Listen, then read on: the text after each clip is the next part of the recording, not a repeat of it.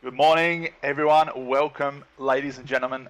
This is Octane Online Racing's coverage of the Permobil Endurance Series on Assetto Corsa Competizione. As you can see, we are here for the grand finale, the final round of our 2023 season, and today we'll be broadcasting 24 hours of racing. That is right, 24 straight hours of racing at the legendary Spa-Francorchamps circuit. My name's David McNulty, and I'll be one of your commentators today. Before we take a look at the track and the grid for today's action, I'd like to give a massive thanks to Permobil, our primary sponsor, for all of their support throughout this season. We've seen many incredible races, last lap battles, crashes and debut performances throughout the Permobil Endurance Series in 2023, and it simply wouldn't have been possible without your support. I'd also like to say thanks to our other sponsors, VRS, Lontel and Simrigs.com, for all of your support as well in helping us bring this fantastic series to all of our drivers and viewers around the world. Situated within the Ardennes Forest in Belgium, the undulating Spa-Francorchamps circuit always produces great racing, with its mix of high-speed sections and iconic corners such as Eau Rouge, Pouhon and Blanchimont. Spa is a fan-favourite circuit and loved by many drivers and fans alike. I can think of no better circuit to end the current season with and to hold Octane Online Racing's inaugural 24-hour endurance race. Of course, the Ardennes Forest has a unique climate, meaning there's always a chance of rain, causing some extra chaos out on track. Over the next 24 hours, we're going to see 37 teams and 190 drivers battling it out to see who can claim the final win of the season. Joining me in the commentary box for the start of the event, I've got Tom Maloney here. Tom, how are you today? I am very well, David. I'm so excited for this. I'm one of the cars running as well, so definitely really keen for this. This is definitely a little bucket list item for me. Oh, it is. It's a huge event. As you said, a bucket list item. You know, it's OR's first 24-hour event. Is there anything in particular you're excited about? Honestly, it's just, our team's all staying up for the entire 24 hours. Just sort of, knowing that, we've set sort of a rough order which we're doing things, but just there's the potential at 2 in the morning when everyone's a little bit sleepy that everything's going to be thrown on its head, and we're going to have to start thinking about it really quickly. So, yeah, I think just sort of how so different this is going to be, come, the middle of the night when everyone's starting to get a bit tired. Yeah, it really is a unique challenge. I can't wait to see how it unfolds. And we're also joined on the microphone today by Kevin Paredes. Kevin, how are you? I am really well, thank you. I've also been looking forward to this for a long time. Thanks for having me tonight. This is going to be interesting. It is. We're very grateful for your help. Obviously, everyone else who's joining us in the commentary box and in the Steward's booth along the event, your support cannot make this. We cannot have this event, rather, without your support. And Kevin, you're in North America. Very much appreciate other regions helping out. That's what we can do to make events like this happen.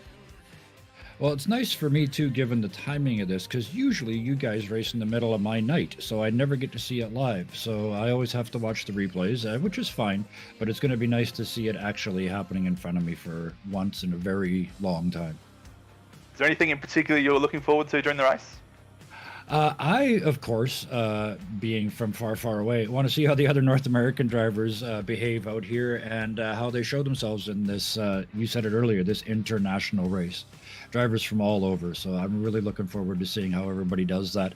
So as Tom was talking about that sort of 2 a.m. thing, that comes different times for all these teams because we're from all around the world. So not to put a hex on it, but the opportunity for bad decisions are going to be many and varied tonight. Yes, that's right. I think we're all looking forward to it. I think, as we were saying just before chatting off air, as long as the second lap doesn't start with and the safety car is continuing on, I think it'll be a good race. We've also got the great man, the myth, the legend himself, Neil Alexander, as our Chief Executive Director of Cinematics for the first quarter of today's race. And it looks like it's almost time for us to have a look at the grid. So, Tom, why don't you take us through the starting grid? Definitely. We've got Alpha Duo Racing on pole. They've got a 6-car team there with some pretty familiar names if you keep up with the world of esports. Following them behind Laundry House. Front row full of McLarens. 3-car team is going to be pretty heavy duty. for a 24-hour race. P3, BS competition. Again, a lot of names there you'll recognise if you are into your esports, followed by Group B, Garage. Three of the top four McLarens, that Lamborghini there in P3, a little bit of a sore thumb there. P5, SJ Motorsports. I think they're a Taiwanese team, 6 hours there, all in a slightly different time zone in the Ferrari.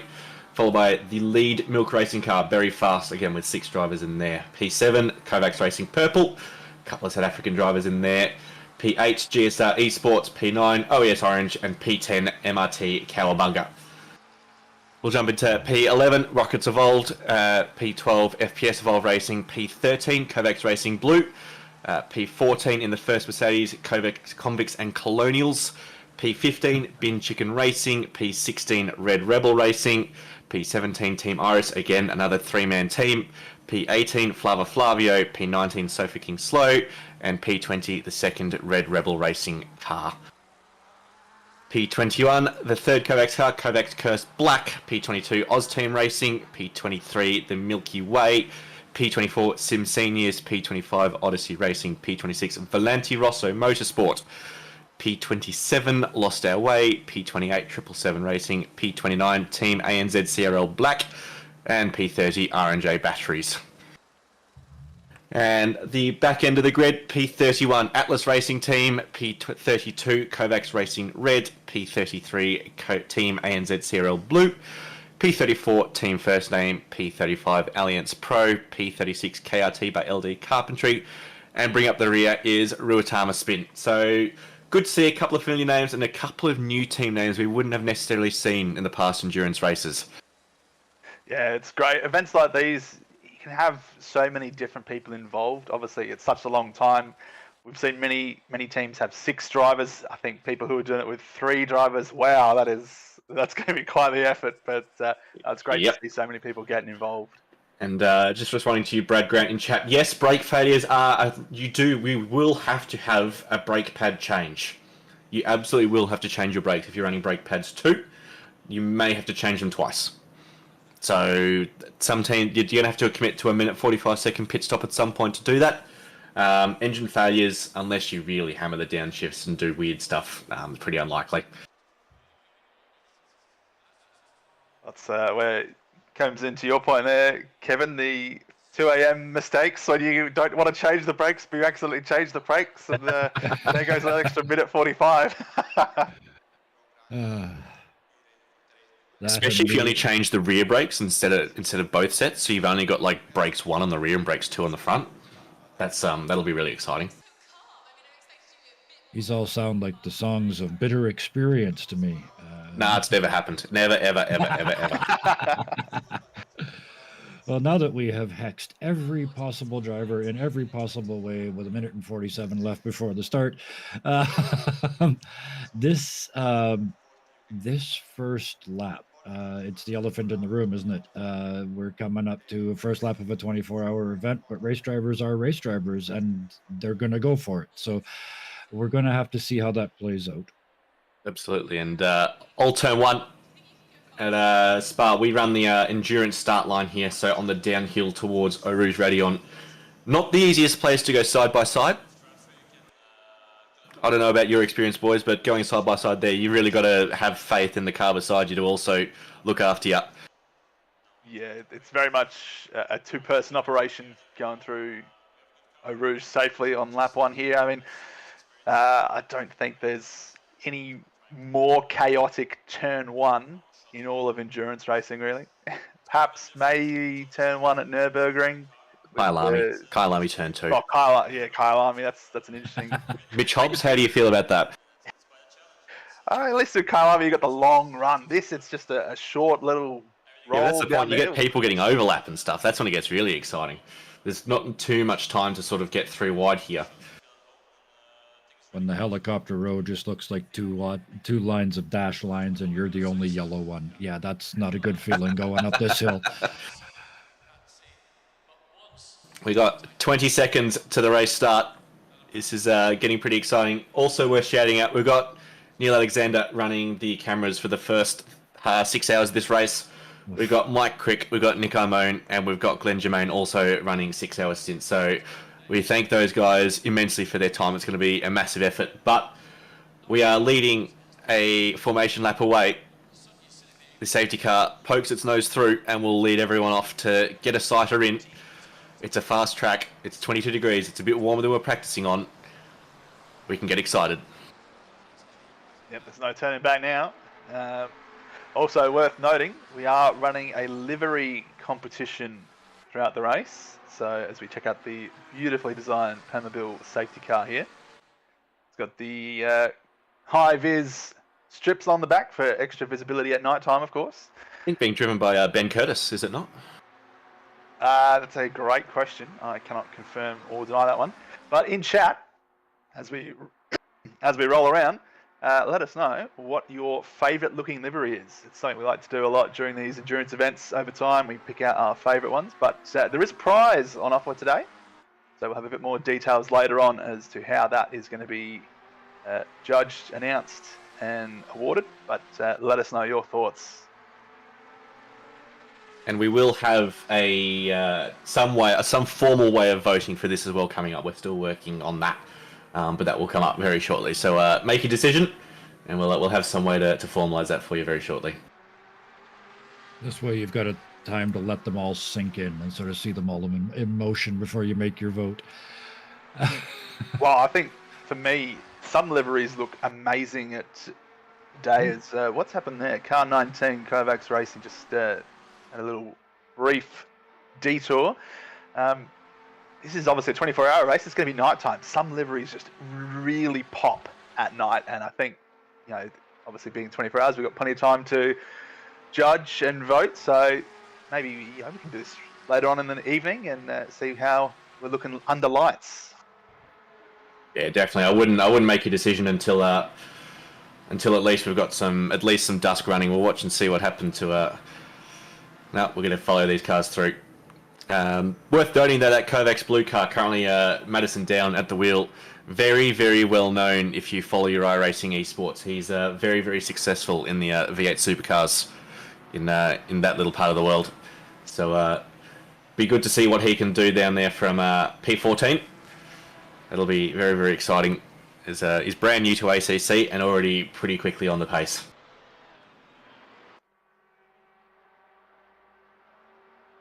So for those of you that have done the endurance events, is this first lap different than your typical sort of league 45-minute or public lobby 20-minute race even? Is the first lap, is this getting double file in a race that is 24 hours long different than a sprint race? I think you start the lap thinking it's different, and then you get to turn one and go, it's not different at all. Wow, I'm facing the wrong direction. What's going on?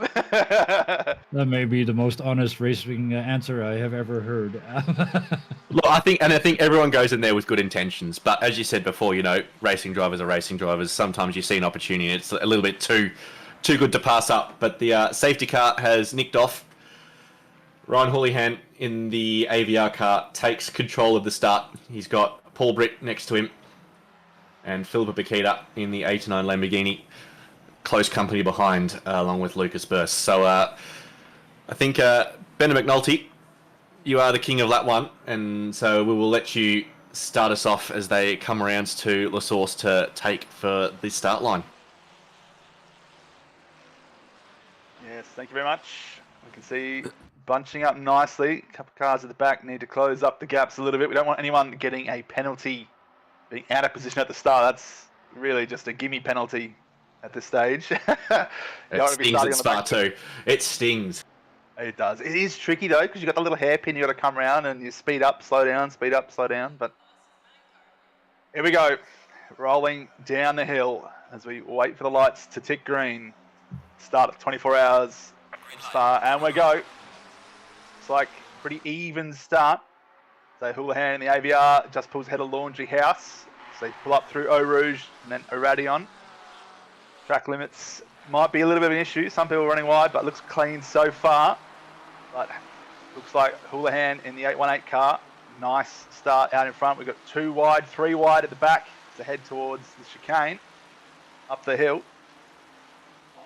Are we going to see any collisions? Late on the brakes, couple of moves, but all well done. Couple of cars running wide, but so far, clean as we go. Castrol looking delivery there for Luke Johnson. It's moved up. That's a car round sideways. Oh no, it's kicked off. Here we go. On the run down to Rivage, it's kicked off. We've made it 6 corners. And doesn't look like we've got a safety car, so all play on at this point. That Ferrari of Chang Hung Ming a little bit down from their start. They've had a bit of a rough start. Here you go, side by side, 3 wide even. As we go into pull on the first lap with full tanks of fuel. That's brave. Hopefully that sorts out plenty of runoff room though around Spa. So it's all sorted themselves out nicely. But looks like Paul Britt in the 999 car has managed to leapfrog the 89 car, Philippa Bakita, up to P2, or perhaps they were at the last timing. No, they started in front. Nope, started that in front, okay. But, as far as first laps at start go, boys. Oh, in the little picture no. we've got a bit of a Oh, no. And there it is. Oh, good. Oh, no. Yeah. There you go, Kevin. There's your chance. Safety car coming in lap 2. It's all you, mate. Well, this will give us a chance to have a look at those liveries in the sunlight. Yes. Yeah, it was looking so good. They were to that point where you just about let out a breath, and then I guess that's what somebody did when they shouldn't have. And luckily, not in the steward's booth, because all I saw was a lot of cars pointed the wrong way. Yeah, everyone's back up and running now, which is good to see. We'll see how many people take to the pits if there's any serious damage. There were some cars pointing 90 degrees to the track, which is suboptimal in the best of circumstances. But safety car has been deployed. I think it's going to be a virtual safety car. I can't see the real safety car sitting at the end of the pit lane waiting. There it is in the pit lane. So Ryan will take control of the race, slow everyone up a little bit, let everyone form back up again. A couple of cars, can't see anyone coming into the pits. So I think everyone's gotten away with mostly no damage. And we will wait for a replay to see what kicked all that off. Ashley Johnson saying so got turned around. That's yeah. Thankfully, mate, you've got 23 hours, 57 minutes to make it up. We've got a replay. Here we go.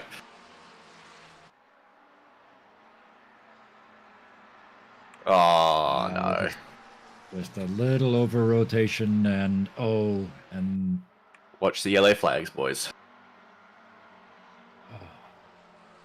That got NASCAR-esque at the end. That was a lot of cars sitting still in the middle of a, unfortunately, very narrow spot in this track. Couldn't see who it was from the chopper cam, but there was one car that sort of just weaved through and then went on the grass, and I thought that was actually really well done by that car. They managed to avoid it and pick their way through it nicely. Yeah, there's always one person that gets through well, and there's 10 other cars parked up. But, yeah, they're probably giggling crazily to themselves at the moment, I imagine, going, how did I do that? Remember to save the replay. Here we go on board with a Mercedes. I love that this has got still got the that McLaren just wasn't holding it up. No. And everyone sort of spun around avoiding him. Yeah. Going around both sides. Again, no room to go, no time to slow down. That was kind of inevitable once it started. But luckily, as you said, it looks like everybody's back up and running. I'm sure there's a bit of damage here and there. But there's a couple of cars in the pits, which is a shame, but they'll be given the opportunity to catch back up to the back of the field. I guess this is our opportunity to talk about the pit lane. Having to come down here for a stop is, even not taking the time that you're stopped into account, a time-consuming experience. it is, and for many people, perhaps if you're only tuning in for the first time today, previously in our Endurance Series, if you had been done for speeding in the pit lane, your penalty would be converted to a time penalty. Now, I believe, someone I'm sure out there will correct me if I'm wrong, but I believe penalties are no longer being converted. So if you speed in the pit lane and get given say a stop-go 10-second penalty, you will have to serve that stop-go 10-second penalty. So correct. You will have to be careful, ladies and gentlemen, as you are entering and exiting the pits. I'm sure there will be someone at some stage that speeds, and it is going to be very painful. And unfortunately, it looks like Car 19 has had to jump back to the pits for some reason, and hopefully that's not a hardware issue. Unsure if we're backing people up to start the race or if we're doing another lap, because there's a couple of cars still floating around the track. That ABR car looks nice. The Laundry House car looks nice. Both of them pretty busy liveries, but still nice choices of colours.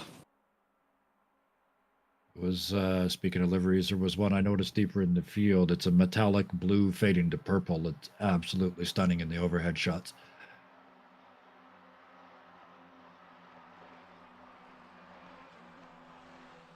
I would say looks like he's maybe going to take us racing.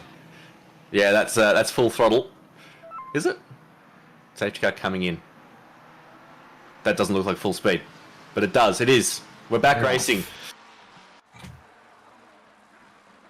It's the 600 car looking for a move down the inside of car 191. He's got the inside of the source.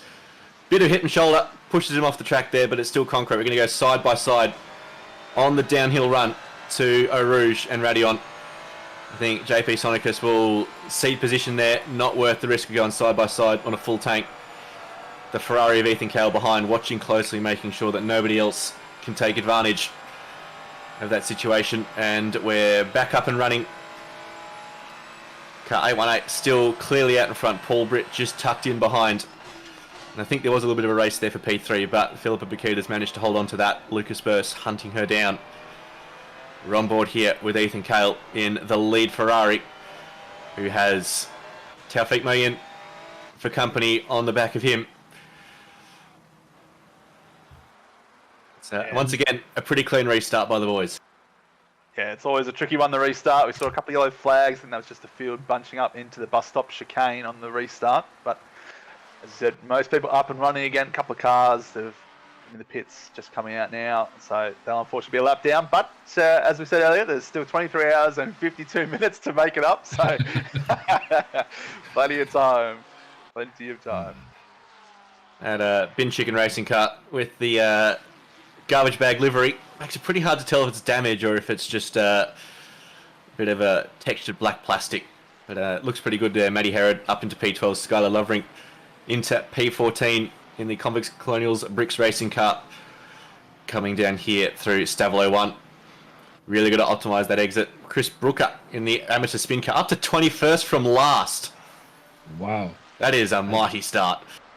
I think we may have our answer as to who it was that weaved through the mayhem the best.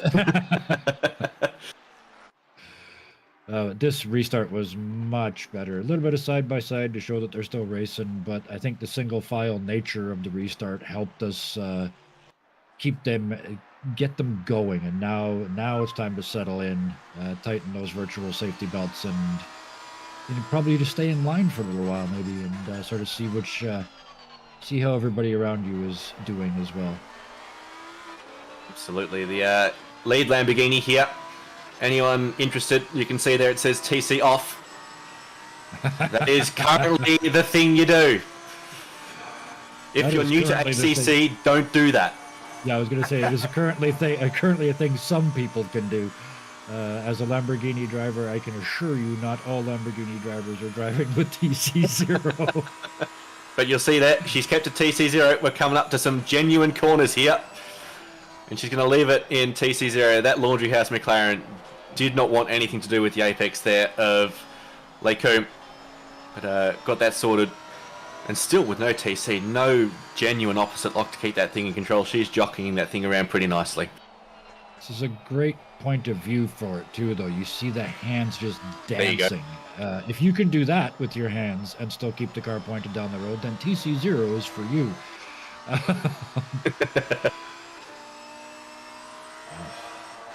The unfortunate situation now where a couple of cars just cut to pits, and it's only 10 minutes in. We've already got first blue flags, and get a long way through. That is tough. Yeah. That is tough. With the active blue flag rules that I love, that are the OOR standard, it's you pretty much get out of the way and wait for the pack to go by. Yep, for anyone new to OOR, blue flag rules we have is once you see that blue flag, as soon as you see a safe place to let the cars past, you must give them the racing line and allow them to do so. Yep. So, usually a point of contention there, because it can hurt. As you can see here, there's a car that's going to get a lot of blue flags very quickly, and it's going to have to jump right to the back of this pack here, but it seems to work pretty well as Ryan Houlihan comfortably at the lead. We'll see what the, I think that's an ANZ CRL car. We'll see how they decide to make that work. You can see the blue flag waving there from the Steward, Dan Moffat, and the Sim Seniors. There's Paul Britt with a 218 flat. That's moving. That's making a statement this early. But with the blue flags, you will give it up, now. But I guess you try and keep in mind at the end of if you stop 12 minutes in, for example, because that's where we were, you've got 12 minutes at the end when everybody else has to stop for fuel. You should have open track for 12 minutes. You're probably not going to make up all the time that you lost, but you should be able to make up some of it. At least that's got to be your hope. You can absolutely. There's nothing stopping you following that car that was blue flagged to. I think you'd have to say that they probably should have let those positions go down Camel Straight. But there's nothing stopping you tacking onto the back of that pack and using their pace to your advantage. Absolutely. So we've got some side-by-side here. Matty Herod has Seeming Mung Hing all over the back of him. And that's going to get Skylar Loverink and the Mercedes there a little bit interested as well, because Chung is way offline trying to set Matty Herod up for a move there. But equal cars, equal machinery. You've got to make that driving skill to make that work. I've always found this view a little terrifying. Following the car that you can see is damaged, and you're not quite sure how damaged and how much it's going to affect them. Yes, especially when you've only had 2 or 3 laps to work out. Are they actually on pace? Yes. And it's hard to tell anyway, because they're following somebody else, and you would almost run into them. Yeah. That Mercedes is, Skylar has absolutely got that thing hooked up through the middle sector here, running a fair amount of wing, and we'll see what sort of straight line advantage that massive V8 donkey in the front of that can do. She is right tucked up underneath that rear wing. So we're probably going to see a move here, or at least some defensive positioning. Keeps it close to Blanchimont, don't run too wide. And Chung's going to go defensive, and Skylar's going to have to duck out to the outside. And, it's going to get some contact. Oh, no. That is too deep. And unfortunately, Matthew Herod is a innocent bystander in that, and has to pay the harshest price. That is unfortunate, and that'll have our stewards having a look.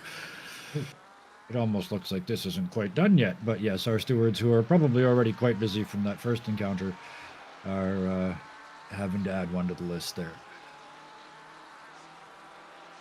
Absolutely, and unfortunately you do see it every now and then where 2 cars are battling. As we got Paul Britt here, he's going to have to defend from Bakita in the Lamborghini. But the top speed of that McLaren, it's plenty enough for him. You do see it sometimes where 2 cars are battling.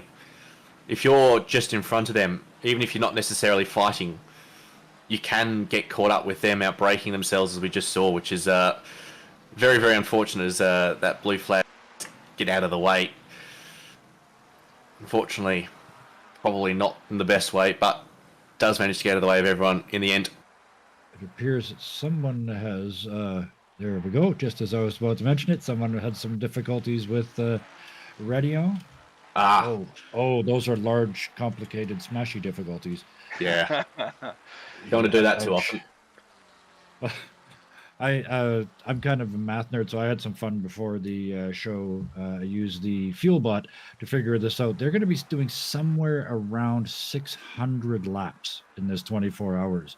So they've got to go through that complex of Eau Rouge and Radeon, that hold your breath and fly complex, 600 times.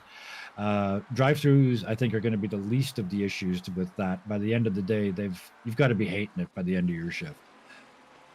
I think a fair few people were hating Spa before they got to the race, to be honest. you've got the 600 times. We've done maybe 5 laps, and you've already stuck it in the fence. That's not a great start. Only 120 more stacks to go. Yeah, very correct, Matty Powell. Won't be the last of those today.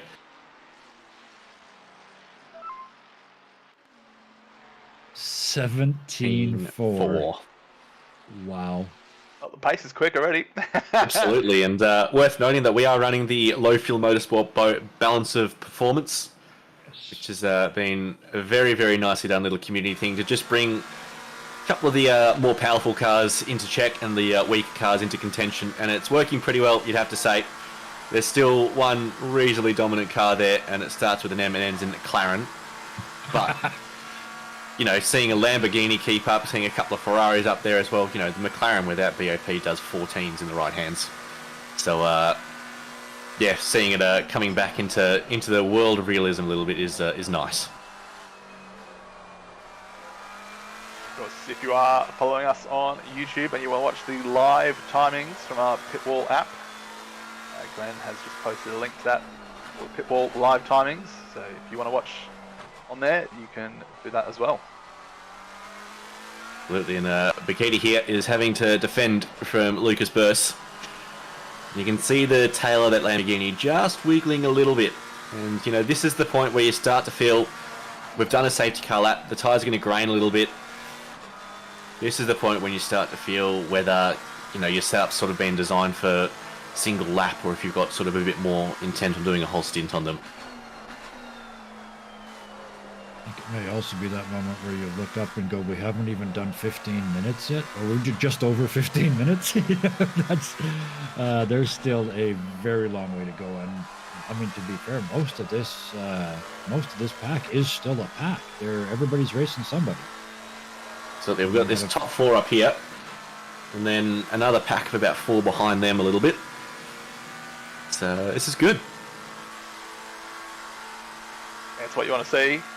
Lots of close on-track battles. I'm sure as we get on throughout the event, it will quieten down a little bit. But you want people being involved, battling away. And it is tricky. I mean, you do want to make track position at this stage of the race, but you also don't want to lose touch. You know, if you are in that second half of the top 10, it would be just better following closely as we cut to a battle here against it.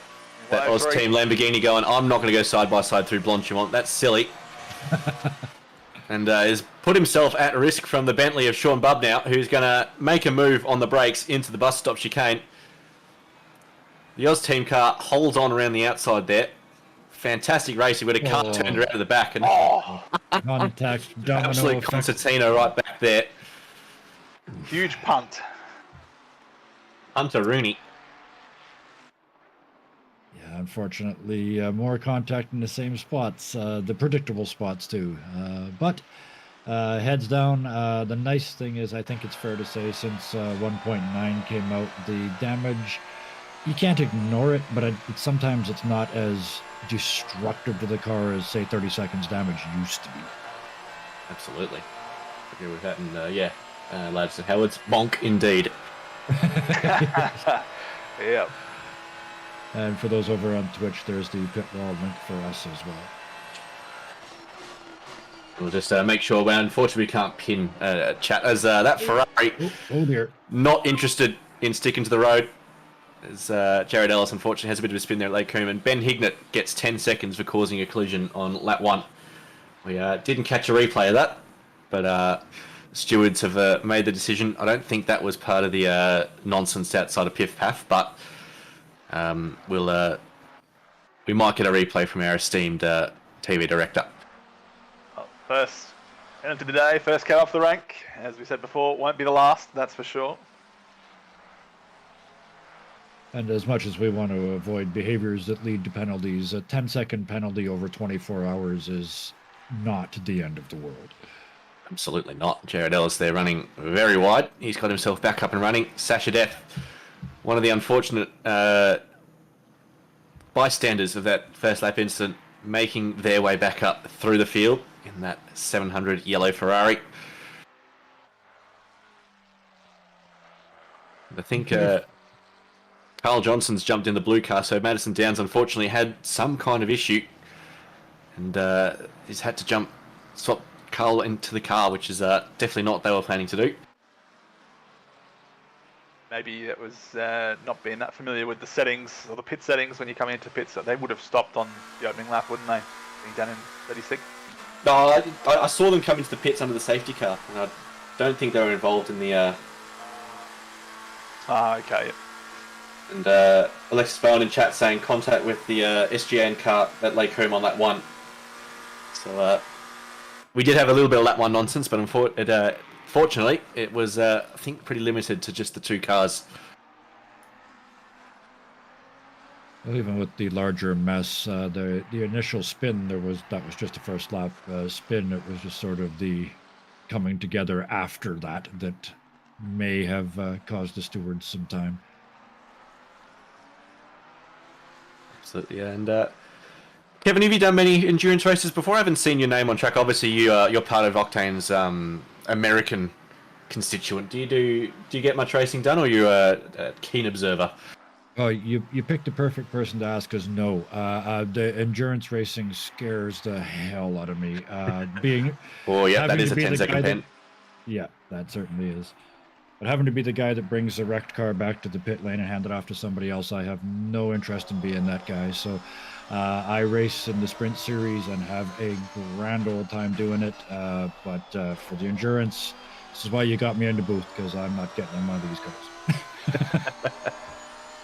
And that 10-second penalty, just because there's such a pack behind the Hignett there, it's going to cost him, you think look down to probably P13 is before there's the next really significant gap back to Brimblecombe in the 800 car. So it's going to sting if the stint stays this way. We got Bakita right on the back of poor Brit here. Oh God! Manages to pull that up, clonks her way over the curbs, pass complete. Yeah, that was fingernail stuff. That's the signal that it's time to go.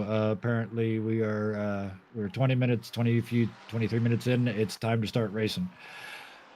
More side by side as Ben Hignett here defending from JP Sonicus in the 191 car. He's had to go tight into La Source. It's going to give JP a big old toe down the hill, poked his nose out just to give himself some visibility of the corner coming up. Don't know if he keeps it flat. That's barely made it. And that little wiggle over the top's just been enough to let Ben Hignett go without too much threat to his position there. Tricky one there, Radion.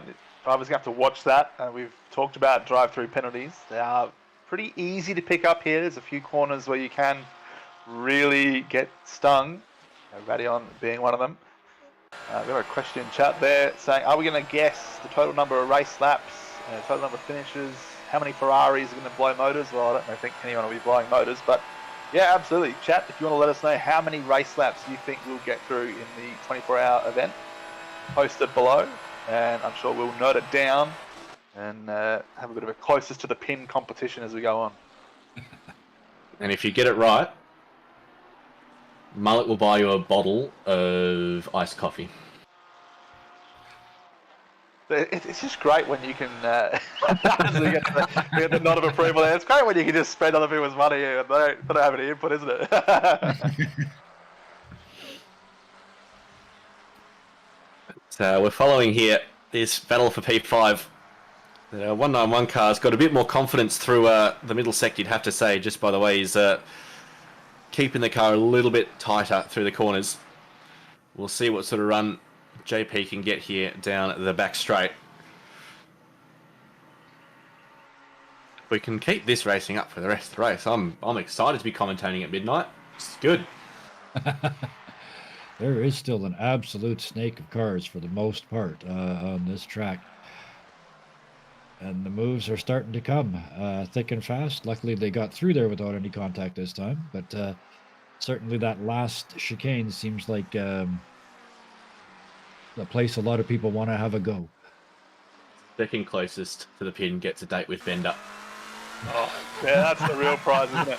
Now, what I will advise is there's a bit of a trend, in the last several years in OR. When I'm not racing, it rains. So please do factor that into your predictions of the total number of race laps. So maybe factor that in somewhere of how much it's going to rain, how that's going to affect lap times, so on. It's like looking at. Would you go to them, Ben, or do they have to go to Adelaide? Oh, they have to come to me. It's a date with me. You're coming to me.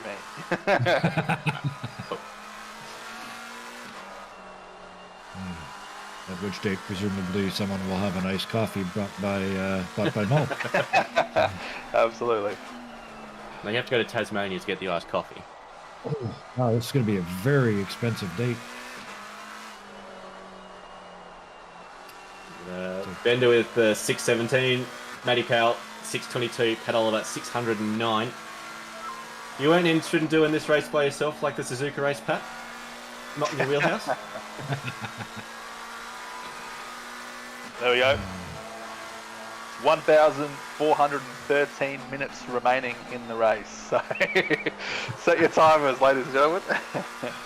Absolutely, and Skylar Lovrink gets 15 seconds for lap 1. I assume that was the mess as coming out of the corner here. And Chang Hung-min gets 15 seconds for turning the Pixel Races car around. I think Daniel Grayton's busy. So penalties starting to come in. And, definitely play some key parts of your strategy. Do you push to get past someone that's got a penalty stuck over their head, or do you let them go? Yes. Speaking of which, how close are we to pit stops? And I guess here's all the questions from the guy that doesn't do endurance racing. How close are we to pit stops, and how much of a range is there between these cars? I know there's the varying fuel tank sizes and fuel usage. Is there going to be a big range between when some of them have to stop and when others can go to? So, easy answer to the question is no, there's not, because we're running a maximum stint timer of 65 minutes, which all the cars can do. Gotcha. The good thing is, with a 2 minute 15, 18 lap, whatever the guys are doing, is whether you end up doing 62 minutes or 64 and a half minutes can come down to luck. So Sure. You might be able to extend that. The other thing I think that'll be really important with the strategy is if, as Bender said, he's not driving, so it's going to rain. It's a 90-odd second loss for a pit stop here with tyres. So if there's another shower coming, it's not worth taking the risk of going onto dries and going back onto wet because you lose too much time. So Sure. There'll be people driving around on wet tyres on a bone-dry track and vice versa. So that's where the excitement is, I think, with the strategy here, is that fuel stops are pretty similar. But if we start seeing some inclement weather, that's when we'll need to get our Ted Kravitz in the pit lane to give us a bit more feedback. Thank you for the information. So yeah, we've got that to look forward to. The stint timer does make a difference there for sure. But whether we get still maximum 30-minute warning, right? In ACC, you never know what's happening beyond that 30-minute mark, right? Absolutely. And Matt Powell just explaining in chat that there are some cars that can do 70 minutes here and some that can't. And I think this is part of the BOP. Just helps them make sure that, all the cars are viable. Sure. Which is a nice little thing to think about. As I can see there, the 101 cars slipped back a little bit. They made a bit of a boo-boo. They're having a very, very exciting first stint. In Twitch chat, it says 191 DC'd. I was looking forward to the battle, so Oh, really? there may have been at least temporary disconnect there.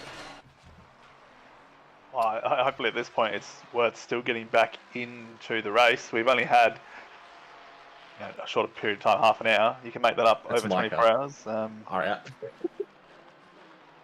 And what was it that we had the update a moment ago? That was 1,412 minutes left. I'm sure there's Yes. 1,410 left or something now. As we see more penalties. What's that? Stop go 20 for Michael Formato. So causing a collision on lap 2. I assume the lap 2 penalties would be for anyone that's had a little accident under the safety car. I know those are judged particularly harshly. And fairly so, as they should be. It is difficult sometimes to remember that you're not ghosted under the safety car, but Yeah, we certainly expect not to get run into. Speaking of not getting run into, they're getting through the source all right.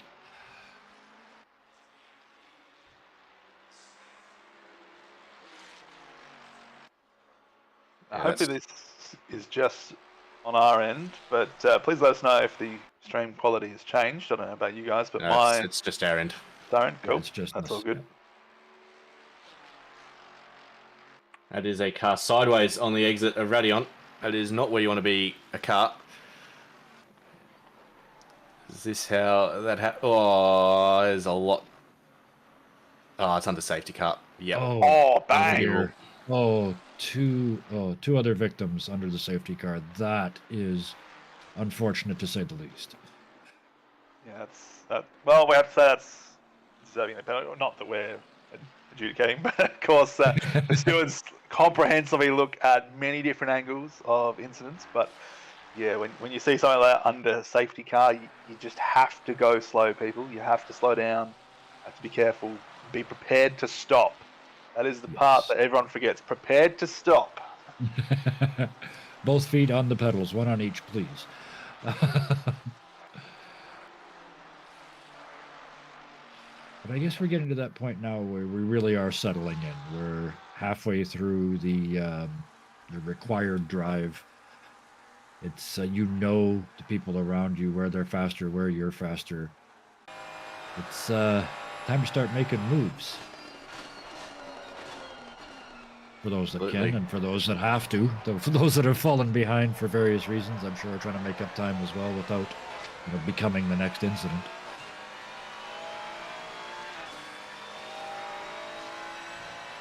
Yeah, we're on board with Matty Herod here, who is all over the back of that 800 Porsche.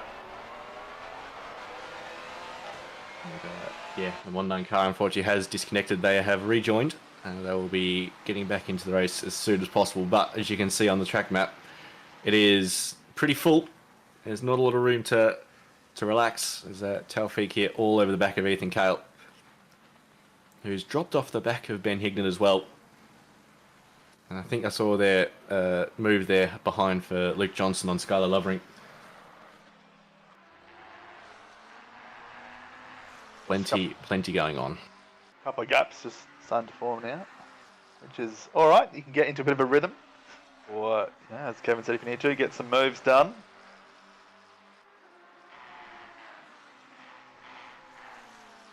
And for those up front, see if you can't stretch a bit of a gap. I said we have the truly spectacularly large gaps of 1.8 seconds between first and second and third. And even less after that. Fourth is practically alongside. So the folks at the front are not just cruising and making time. They're playing for first place this whole time. Absolutely. And Paul Britt, that laundry house car, is one of the 3-man cars, so he's lacking a little bit of pace relative to everyone else. Is that maybe some energy conservation for himself?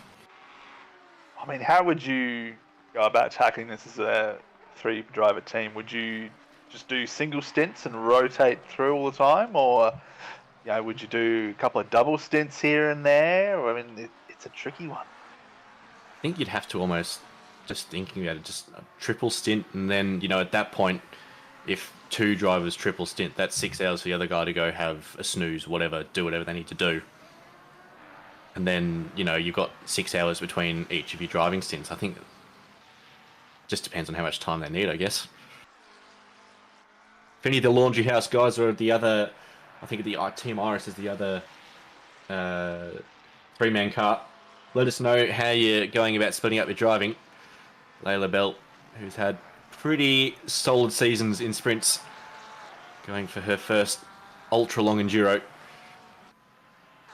Look forward to seeing how they split up the driving workload. As much as I love sim racing, the idea of spending 8 hours out of 24 sitting in a rig racing, my brain loves the idea. My lower back and bottom would complain mightily, I'm sure. Yeah.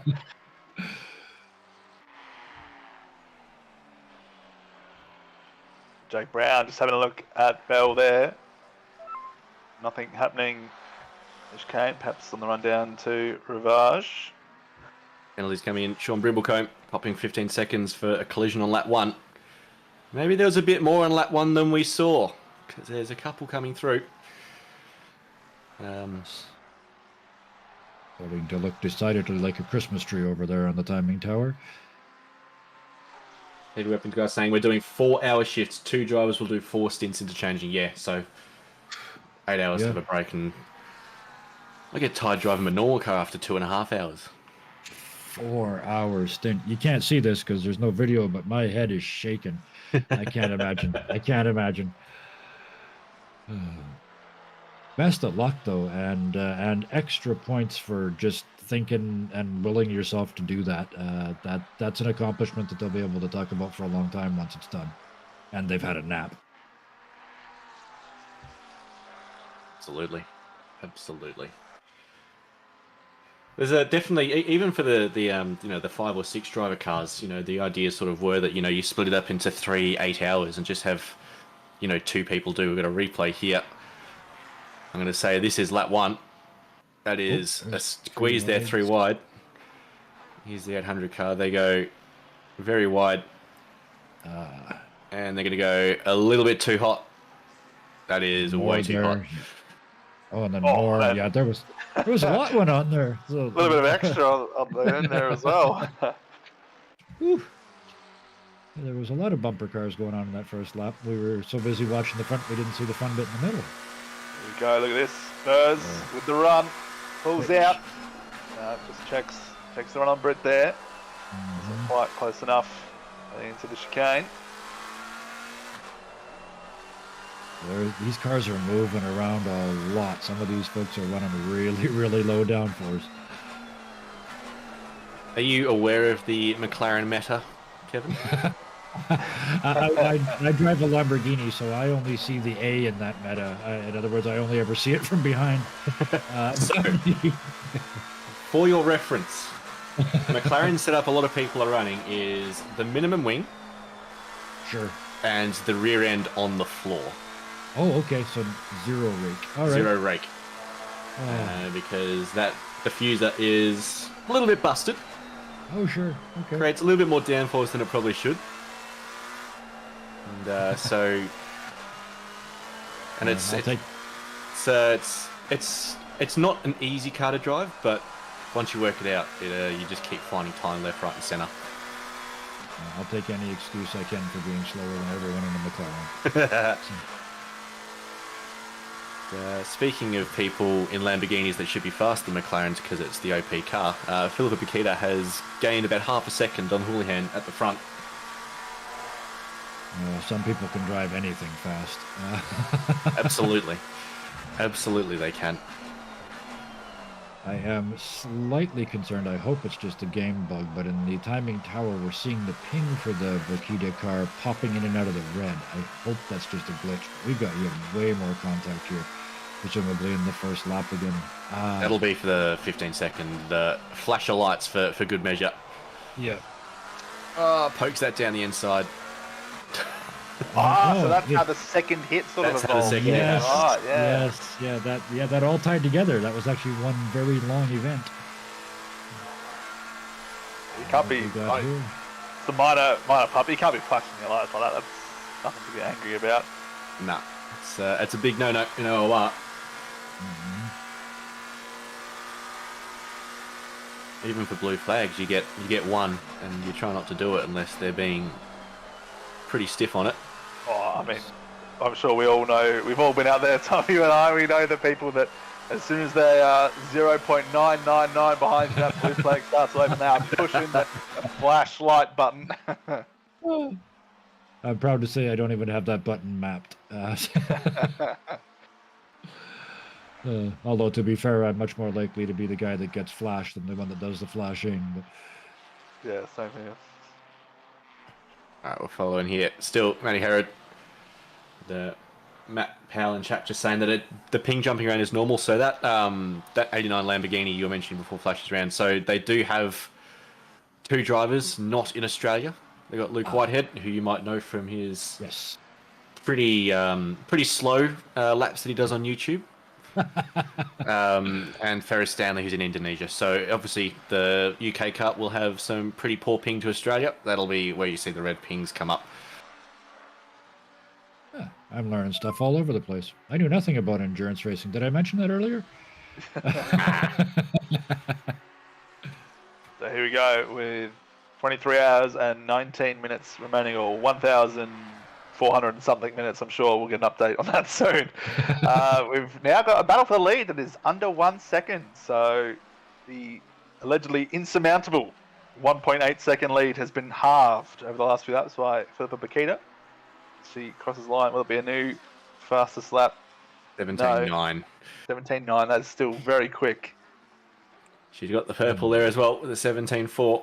Paul Britt has still got Lucas Burse all over him like a bad smell. Yeah, nobody's. I'm just looking at the track. There's maybe 2 or 3 people that are honestly in a position where they're just driving right now, just sort of passing time. Pretty much everybody else is in a race, which has got to be great. I imagine in these long races, boredom or sort of that numbness sets in, and that's got to be easier if you're racing somebody than if you're not. Absolutely. I couldn't think of anything worse than hot stinting for 24 hours, I can tell you that. So that's where you get the teammates. Obviously, it depends what level you're racing at. For me, my guys, car number 2 down in P30. We're all in the team speak. We're all in the banter, just telling jokes, sharing funny stories, just cruising around. So it's always a good time for us, whether we're battling people or not.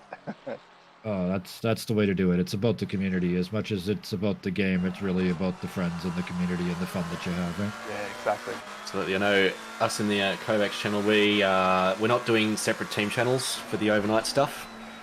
We'll all jump in the same channel, and we've all been given the powers to move each other around. If the rain comes in, we need to start talking. But when it gets a bit dark, it's just going to be a bit of a social fest, which will be pretty fun, I reckon. Yes, especially for the folks that are done their stint for that moment, and then they can sort of relax and just have a good time, making sure you have a good time. Here we got a JP Tonicus back in the car, running not quite last, but in this sort of really awkward place where he's a lap down on almost everyone in front of him. And obviously, being a blue flag, the cars in front have no obligation to let you through. But often, if you can set up a move and get past and get out of blue flag range, there's nothing stopping you doing that as well. So we'll see what Jake Brown decides to do. He's running in P11, pretty close behind Layla Bell in P10, but JP's got the outside line. I think Jake has gone.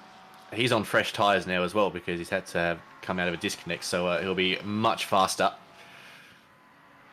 He's the fastest car on the track at the moment.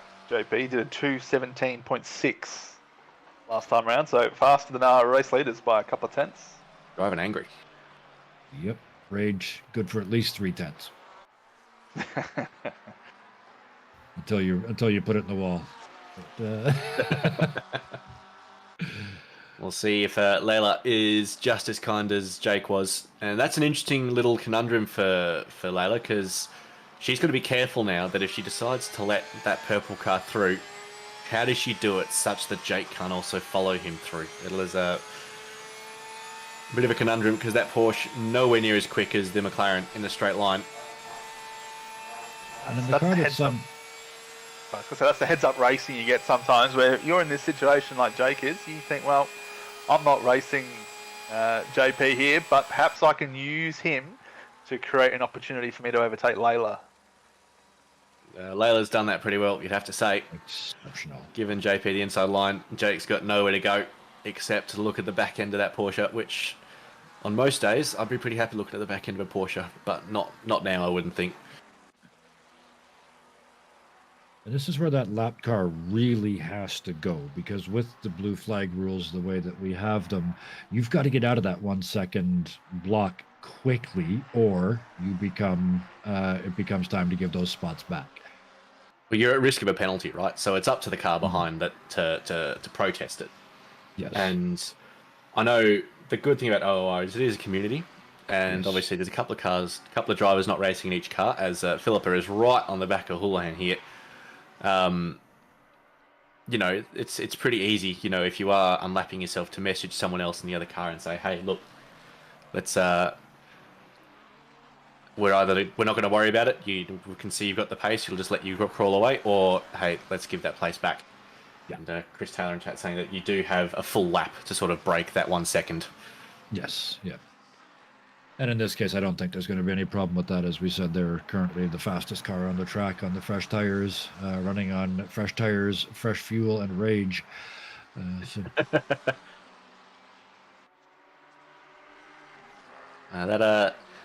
We're still yet to see any early pit stops. There's no rain on the horizon. Track slowly starting to warm up a bit, so tyre wear might start to become a little bit of a problem. And 1, 2 close together, 3, 4 close together, and they're all just pulling away from Ben Hignett there in 5th, who's still got that 10-second penalty and a fair amount of positions to lose from that, because he just can't stretch that gap from Kale or Loverink there. So for those in 2nd and 4th, is it too early to start thinking about the undercut? I don't know how good the undercut is. It definitely takes 2 or 3 laps for the tyres to come up to speed. So you could force some weird strategies if you really wanted to, but I think, you know, you'd have to really think about, you know, 65 minutes, breaking that down over the next bit. You'd have to think about making it work. As I said it, I realized you'd have to start doing multiples of 65 math every time you start thinking about a pit stop in this format. And it would work from now, but, you know, if you start thinking about sort of, you know, with a half-hour gap, yes, then it starts getting a little bit weird. That's the trouble with a race that's so long and there's so much time left. You don't know if hitting, you know, 10, 15 minutes early now is going to hurt you in 5 hours time if it starts raining, or 10 hours time if it starts raining, or you've got a crash and you need to make an unscheduled stop, and then all of a sudden you can't get to the end doing hour stints because you pitted 15 minutes earlier on. So it is tricky. Something like an undercut or a strategy change like that, I think we'll see more towards the end of the race, when it's a lot simpler to work out. There's less variables at play. You know, maybe 4 hours, 5 hours, you can go, okay, well, we've got this amount of time left. It's pretty easy to plan out. Yeah, and when you can sort of really more easily visualize the fact that, you know, you are going to make up X, Y, Z. Yeah. With that and make it work. You know, from here, anything can happen, and rain can just sort of ruin any chance of that undercut working properly. So at least sort of towards the end of the race, you can really make it work and see what the outcome's going to be a lot faster.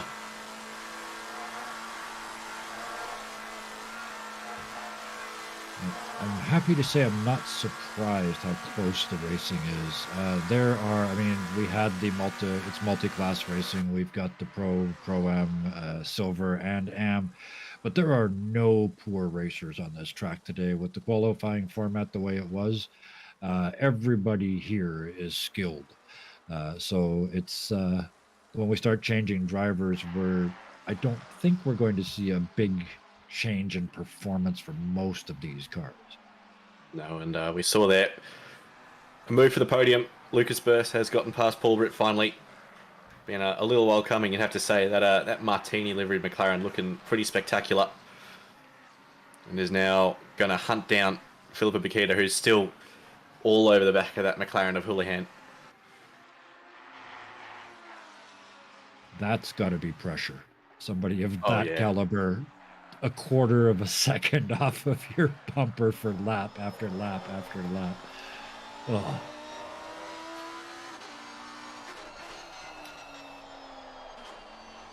Well, these guys, we've seen Houlihan and Bakita battling for many years now.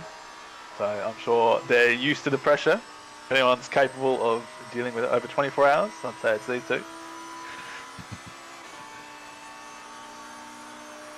The amount of experience on the track is showing. Absolutely.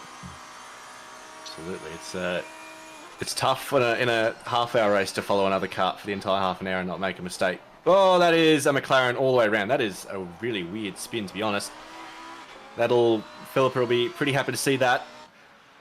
That was, I don't know if he hit the curb too hard, what happened, but that was really, really weird. He's dropped down all the way to P4 there. Never seen a car spin there, unless he was forgot he was running 0TC for Blanchimont, maybe. Yeah, I think we're going to have to see a replay of that one. That was bizarre. But we've had our first lead change. Car 89, VS Plus HLX Veloci, driven by Philippa Bakita, currently into the lead. My goodness, I want to see this pass because somehow this turned into a 3+ second advantage and not just a pass. I think we need to see it from on board to see what his traction control settings at, because he gets into there and then just gasses it. Yeah, I think he's left his traction control off.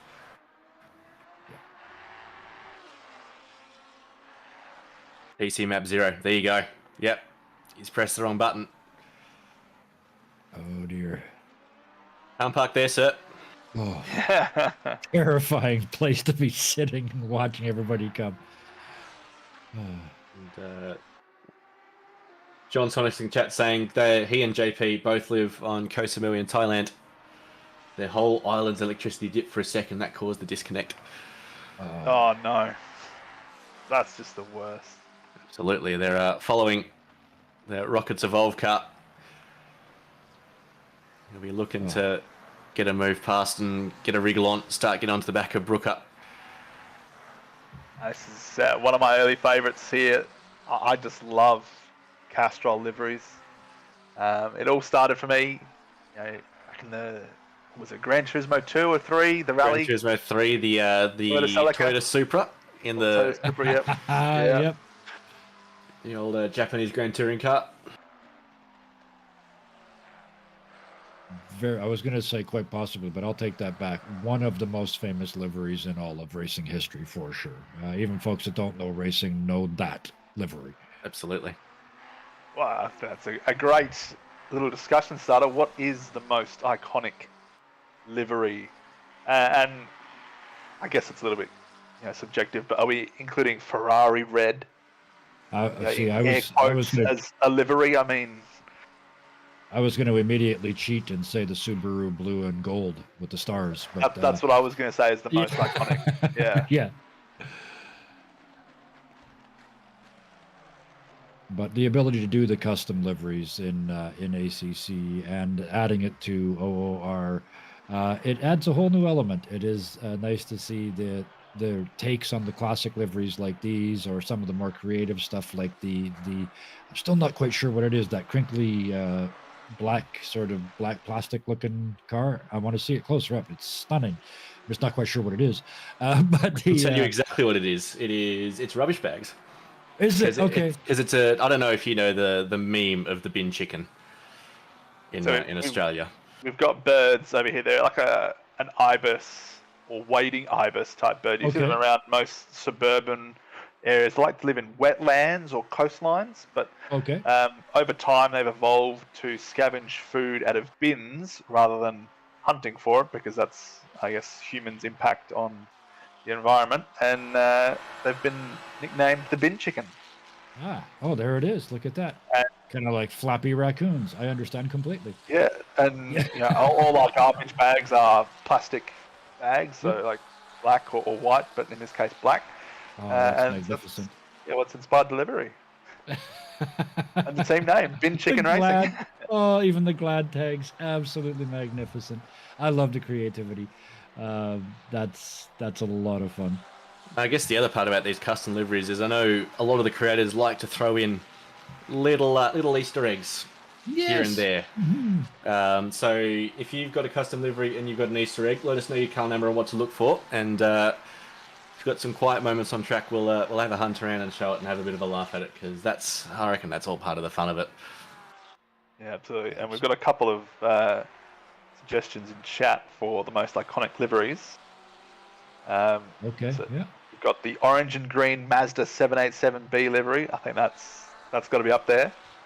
And also Brock's Marlboro 05 Tirana livery. Yeah, we've got the McLaren Marlboro livery coming in from Twitch chat as well, which is the classic red and white. That's got to be in there as well. That's got to be up there. The John Player special. Yeah, I was going to say, are we including liveries that would no longer be legal for cigarette and alcohol advertising? So yeah, the John Player special cars for sure. I always liked the what was the cars that Adrian Newey first started designing. I can't remember what they were called, but it was some random tiny little team, and they had a really, really bright green livery.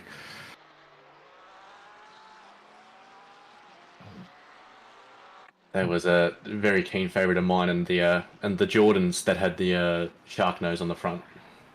Yes. Yeah. Anybody that has a little fun with their liveries has got my vote. Absolutely. Brad Grant with the FW07.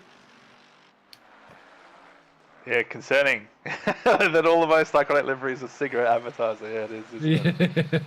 I mean, they even tried coming back. I don't know if people remember this or know much about it, but going back to recent F1 history, McLaren were sponsored by A Better Tomorrow, and Ferrari were sponsored by Mission Winnow.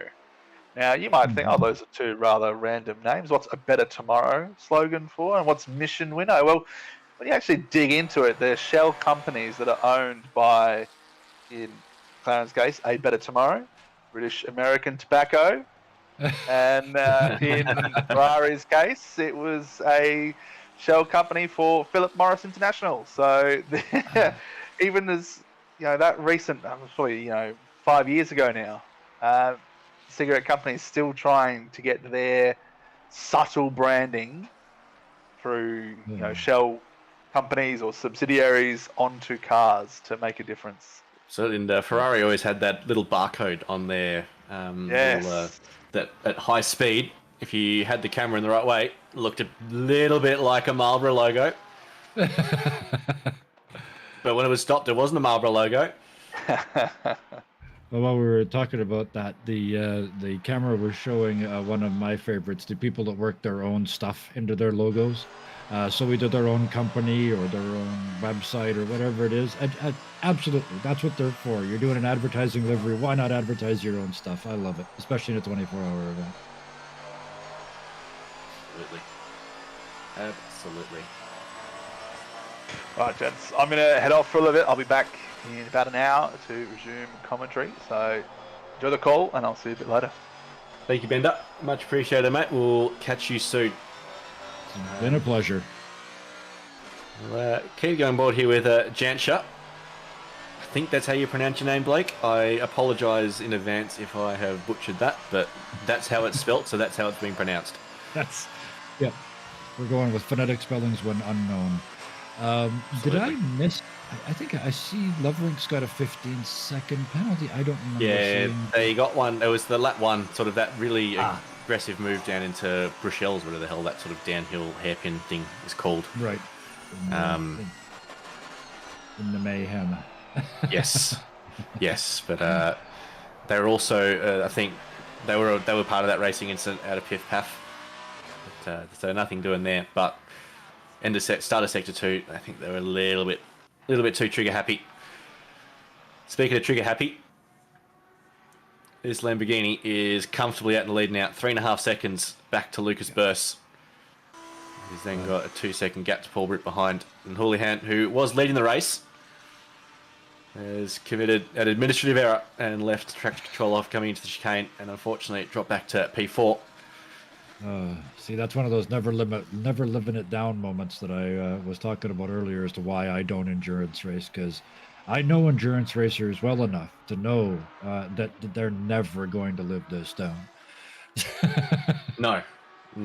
And much like our esteemed colleague who's just recently left, our broadcaster will know that man committed, of all the sins in the world, one of the greatest of a poor rejoin. And I think it's always worth renewing and reviewing that.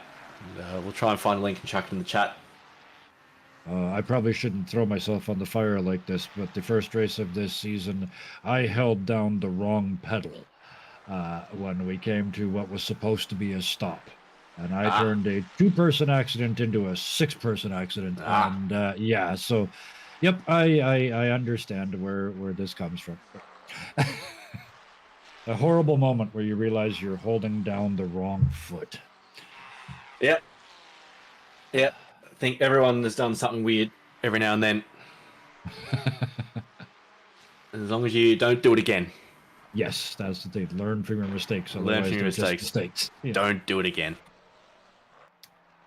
But we are right on the edge. We've just crossed that hour now. So they've got, what, 4.5 minutes left, 1 to 2 laps. We will start They're seeing gonna some be coming pit in. stops very, very soon because, you know, we're doing 218, 219, 220, 221 laps. If you come around the finish line with 2 minutes and 25 and you're doing 2-minute 20 laps, if you spin on that lap, you will get a drive-through penalty for extending your stint time, and that's not being changed. Absolutely. Yeah, So, that's all part of the fun. absolutely. Do you take that risk, or do you go, nah, I'm going to come in, get some fresh tyres? No one yet, but we see the 89 car is just coming up to Blanchimont now, so we'll see what they decide to do. I reckon they'll get another lap in quite easily, but some of the cars a lot further back, you know, that 147 car just coming into Lake Coombe now, that is a genuine 50-50 as to what they do, I reckon. That and wondering where you're going to come out too. They're spread out enough now. There's only a couple of big open gaps, and coming out in the middle of somebody else's fight when they're on their last lap and you're on your first. That's getting sketchy all over the place. That's tough. But at least with this, you know, if you pit, all the cars have to pit at some point. Mm-hmm. There's only a few cars that would have pitted for damage on lap 1 that have got a little bit more to go, so you can be pretty comfortable. Matty Herod there, still hunting down Layla Bell in the Porsche. He's gotten past Jake Brown. He's absolutely flying in this sort of end of stint. That Ferrari working really, really well. Goes a bit wide on the exit of Blanchimont. That'll put him out of position to set up a move into the bus stop. Nothing doing there. That Ferrari is an absolute joy to drive, I have to say. I drove it for a season, and it's almost boring. It's so good. Yes. It's lucky it sounds good, because otherwise it'd be pretty challenging. If it sounded boring, then it would be a genuine snoozer. We have 5 cars in the pit lane now. Penalties to serve here, so that'll take those guys out of that reckoning. The back end of that BMW looking pretty second-hand. It'll be Bakita coming into the pits next lap, you'd have to say. Yes. So with damage in a 1-hour race, you just don't, unless it's really affecting your handling. But in a 24-hour race, do you fix 5 seconds, 10 seconds damage? It depends how much it's affecting you. So as well, you know, if you do have damage, it starts to, you know, if you get damage again, there's the 216 car has had an oopsie at the exit of Eau Rouge Radillon. If you get damaged again, it tends to amplify it. So, you know, if it's causing you no effects, then probably not. But,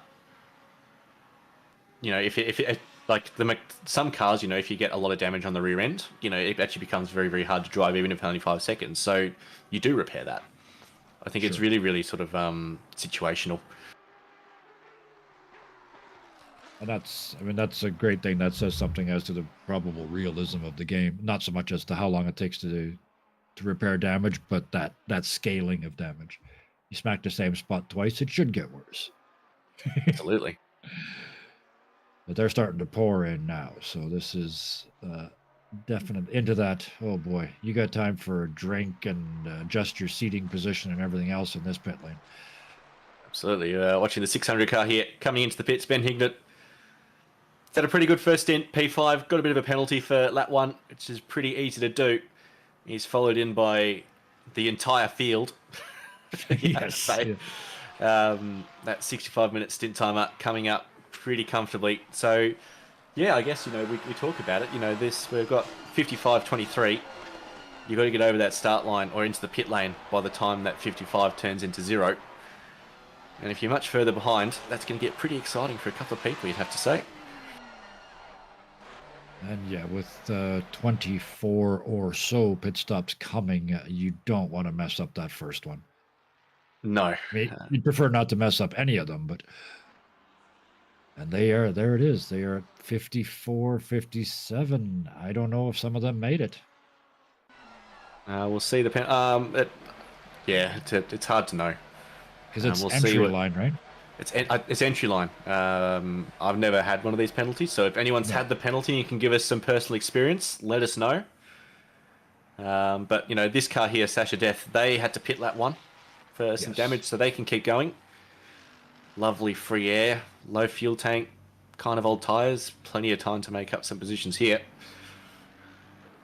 And yeah, this is where you try and make up what you lost early on. We were talking about liveries. This is almost the Jeff Gordon NASCAR rainbow livery from years past. I'm not familiar with that one. I'm going to jump on the Google for that, I think. It's DuPont paints. It was literally the colors from red, orange, yellow, and all the way through in the back. This is a little... I'm going to offend a lot of people if I get this wrong, but I think this is the Belgian flag. It could be the one. Red, yellow, black. If that is black at the back, yeah. I think it is, yeah. But, no, I'm a big fan of that livery. That looks cool. Sometimes simple works. Yes. There's a lot of scuffed up cars. And you kind of expect it at Spa. But there's a lot of cars with front and rear damage already. Yeah, I think there were a lot of little tiny bumps and scrapes on lap 1. And they tend to sort of have one way of looking when they have damage. I love the names on the side of that car with following the Martini livery up. That looks awesome. Yes. And I noticed a little detail on that Mercedes before of Josh Holmes that the same flag is on the Mercedes logo on the insides of it on the front end, which is again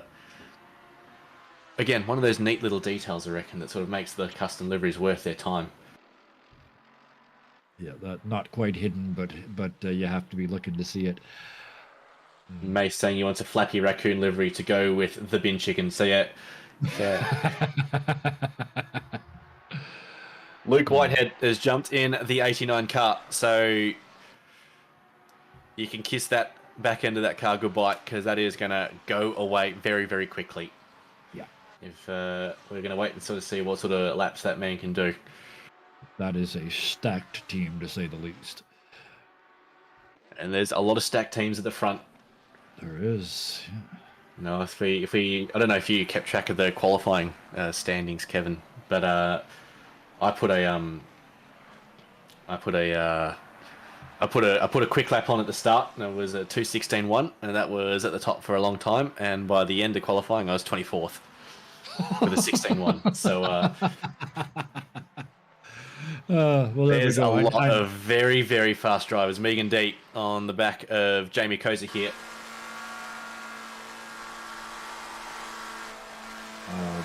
Big shout out to Megan. Helped me immensely with my driving, especially when I was in the McLaren, but in any of the driving. This community is spectacular for that. You ask a question about handling, about setup, about driving technique, and everybody jumps in, but just a specific call out. Whoa. Jamie Kosa coming a bit too far across Megan D there. Yep. You'd have to say that's, of all the places to get damage, having to do a full lap of it, it wouldn't be too much. It was pretty slow speed. But, that is genuinely unfortunate. Michael Pomato there in P30 from Canada. Taking that Aston Martin for a ride, Jamie Kosa. That'll sting. And right at the start of your stint like that too. That's that's got to shake you a little bit, no matter how long you've been doing this. Yeah. So, but you've made the mistake. It's actually it was said Grant Begg in the car, but Grant Begg's in a different car. He's in the 400. All these milk drivers get confused. We're having a bit of a battle here. Mohamed Thasby in the GSR car goes pretty deep in that Ferrari. And they've dropped a little bit of time, actually, that GSR car. This is the first laps for these drivers. They've been sitting, I'm sure, impatiently for most of the last hour waiting for their go. I presume it's like most sports. Once you get out there and get a stint in, then you feel better about it. But waiting for that first go has got to be challenging. Yeah, absolutely. It's but Luke Whitehead's only got 1.6 seconds over Matt Lamb. Maybe they had a bit of a longer pit stop. Because of course, when you do a pit stop here, if you've got a car in front of your pit box, it's very hard to spot the spot where you need to stop, and that can cost you 4 or 5 seconds off the bat without really doing anything wrong. And yeah, pit stops, it is so easy to lose time. Shutting the car down, remembering to restart the car, getting exactly on the marks. Changing that view maybe on the way in so you get a better chance of stopping where you should. It's a whole process. And the idea of, they're obviously not the same driver, but these guys are going to be doing that. These cars are going to be doing that 24 times each tonight. Absolutely. Over the course of the next day. Replay of the Kosa D incident. Kosa just swings across the front of Megan. Yeah. And just kisses the side of that wall. So hopefully that McLaren hasn't got too much damage. Mohammed Thasby here has 10 seconds for dangerous driving. Don't know exactly when that occurred. Oh, that is Chris Frizzer going right up the back of that McLaren there. That is Grant Begg, unfortunately, meeting the outside of La Source there. So a pretty exciting start to the stint for a couple of drivers here, Kevin. It's like we restarted the race. Lap 1 got all exciting again. But hopefully they'll settle in. As I said, this is their first laps, and after that pit stop, we lost 5 seconds or we gained a position, don't lose it. All those thoughts and the cold tires, and we're trying to do well, and this track, and anything can happen. Absolutely, and no damage on the McLaren, says Ben Hignett, which is very, very nice. That's what you want. Good. Running up there in P5 with Brian Kong in the 111 car. About 9 and a bit seconds to make up on that. When are we getting a replay? Was this the... this is the McLaren of Grant Begg going for a move around the outside of the bus stop chicane. And managed to make it 6th for the first part. Gets the inside for the second part. That was well handled by the Mercedes behind. And then, as a reward for all that hard work, Grant, you're going to get the rear end of that McLaren absolutely demolished. Oh, dear. Yeah, that was... I'd actually say that was close, but that wasn't. That was... let's just say that it'll be an easier call for the stewards than some of the other calls might be. Yes, absolutely. Yeah, and I think, that is one of those things where, when you are closely following behind the car, sometimes it is very, very hard to spot your braking point. Because you've got a face full of car, you're concentrating what they're doing, and, the braking point for turn 1's a little weird patch of grass on the left-hand side. Yes. And if you got your eyes in the wrong spot, you miss that patch of grass, then you do that. And that can move by a meter or two, depending on your tire temps and fuel and all that good stuff. And absolutely. Bravery can only make up for physics to a certain extent. Yeah, there's Isaac Norman here in the Odyssey racing car, and a name that we haven't seen for a little while now, all over the back of that 800 milk cup. He's been defending for most of this race, you'd have to say. Oh my goodness! And that chasing, to me, well, I'll ask you. You prefer to be the chaser or the chasee? I much prefer to chase. Okay. Much prefer to chase. I guess that makes me one of the weird ones. I prefer to be the one in front. I'd rather be defending than attacking.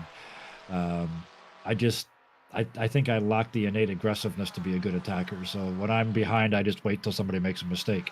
I don't do a lot of sort of pushing. So as a defensive driver, that works. That sort of tortoise and hare thing. It's just, I'm going to get to the apex and I'm going to do my thing, and you're going to have to find a way past. Yeah. And if I could put an asterisk, I like chasing if I've got a bit of a gap to hunt down. That's when I find that I get my absolute best pace out. Oh yes, trying to close that the secret sin of looking over at the timing tower and trying to make those numbers get smaller. Yes. And if I can toot my own horn at Misano the last race, I don't know if you caught any of it, Kevin, but I think I started the final stint about 38 seconds behind the car in front and ended at about 2. Nice. Which was, and doing that on no track warnings left at Misano is was exciting. That's a skill, just getting through with no track warnings. I mentioned earlier my 9 in 36 minutes last night in a league race. So, yeah, I have a whole new respect for track limits. That's more than I've had in the last 3 seasons combined, all the races. And we welcome into the commentary box the man, the myth, the legend, Sean Muller. Welcome, sir. Good morning, good evening, and good afternoon to where you are watching, everyone. Hope you are enjoying 24-hour day. As we get that car off screen, please. Jeez, make me nervous. Here we go, Sean. Here's a test your commentary abilities. Can you curse your own car? This won't be... Oh, is he going to go up the inside there? Sean just opens the wheel. Oh, slight little bit of contact there. Hopefully nothing too bad in the Porsche. We'll move on. That final chicane has been busy today. Sure has. It's one of the easiest spots to pass is you've also got Madison down, who's a lap down on you guys, giving you guys some grief. So you're in the car, Sean, and you've seen a car behind. I can't quite see what lap times Madison's doing, but he's a speedy boy. Do you let him through and see if you can follow him through again on Isaac Norman there? What's your thought process here if you're discussing it with Sean in the car? Oh, we've already pretty much discussed it. If we see a post and like Madison, who is faster than us, yeah, as you can see, Sean's just going to probably be a little... Ooh. No, he's not. He's going to go a bit deep. No, yep. That was kind of awkward. You could see the intent, but there was no space. Yeah, but we discussed it. If we see a fast car behind us and it is blue flags, let them through. 24 hours, a long bloody day. So no point racing for safe stations in the first hour and a bit. There's your stupid pace there, boys. Yep. Yeah. Time to put your stamp on the race. 2:17.2 with full tanks. Come on. I could do that if conditions were absolutely perfect, I reckon. But apart from that, it is not perfect conditions out there. How's the race gone for you guys, Sean? You've just finished off a stint with the team. How'd it go for you guys? Anything to report? Well, got a good Sean, got a great start. Moved up about 9 positions. Unfortunately, we did get a penalty. But serve that, move on.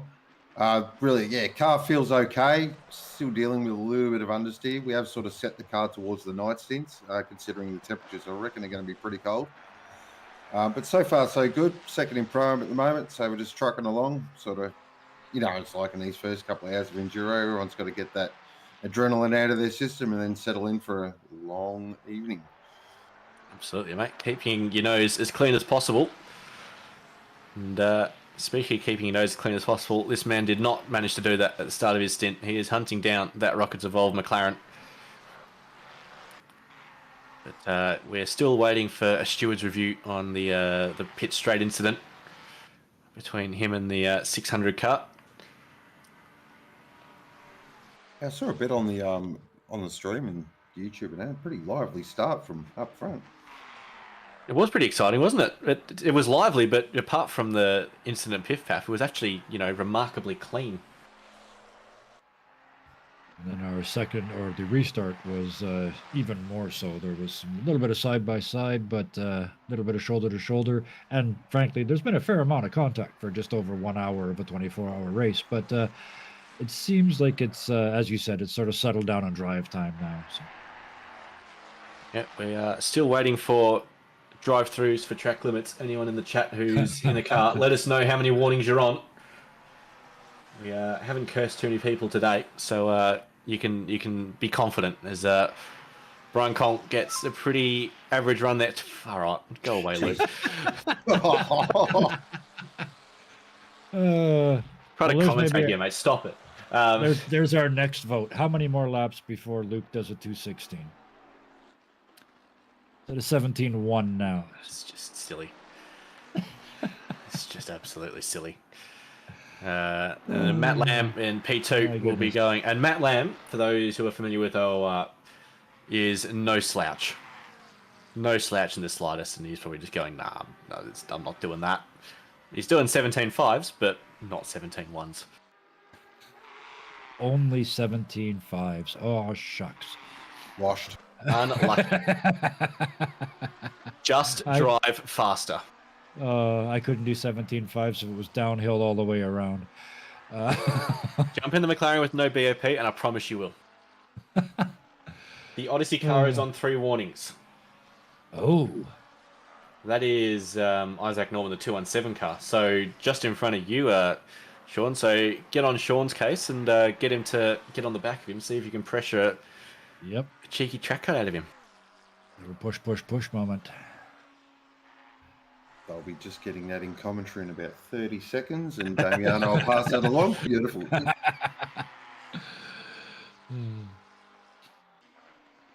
So when are you jumping in the car, Sean? Are you next up? Are you 4 of your 4-man team? What's the plan for you for the next sort of 12 hours? So I don't jump in the car till 6. So gonna do a couple of hours in the box here, then probably get a little nano-nat, and then I'm pretty much going from 6 till 4 in the morning. So very good. Looking forward to it. Are you doing a triple stint, double stint, or are you sort of doing hours at a time with a couple of other guys? So we've got a couple of doubles to start with, but then basically as soon as sort of that 9-10 o'clock period hits, we're just going to single up me and Damiano, just to keep us fresh. Doubles during the night, I'm not a fan of. Considering 2 hours in the rig trying to spot, I'll fall asleep. You know what I mean? Nah, it's all part of the challenge. It is. For yourself, Tom, what's sort of your plan? So we had a plan, but we disconnected, so it's all just gone out the bin. So, I'm gonna go for another sort of half-hourish here with the box until Bender makes his way back in, and I'll jump back in TeamSpeak and see what the guys are up to and where we're up to. But I wouldn't think that the very, very detailed spreadsheet that we came up with is going to be meaning much at the moment. Yes. No plan survives first contact with the enemy. Absolutely not. Spends 5 hours creating a spreadsheet, throws it out in the first 3 minutes. Priceless. Absolutely. I don't want to disappoint you, Sean, but we did not spend 5 hours on that spreadsheet. By we, I mean John did not spend 5 hours on that spreadsheet.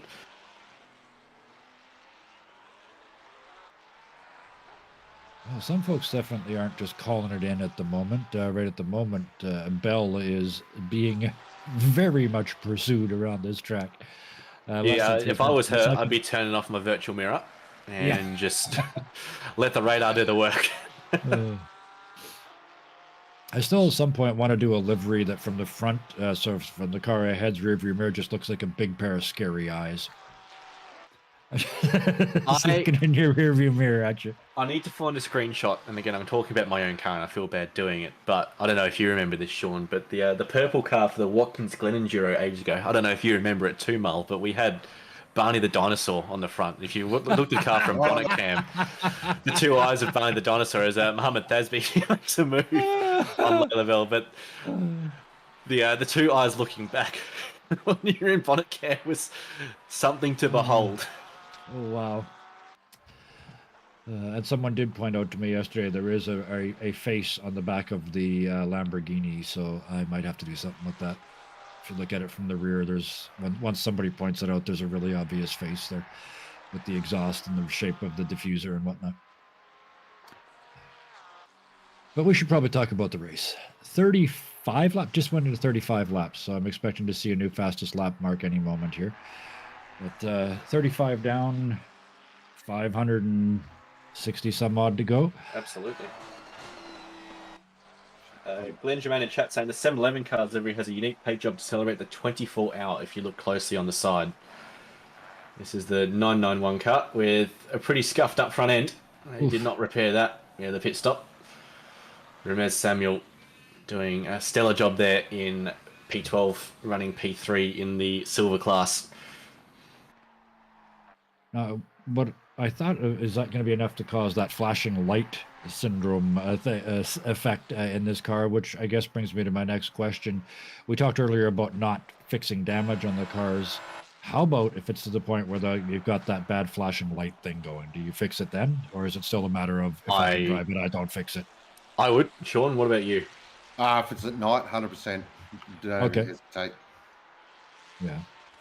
Philippa in chat saying, when rain, it is starting to cloud over. This 24-hour livery is actually pretty cool. Is? Starting to really cloud over a impressive. little bit. So we've got Bender coming back in the box in about half an hour's time. That'll get the big man excited. It's pretty blue sky, to be honest. But, and just a couple of reports from the endurance chat room and Discord. This car here, unfortunately, had a bit of a hardware issue coming out of the pit lane and was on the pit limiter for a bit longer than they wanted to. That's why they lost a fair amount of time. And the 101 car has unfortunately had a hardware issue and had to disconnect and reconnect to get their back up and running. And we are getting some ignoring blue flag penalties already. It's easy time. 10 seconds is a lot to make up sometimes, and that'll sting. So we are looking at this unique paint job. I have worked it out already, being a Le Mans tragic that I am. That is the 24-hour symbol from Le Mans on the side of that car. That's cool. Nice. That is very cool. Very impressive. Hidden in plain sight. So we could really say this is the start of the 24-hour season, because after this we've got some of the big races. Daytona, of course, coming up in January. Absolutely, and iRacing as well. That'll be a couple of guys are there. Here will be doing that as well. So looking forward to seeing how that goes. I said it before, you guys can have your endurance racing. The thought of being responsible for all those other drivers terrifies me. He's going to do it once. I feel bad enough when I let myself down. You know what I mean? There's been a couple of calls to bring back the old 3-hour enduros that Octane used to run as two-mans, and I think they were a really good sort of entry point for people that had done enduros like you, Kevin, to, if you're only letting one person down, it's a little bit easier than 6, but just sort of getting used to it and getting your head into the game and working out that you can do a pretty good job of it. Chris Frizzer getting a drive-through for causing that collision with Grant Begg. That stings. It's a long drive-through to have to serve. That'll take him down out of the top 23. A drive-through here is almost a drive-through plus 30 at most tracks. It's one thing we discussed as well, sort of avoiding any unnecessary trip down the pit lane, because it is brutal, and we're about to see that now. This pit lane goes on forever and ever and ever. And we've also discussed not taking the hairpin down the bottom of the pit lane at full tilt as well. No? Yes, yeah. You can do it. You can, but I don't want to. It can be done. I think I'm 1 for 73, but it can be done. Or so I'm told. Yeah, you can see here, he's not even halfway around the pit lane at this point.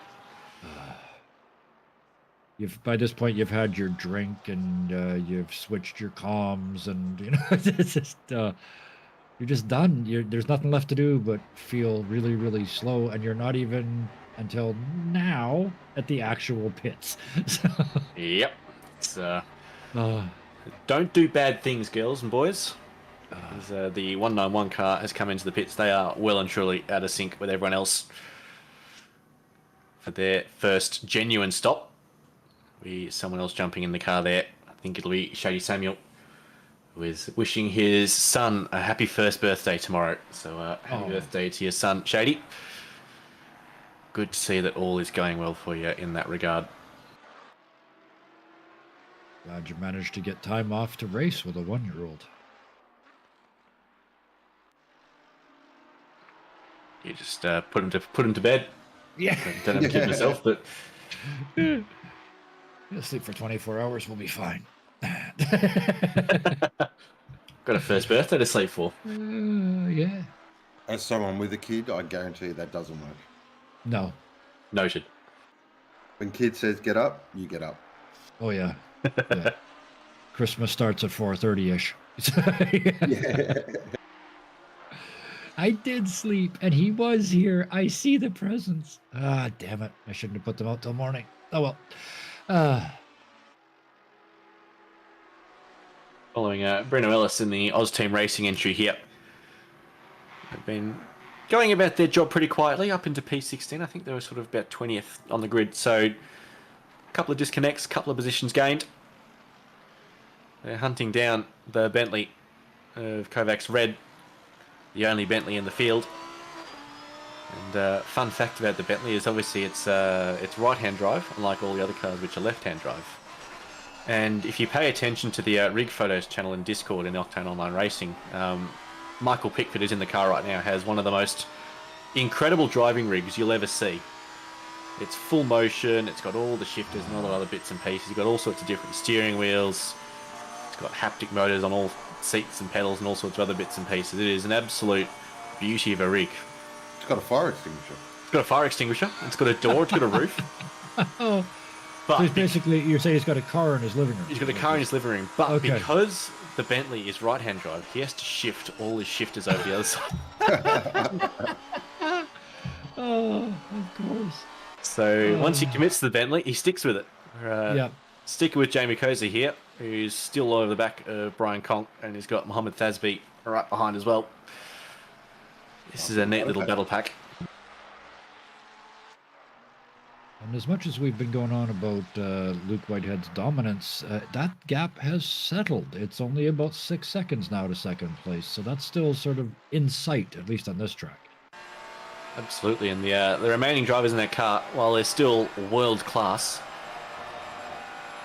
aren't quite as world class as Luke Whitehead and Philip Paqueta. With all due respect to them, those two are renowned for. Mohammed Thasby with an absolute send down the outside of Jamie Costa there into the bus stop, makes it work. They're going to go side by side up the pit straight.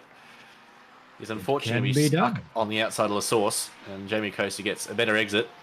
We'll see if Mohammed decides to go for the inside. Moves around a bit. That Ferrari of, I think that's the 101 car, having to watch out a little bit as that car dances around. Well, that Ferrari is spectacular under braking. I know that as being a victim of them a number of times, but yeah, this is very assertive driving. This is somebody who very much wants to get by right now. Absolutely. He's tucked in the slipstream.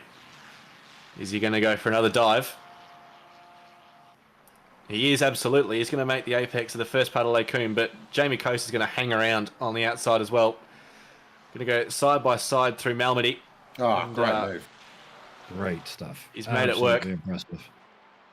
No contact whatsoever. That is high-level racing. And shout out to this 555 car as well for giving him all the room he needed and not an inch more.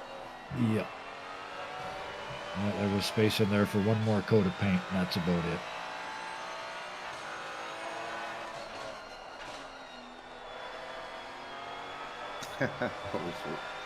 It's a team of aliens. It is a team of aliens, but only you two did 15s as Jamie Cozy here. I think starting to feel the effects of some damage. That Ferrari's rear end did not want to stick on the way into poo on that.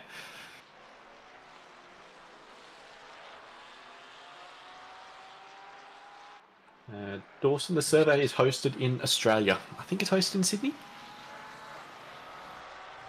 Somewhere around there. It's all the same. Hosted there, but we've got drivers literally all over the world, not just in this event, but in the OOR in general, our European races, North American races, Asian Pacific races. You guys have by far and away the largest contingent, but I think we figured out before we've got racers from 6 continents in this league. What you want? It's incredible. This You is just all need somebody to tightening up move. here. Yeah. Bell's working on the back of Cozy here, heading down into La Sauce or Tomato, that's what I like to call it. And that Porsche is known for its bottom end. It's going to follow that Ferrari all the way down the hill. And that Ferrari obviously suffering a bit of damage after the incident with the 600 car. As that Mercedes goes very wide, and I think it's a blue flag. Of all the ways to do it, that is one of them. All right, during the day. Yeah. Probably wouldn't try that at 3 o'clock in the morning. I'm I'm not sure that they tried that at 2 in the afternoon. That's easy to do. Boy, you look in that rear view mirror at the wrong second coming into that set of corners, and you look up just in time to realize you're done. Or you've got to drive through for track limits. Yes. Oh, That No decision. bueno. Do I turn left and take the penalty? Yeah. But just looking at that tower there, this move's actually pretty important for Layla because they're in the lead of the silver class. And we've got Craig Dale on the screen here. He's going to have one of those really slow motion, uncomfortable, awkward little spins. And Oh, that's a moment followed by a whole bunch of little moments right there. Whew. Ruatama Spear had an excellent start. Unfortunately, they've dropped back down to P37. So, Did I catch that livery correctly? It's just a white McLaren. That's it. Extra points for uniqueness, but I didn't see much going on with that livery. it could also just be a failed load, but yes, quite possibly. I'll just pretend it's a creative genius. Absolutely. It's whatever you want it to be. It's a whiteboard, and you can draw on it. There we go. But yeah, just going back to my point before, is that Layla Bell had dropped off the back of Jamie Coast a little bit, but he's got Michael Babb in the 645 car fighting for the lead of the silver class, which will be one hell of a ding-dong. Michael Babb, highly experienced, Layla Bell less so, but still nonetheless very, very impressive as a driver. And this is, I think, what you want as sort of in terms of an endurance race, is something to hunt. Yes. yeah. A goal, a target. Something to look at. Definitely want to be hunting and not being hunted. Well, yes. Just actually looking at Bab's last few lap times, he's definitely making grounds on Bell here. From Bin Chicken Racing, Pixel Races Ferrari. Geez, that's a mouthful. There's a lot going on. He's a bit of a spa merchant, Mr. Babb. He's done a couple of videos on YouTube on doing Eau Rouge flat in the default aggressive setup in every car. Yes. Which is proof you can do it. Except the GTR. That's the only one you can't do it, because it bottoms out, because it's stupid. Yes, it is. I forget exactly which chicane it was, but he also There it is. he also did a Will It Yeet video about which cars will do I forget which chicane it was, but which ones will yeet and which ones will not. I think it was Zolder. Zolder, yeah. Yeah. That explains why I blocked it out. We raced that last night, and I got 9 Track cuts? track cuts. That's one. I don't even want to say it anymore. I keep saying it, but apparently, yeah, I want to suffer. But yeah, so 9 track cuts in one night, so I don't need to do that anymore. It's easy to do. Very easy. These guys got to worry about it here too. That Radion, as we were talking about, that you come up that hill and at some point you have to decide: do I turn left and take the penalty, or do I hit the wall? And sometimes if you get away with it, you lift. Yep. And you get away with it, so there's no time gain. Sometimes you lose 16 seconds and it goes, nah, that's a track warning, go away.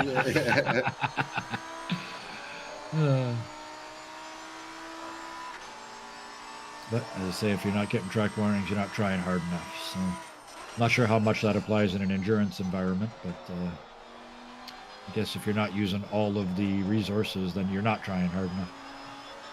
Something like that. Probably with Breno Ellis, currently chasing at Michael Pickford, 16th and 15th. This is the fight for 3rd in Pro-Am. Just noticing sort of since we have been on board that Bentley is starting to do Bentley things out the back end. But He's sitting pretty because that Lambo, not the fastest car in the straight line. he's closing up here. He's going to have a look at the bus stop. Probably think better. Oh, not a lot of room there. Thinks better. Tucks the nose back in. Fight another day. Yeah, Picky was pretty clever about placing the car there. Didn't leave room on the outside and made the inside a pretty uncomfortable place to be. So good defense and good to see Breno was alert where it was going on. We'll see you later, Riddle Time. We'll catch you later on during the stream where we go on the entire 24 hours. It'll be a pretty monster effort. We'll catch you soon.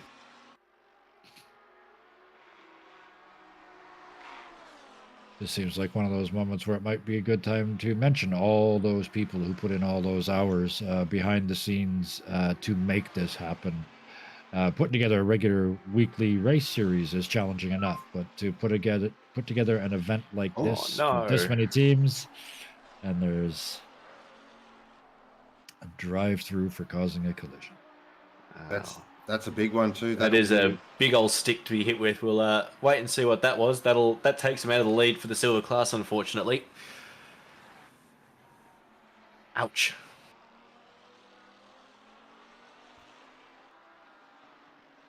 That will open the door for Bab. Certainly no longer have to make that pass. Just wait till they go in to serve that and fly by. Cooley, what lap are we on? Lots. All of them. Yes. It looks like those clouds are gone from the forecast. We're back to sun for the next half an hour. It's just spells lulling us into a false sense of security. You guys are wanting rain, Sean? Did you do some practice in the rain? We are pretty excited for rain, actually. We feel like the Porsche's pretty good in the wet. At least none of us have to worry about tyre pressures, so that's always good. No, that's we don't talk about that though. No, we're moving on. Looks like we've got a replay coming up here. This is the Lee LaBelle incident. So Chang's gone down the inside. Oh yeah. Oh yeah. Oh, big hit. That's a whack. Oh, both ends and one side. There's only one side of that that's still got the original paint on it. Oof. That was unfortunate. That's a matter of centimeters, but it was a pretty effective pit maneuver. If you do it properly. Yep. LAPD would be proud of that one. That's not official advice, anyone on track. Not produced or endorsed by OMR. Other ways to make a pass are available. See your doctor if any side effects.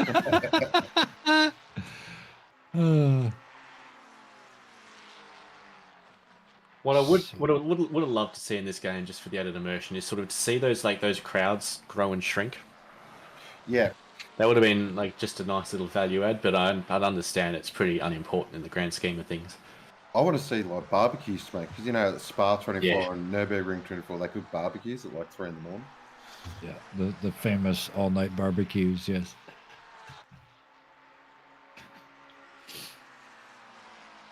I actually got some sausages for dinner tonight too. Very good. Just the standard beefy ones, or you got something a bit more exciting? No, I've got some spicy Italian and some pork and fennel. Very good.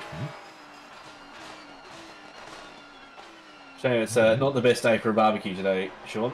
No, it's not. It's pretty terrible here in I'm in Sunbury, but it's cool, which is what I was hoping. So I didn't want to. Your correction of not saying Melbourne anymore. Yeah.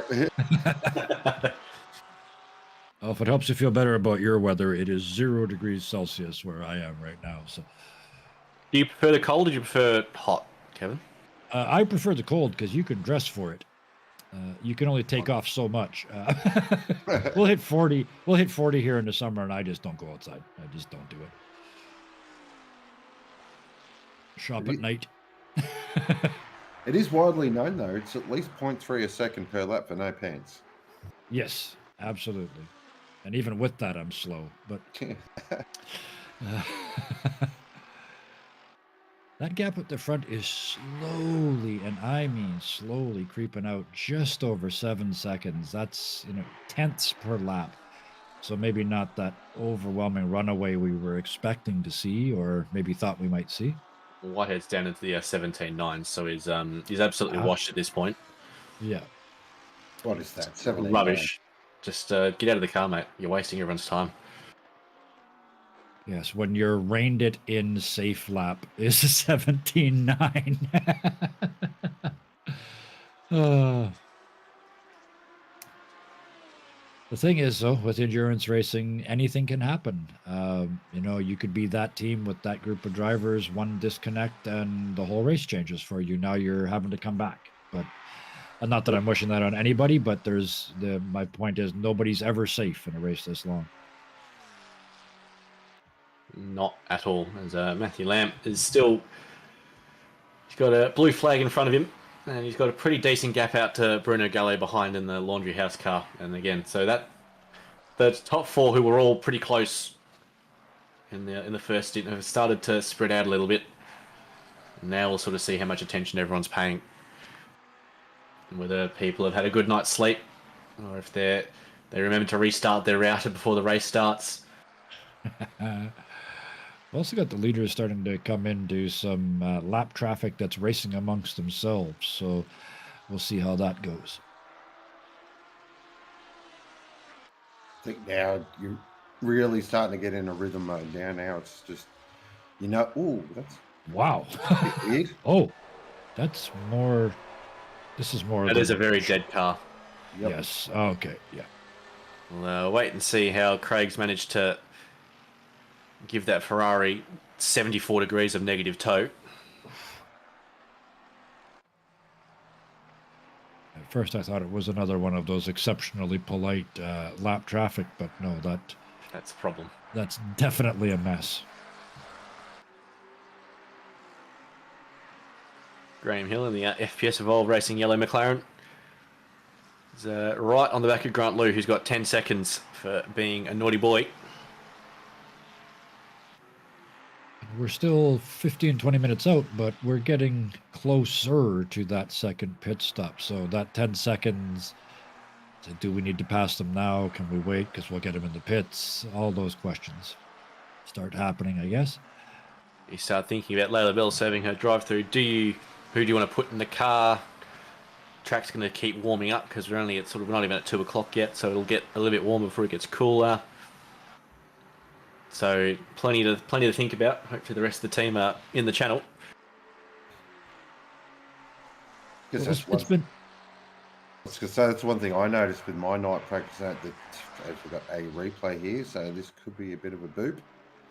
Oh. That is it's top of Radion. It's the top of Radion. Oh. Yeah, that's all the way broken. And again, worst possible place if you were going to drive the rest of that lap rather than doing an RTP. I've noticed the Ferrari does do that through our Rouge and Radion. It has some weird moments. So that's, and I'm not a Ferrari driver, but I know a couple of Ferrari drivers. If you set it up for optimum sort of low downforce, that's when it starts to get some weird bottoming out things through Eau Rouge. If you don't make that compromise, then it gets a bit scary. Gentlemen, 30 minutes. Rain on the radar. Spa has said, hello, I am here. It begins. Everything up till now has been playing. Phil just totally missed his braking marker there. So he's going to drop quite a couple of positions up the top of Lake. Very easy to do. Nicely done on the rejoin as well. Resist that urge to just dive back on at the first opportunity. Do it safely, do it correctly, and then make up the time just like now. Rain in half an hour means, do you jump in the pits to reset your stint timer, just chuck a little bit of fuel in there? Oh, yes. Run some worn tyres. Don't waste the 30 seconds for a tyre change. Just get yourself to when the rain starts. Do you change tyres? What do you do? There's some things to talk about for all the teams. Yeah, maybe and those folks that ended up pitting 12 minutes in, that might be the difference, because the ones that didn't, I think my real quick head math says they're going to be about 15 minutes, pitting 15 minutes before the rain starts. But those guys that were 13, 14 minutes late are going to be right on the edge. They might be pitting within a minute of that rain starting. Yeah, this is going to be good. This is where the last spreadsheet gets thrown out the window. The last team is now officially off their plan, right? Rain forecast for 2:23 p.m. server time. The Bureau of Meteorology in the Belgian language has given everyone a time. Yeah, that is. Oh boy, that is going to be so close for some of these drivers, and what a decision to make. At least, I guess, for you guys, at least still everybody's awake on your team, right? This isn't that 2 a.m. decision Yeah. where it's down to one driver to figure out what they're going to do. I think the other thing we've got to keep in the back of our mind is how long is the rain going to last for? That's the other thing. If it's just a quick sort of wet the track a little bit, or is it going to be a typical spa? We're going to dump it down for 6 hours. I guess we don't find that. I guess at any point that rain's gotten heavy up. Right? That rain has gotten a lot heavier on the 30 minutes. So is that in Flemish or is it in Dutch race control? Because I speak both and I need both, please. Updated vegan verder? Yeah. There you go. That's a very dodgy accent right there. Yeah, don't do that again. No, I won't. Translates roughly to smashy 20 minutes. We got French, here we go. Yeah, they're just showing off now. Can we have some Broadmeadows Bogan, please, for next translation? Rain's fucking coming. Piss it down. Rain, it's not just coming, it's coming sideways now. It just bent at a 45-degree angle. That's it's going to be interesting. And I'm sure, as we said, the TeamSpeak and the other voice chats must be just boiling. Yeah, she's going to rain. Thank you, Ray. Thank you. Big welcome to Legion 2K. Top of the afternoon. Yay. Morning, I should say. Looking forward to you jumping in the broadcaster's box and catching you comms a bit later, Nick. It'll be very good. The Team Atlas started in 31st and now in 18th. That is a very, very good effort from you guys. Keep it going. Yes, according to Twitch chat, race control is on fire. And Nick's asking for an American translation of that weather forecast. And I think you can do that for us, can't you, Kevin? Well, I'd have to go well south from where I am, but I'm Canadian, which means not American. That's how we define ourselves. Okay. You're North American. Yes, yeah. When you said earlier the American server, a tiny part of me bristled. I'm not going to lie. Okay. Noted, and I'll do it again. Fair enough. But Nick's a joy to work with. I've had the pleasure of working with him in the past. A true professional, and I'm looking forward to, well, to be fair, sleeping through most of his part of the broadcast if I'm not lying. But so just looking down that field, you know, the 191 car is made its way back up to 30th after that early disconnect, slowly creeping forward and making progress. And as I talk about making progress, David McNulty has rejoined us for another stint in the commentary box, and that is my cue to love you all and leave you. It's been a pleasure, guys, and I'll catch you in about 2 hours' time. Thanks, Tom. Thanks for joining us. And good afternoon, everyone. My ears were burning. I've seen it. I did warn you. I warned you all in advance. You should have known. And here we are in 30 minutes, or just under 30 minutes from now. We are going to have some wet conditions. Look forward to it, ladies and gentlemen. Get excited. Yeah, well, yeah. Well, I'm excited, actually. I'm not in the car, so yeah, it's good.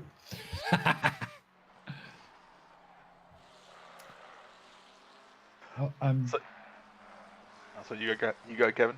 I was actually just going to say, I'm looking at the schedule here, and I believe I'm out for the next couple of hours. The two of you, I think you've got Ethan coming along in about half an hour to give you, or about an hour or so to give you a hand, but I think that's me until 2 hours from now. Yep, no worries. Thanks for joining us. Much appreciated. It was great fun. We'll see you all later on, and it'll be interesting to see if they're still fighting nose to tail in 2 hours' time. Until then, later. Have a great time, guys.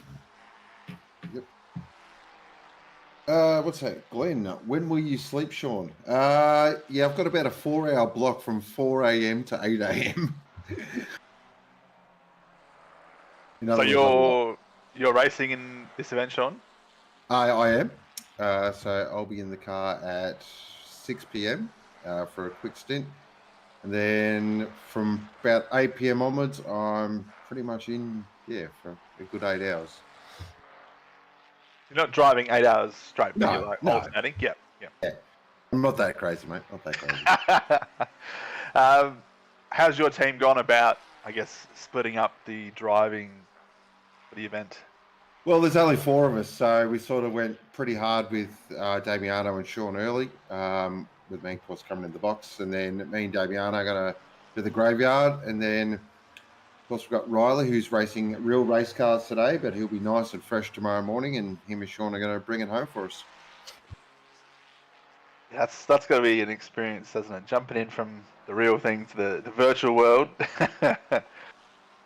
Well, he should be absolutely on form, so I'm expecting 17 race laps from him. I've already told him.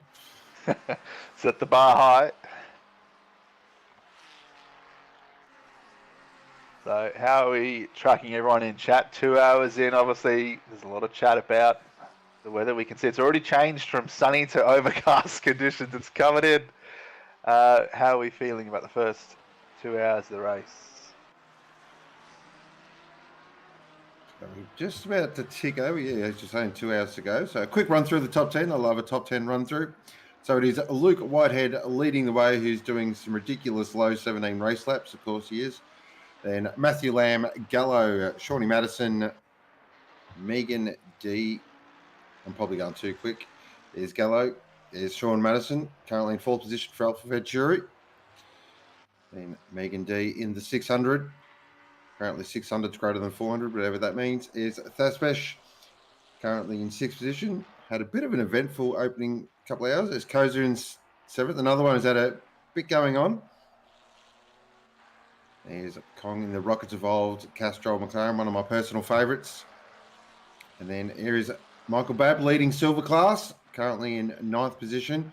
Nice solid start for the Bin Chicken Racer. And there's Isaac Norman, who is currently leading Pro-Am and in 10th position. That is your 10, and we've got just a tick over 22 hours to go. And there's our leading AM driver, Robert Brickley, currently there in 27th position. Really nice opening stint, actually, for that team. They've done quite well. Get themselves up into that sort of top 27, 25 mark. So they'll keep trucking along. And, yeah, 22 hours to go. Yeah, we missed the minute-by-minute updates of how long's left from race control. Yep. See Hill here, just pulling out alongside Lou ahead. They battle up the Camel Straight, heading towards Lacombe Chicane, who's going to be last of the late breakers. Looks like Lou's got the inside, but Hill going to try hang it on around the outside, which then becomes the inside. Oh, a little bit squirrely. Can't. Oh, good battling between the two of them. And just edges ahead on the run down to Rivage. Nice move there. Oh, Bendo, did you just call it Rivage? Yes, mate. I'm a traditionalist. Oh. Oh, all these people saying Bruxelles, and I'm like, what the hell is Bruxelles? No, get in the bin. Rubbish. Yes. Thank you. Oh, the update we need. 1,321 minutes to go, everyone. Cross that off your bingo list. No, it's a pet peeve of mine. I don't appreciate it when people go out there and change the traditional corner names of corners on tracks. Exactly. What was that one? Parabolica springs to mind. I know that was one of Molek's favourites, and that's been renamed something else, but it's always Parabolica for me. Yep, agreed.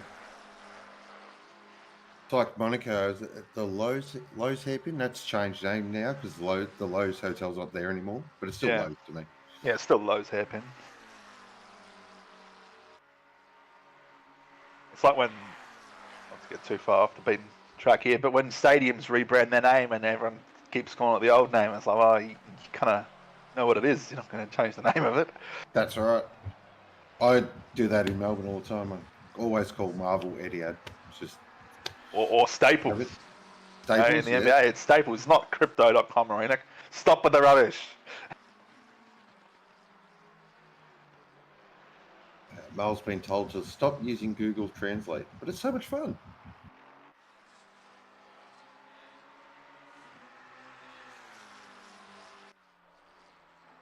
So that rain, it started off as light rain, and that is medium rain, I believe now. So still seeing though. It hasn't clouded over a lot yet, but it's coming. I think the message was 2:23 server time. It's going to start raining roughly. It looked like from the icons it was light rain for maybe 3 or 4 minutes, and then it pretty quickly got into some moderate intensity precipitation. For those who aren't playing at home, that's called rain. Yes.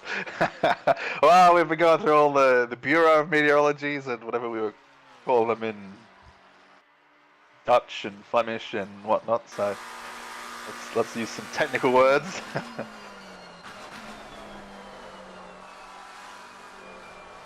Jumping on board here with Brian Cong at the moment, currently running in 9th position for Rockets Evolved. Chasing Michael Babb here. I want to see probably a few drivers or a few teams now starting to do some calculations on when to actually come in for their stop here, because that rain is just going to maybe cross over a little bit. It's going to be, very intriguing to see what teams do into the tyres. Yeah, well, if teams have run the full 64-ish minutes in the first 2 stints, then they'll be pitting in the next 5 or so minutes, we would expect. So it leaves them about 10-15 minutes away before the rain really starts to pick up in intensity. So yeah, there's a bit of a tricky period. If you go early on the wet tyres, we saw at the last Enduro, I can't remember who it was, but one of the front runners went early on the wets, and they just really struggled towards the end of the wet weather stint because the wets were just cooked. Yeah, I think that's the key to this race, really. It's just managing those moments of weather, because we're going to have it. It's not going to be completely dry race, as you can see in this Spa, but it's also how long these wet periods are going to go. How do you manage those wet tyres? What is? Can one lucky viewer win a bottle of Farmers Union iced coffee, please? Ooh, I'll have to ask Mull about that one. Yes, we do have a competition going. We started it off in the first hour of the stream. It was a closest to the pin game. Guess how many laps you can have in the race total. So I believe I said 617. I think Pat Oliver said 609. There are a few other guesses around the 600 mark, but obviously now that we've got a bit of rain forecast, you might want to perhaps revise your guesstimates down. And, 593. 593, there you go. Straight in.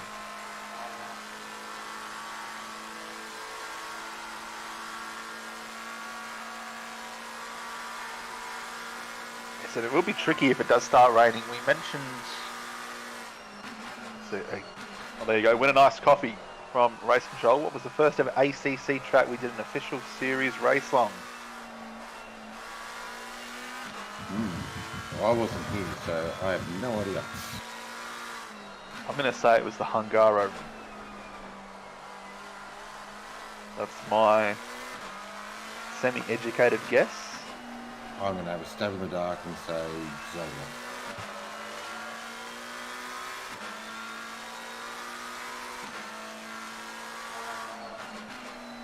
Well, think back to how many tracks were in the original game. It was in early access for a while, so have a guess from one of those.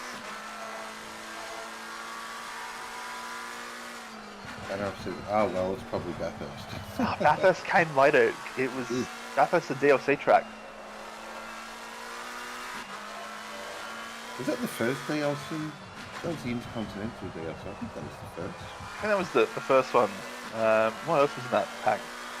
Suzuka, yep. Laguna? Yep. Bathurst and something else. Kyalami? Yeah, it might have been Kyalami actually.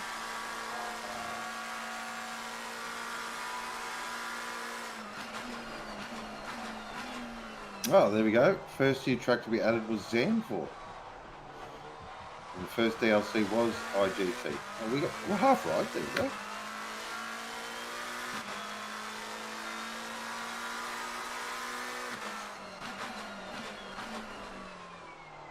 Yeah, I was going to say, with the pit lane speeding changes, we mentioned it earlier on, time penalties are not being inverted now. So if you speed into the pit lane, you will be serving your stop go 10 or stop go 30 or whatever the penalty is. So, and at Spa, that's a very long pit lane, and it's going to rain. So we might just see a few pit entry speeding penalties or pit exit speeding penalties.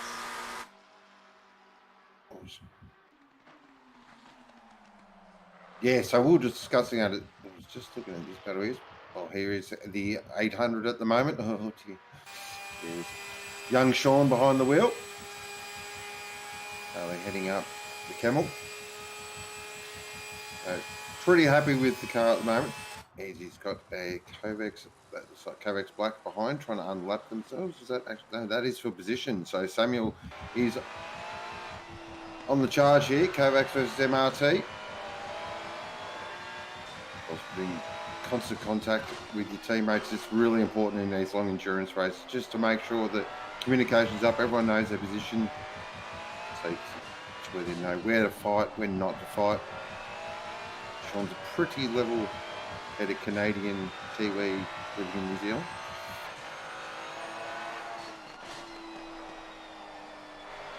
Oh, shout out to Derek Nagel, of course. Yeah. How could I forget? It was at Monza. And it was in the race where it was the first lap. There was a huge punt, and I think it was Lachlan Henderson was absolutely yeeted into the shadow realm at turn 1.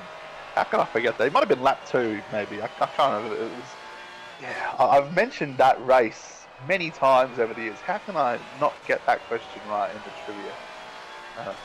To be sacked. There was a punt at Monza, I believe you. Yeah, that's right.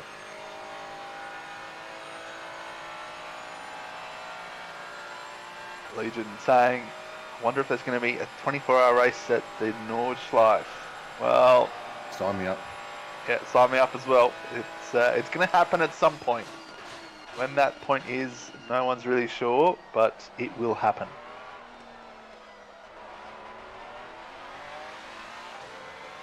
Pretty excited for the Nordschleife, to be honest with you.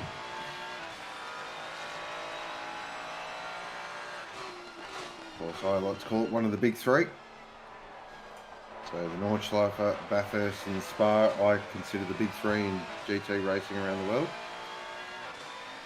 Probably have to put Le Mans in there now with GT3 going to Le Mans. That's a pretty big three, isn't it? It is.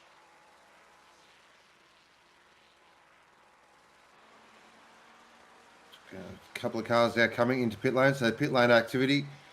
Drivers coming in, probably do a lot of driver swaps. I know a few teams have run their opening driver on doubles.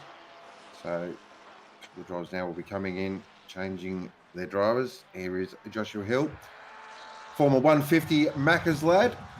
Good to see you got a drive in the Sofa King slow entry. Currently in 14th. You don't want to say that name too quickly. Yeah.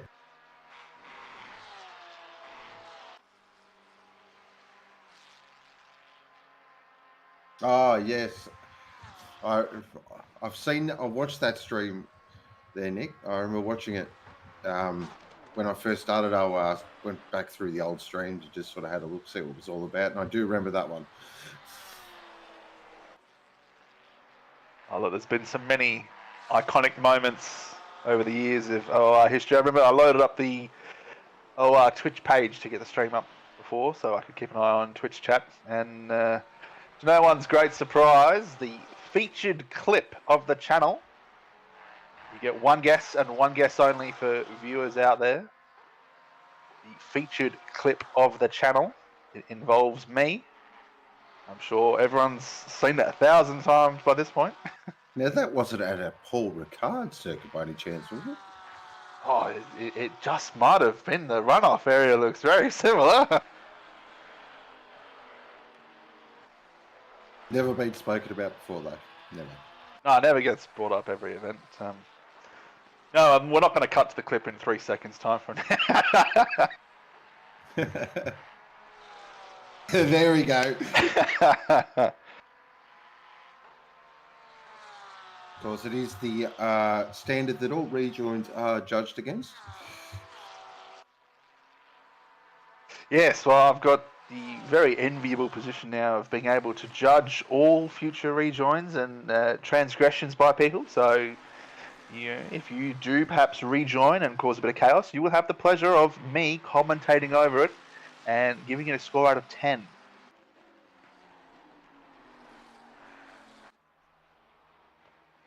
As our leader pops into the pit lane, Luke Whitehead with a, well, frankly, epic stint. So Lamb and Gallo as well. So our top four are all rolling through the pit lane with.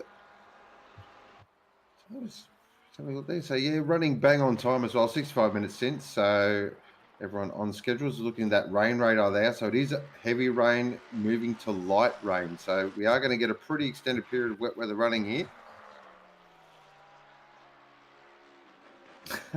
One to Bender, like it.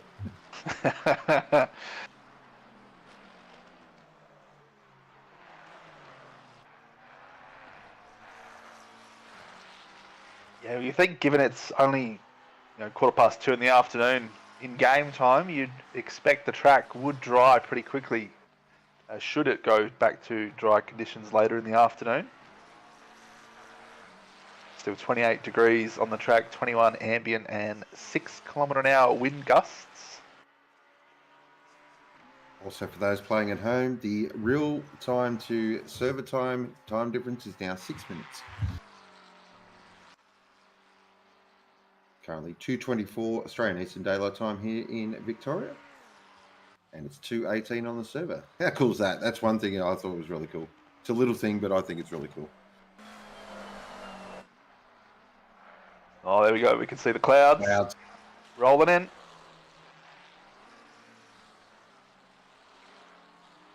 course, the weather does come off the Ardennes there at Spa. Comes normally across the top to Les Combes and through Rouge and Radion.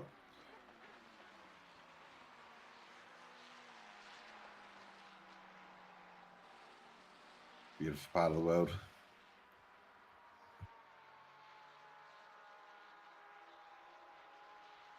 Do you watch many in real life 24-hour races there?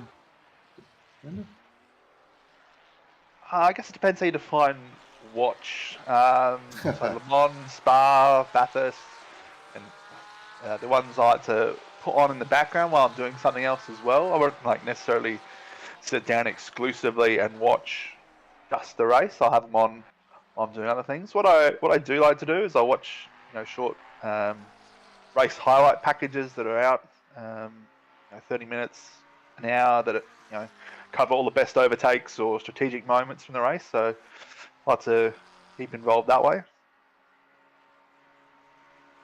think that's what most people do. I mean, we can't all be sad tragics like myself that'll watch probably 23 hours of a 24-hour race.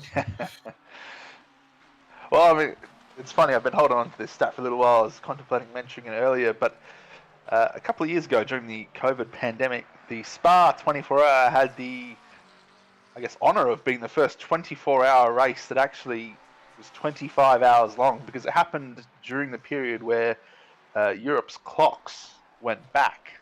So they gained an hour of time during the day, the night rather. So they're having a 25-hour race. Only time that's ever happened. Yeah, I remember that one. Yeah, definitely. So we just got a change for the race lead there. So Gallo now has taken over O'Hara. We just got word through as well that O'Hara, the 89, is running on wets.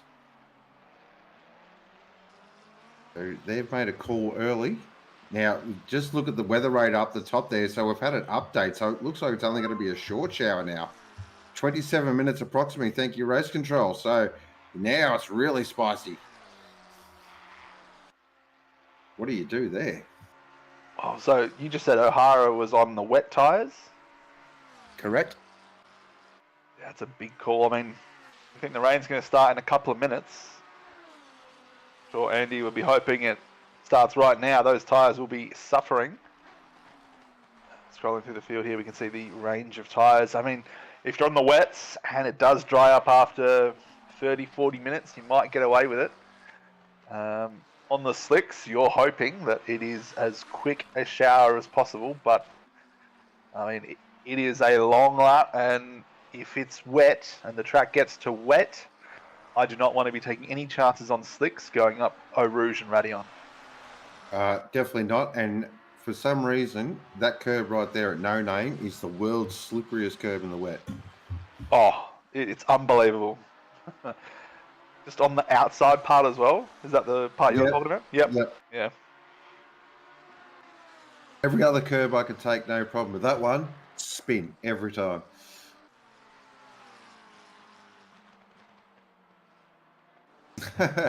Nick says, slicks in all conditions to get good. Solid advice. Just a skill issue. I don't know if this is just the camera angles or what, but it looks like it's really getting dark now. So, rain imminently, we expect, is 2:23. That is the time we're approximately expecting it to happen. Yeah, it's definitely clouded up. Now, all the drivers will just be anticipating those first little drops on the windscreen. That's just pulls that up. On board with Sean Madison at the moment, currently running in fourth. Traffic just to negotiate, does that quite easily.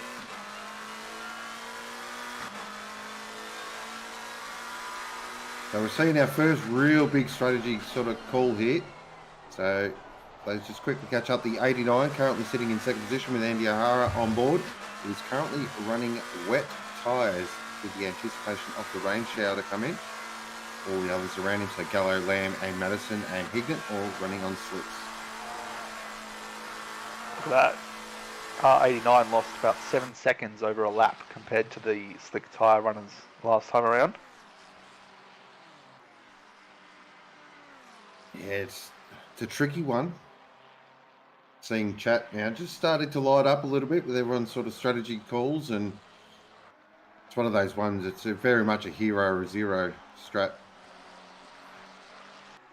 This is getting a little nice and spicy here. Oh, the 400 car just opens the door a little bit. Nicely done.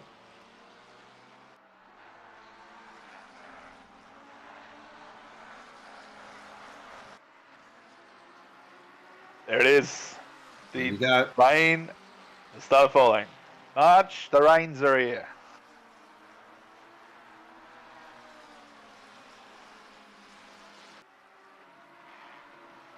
So now expect that 89 car within the space of, I reckon, 2 or 3 laps, start gaining back up.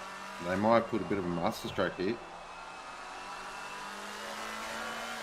Oh, just saw there that curb right there on board with Sean Madison. What an epic bit of car control that was.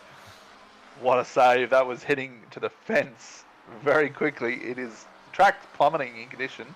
It's gone from optimum to fast, to damp to greasy in 5 corners. And we see a couple of cars already spinning off.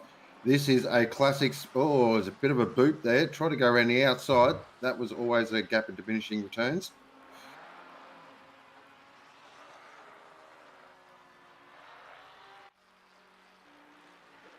Tell you what, Spa just doesn't do normal rain, does it? It's either no rain or it's just going to absolutely throw it down. I think for me, that's why I always enjoy it. You know, it's just so unique in that regard. Sean Madison in the pits here. Is he putting wet tyres on? I would say. Yeah, just go past Andy O'Hara. I think that moment was enough for him to go, yep, wets are needed. So keep an eye on that. Andy O'Hara in P3, 12 seconds roughly off the lead at the moment as the rain starts falling.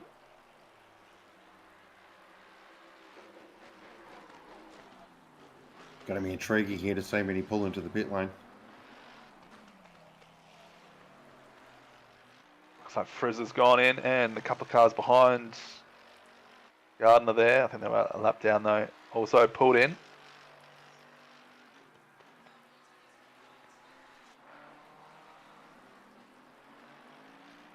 This is almost perfect though, with it being only such a short shower, approximately half an hour. it really is tough for people to think, well, do I need to pick, can I tough it out? And if you tough it out and then stick it in the fence, you can have a long repair bill. Yeah, being in such a long race as well, you definitely want to be on the safety side of the strategy here. If you feel like, yeah, no, I can't bring it home, bring it in for wets. Don't even contemplate going that extra lap. Let's look at this car on screen at the moment. The Volante Rosso Motorsport of Alex Gardner behind the wheel. I am a big fan of that livery. It's got a nice orangey red colour, isn't it? Got that really, looks like a classic GTWC car. It's got that, yeah. You can almost say, you look at that and go, yeah, that's a factory mode. I like it. Big fan. Spare car. Ah, the good old days of spare cars in motorsport.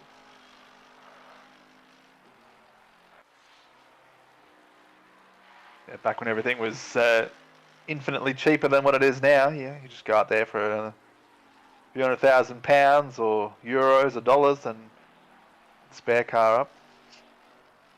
Well, the old 80s style. We'll put 3 cars in the race and our gun driver can just swap between cars depending on which car is going to win.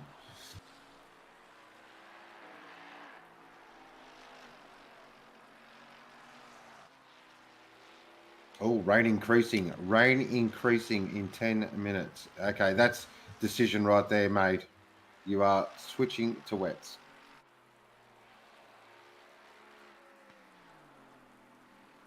And a track stamp.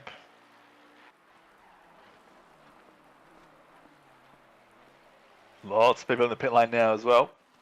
So all putting wets on. O'Hara resumes the lead. Gallo and Lamb have both pits. So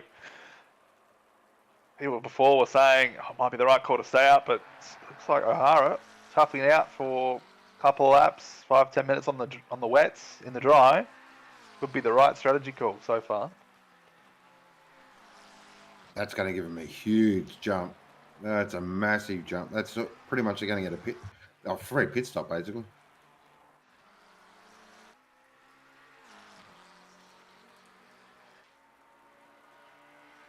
Yep, so Van Hignett in car 600 here. Looks to have gained a lot of time based on what he lost earlier. Is now P2 on track. That's massive. And the big loser there, definitely the 818 down now into 5th position. So they've net lost 3 positions. Oh, that's coming out of the pit lane. That looks a bit weird. There's Houlihan at the moment. And he flies it up through, or swims it up through our Rouge and Radion.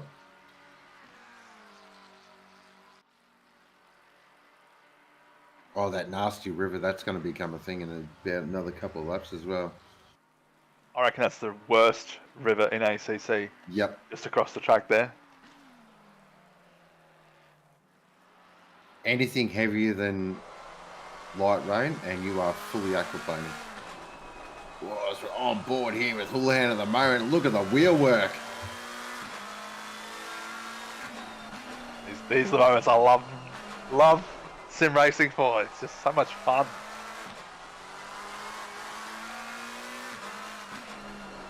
Turn it in, opposite lock, turn it in, opposite lock, turn it in. That was a bit smooth there.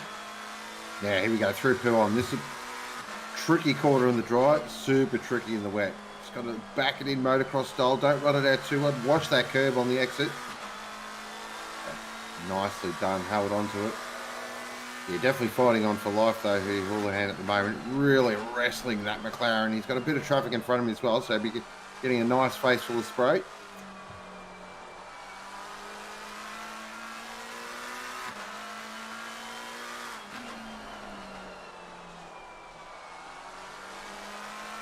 Jeez, look at that. Man, wheel work. Wow, wait. It's very, very busy at the moment. Shout out to anyone else who uses bonnet cam. Sure you're loving these conditions.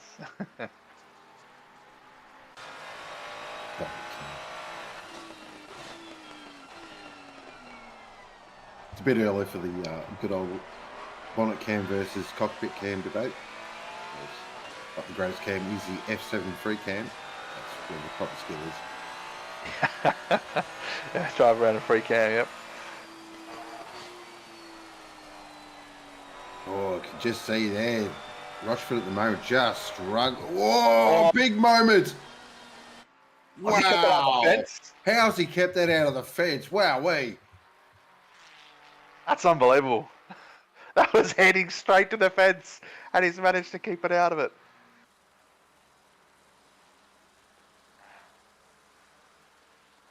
But there, just snaps. I thought, oh, he's going straight. Oh, wow. Scott Rochford, wow. Take a bow. Get yourself a beer afterwards. That was insane. That's full code brown right there.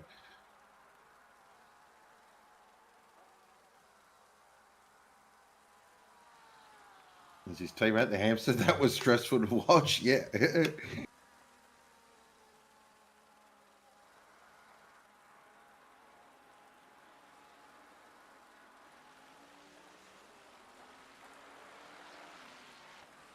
sure there's going to be several more moments like that at this stage. Rain decreasing in 10 minutes roughly. So it's just a short, sharp, shiny shower here.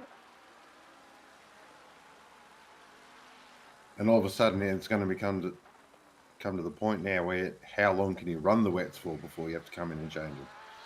So constantly thinking on the fly here is what makes endurance racing the best. Oh, that's very tight there. Oh, there's a car spun around as well. Ooh, that could have got really messy. As Cody Carlson spun around, the Alliance Gold entry. I think that's Poon. What looks of it? Yeah, look like Puan. No. Yep, no. Nearly.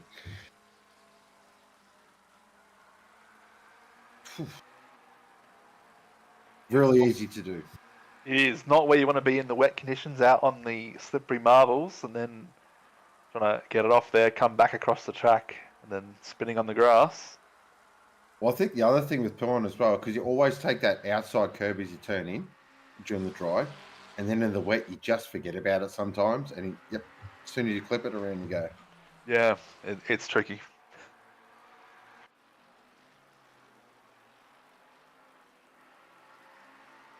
Oh, look at this. Just trying to keep the car under control. Daniel Webb down into the bus stop on the outside. It's a pass on my teammates, my car. Raj has done well to avoid that there. He'll be loving these conditions, Raj. Always keen to drive in the wet. And it looks like he's currently the leading AM car as well. They've actually done really well here. They've flown up the order. So 246 last time around. I'm hoping he's on wet tyres with that time. I imagine that'd be pretty fine for wet pace.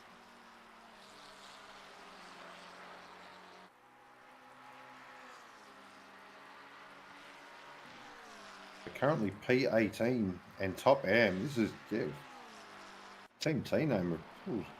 Bit of a master stroke as well. So they've made a bunch of positions. Here is Dylan Smith. Currently 29th at the moment. Of course, that livery is a bit of a shout out to the V8 Supercars livery from Brad Joe's Racing that a 10-year-old kid actually designed the Pizza Hut one. So they decided to do a similar kind of style with R&J batteries. Big sadness. The greatest supercars driver has retired, of course, this year. That was, of course, Jack Smith. Oh, wow! Who was that coming through? Sorry, that wasn't for position, was it? No, I think that was Houlihan. It was Houlihan sending it up the inside. No problem.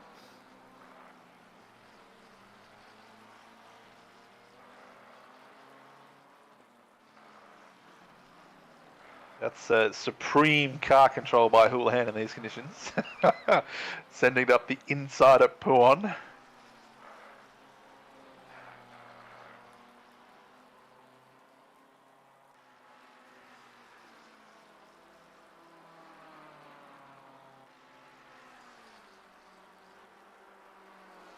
proper wet now. You can just see the glistening on the green creek, which you do not want to. Oh, you don't want to go out there too many times there, Dylan Smith. Oh, that's asking for trouble. So we can see in 10 minutes' time, it's down to light rain again. That's crazy. I still think the track's going to be wet for quite a while yet, but probably another 30 minutes, I'd say. The time they can get onto slicks again, assuming the rain stops on time. I think also, just looking at the track temp as well, it's still at 25 degrees, so it could be one of those showers that passes, the sky opens up nice and quickly, and the track could dry pretty quickly as well. As we're looking at Nick Miller, currently in 7th position, top of the class in Prime as well. This has been a great drive from the Odyssey Racing team so far. And with a drive-through. Oh, wow. Oh, okay, so that most likely is he's going to serve it straight away. So that's going to change up the Pro-Am order. Must keep it professional, Sean. Must keep... Yes, it is. Yes. Thank you. Yeah, my job is done.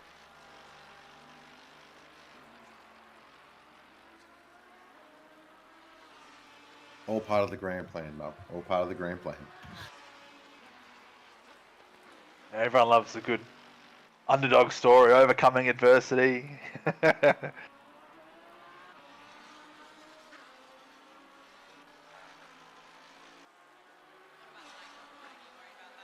Watching these top drivers here, like the top 4 or 5, control these cars in the weather is something that still just baffles me. It's great to watch.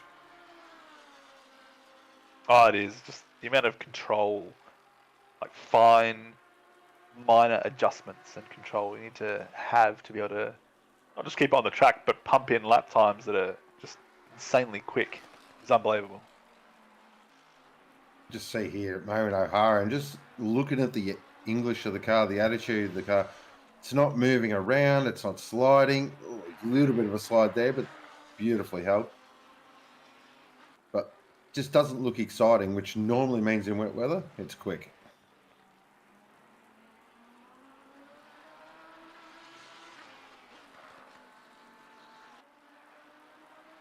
With that master strategy call as well, they've built up a nice buffer here at the moment. So they've got quite a bit of distance between Hignett there in 2nd position.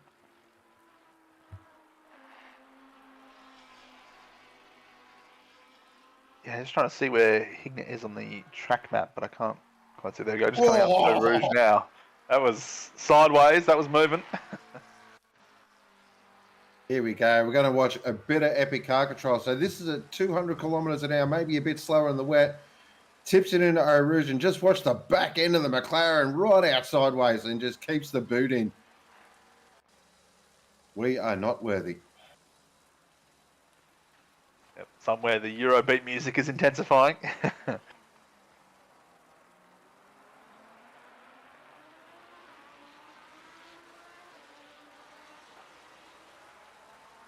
Oh no, Raj, what's happened, mate? Why are we pitting?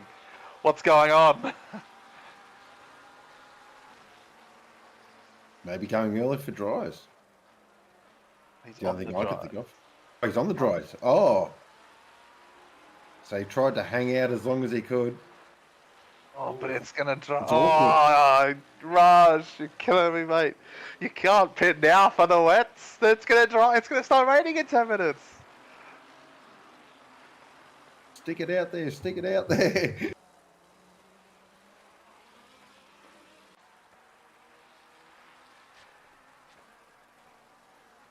This is a team I want to give a shout out to as well, Laundry House. They're doing it with 3 drivers. That is unfathomable. Insanity. Yeah, I couldn't do that. Massive respect to the teams out there with 3 drivers. Yeah, I just know that my ankles, my knees, my back, I'd be toast after 4 hours, let alone 8 hours. I mean, we found it tough with just 4 drivers. We were sort of trying to mix and match. So 3, I couldn't even imagine what they. But to be fair, pretty much all the pro teams in real life do it with 3 drivers. So it's interesting. Sort of sim racing tends to be on the sort of 5, 6 drivers. marked for a 24-hour race, but IRL, 3 drivers. Yeah, a bit of a small difference though. You know, they're paid hundreds of thousands of millions of dollars a year to train and be in 100% physical shape. You know. Are you telling me you're not a picture of fitness? Not at all, mate.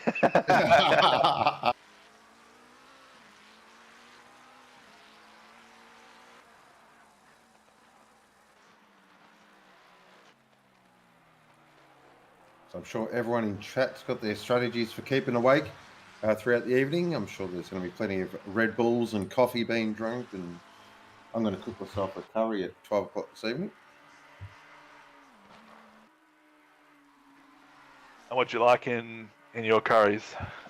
I'm very much a Thai green curry man, so traditional, done with nice chicken breasts, served with beautiful jasmine rice, and then a side serve of, if I could find some, green papaya Thai salad is like my favourite.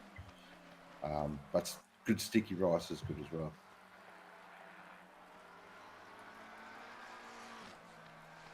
And in February, I'll be able to actually taste proper Thai food for the first time, heading off to Thailand, so look forward to that. Oh, very nice. Hopefully enjoy the holiday. Yeah, we're going for a best mate's wedding, so holiday / who knows what's going to happen. Oh, perfect opportunity to go over.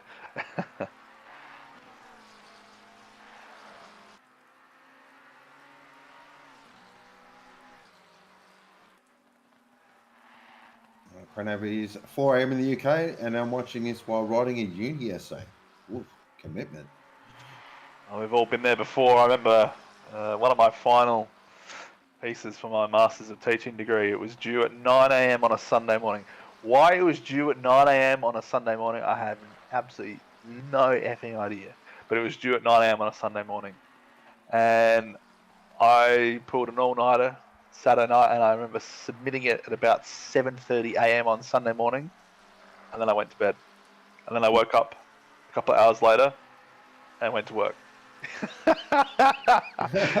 you just, as a uni student, you know, you're not great at time management, but you just find a way to get things done. Did you pass though? That's the main. I got a high distinction for it. I couldn't believe it. I thought it was rubbish.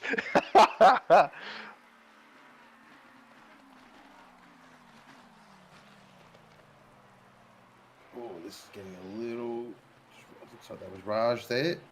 Got out of the way. That was actually really good. I'm a big fan of course, the car in front that Sweet is behind the wheel of. Anytime you put those colours on a race car, that just ticks my motorsport history boxes.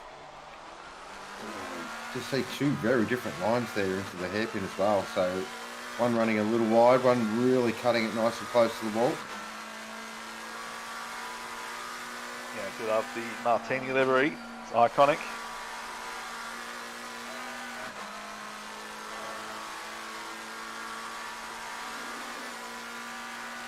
It's like Houlihan's got the courage to really take on that little stream or river that flows across the track there, whereas Corey Sweet just running it out nice and wide.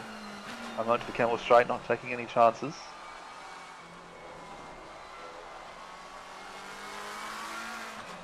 Just on board here with all that. Oh, Scott Cody Carlson is off. Oh, that's a big one.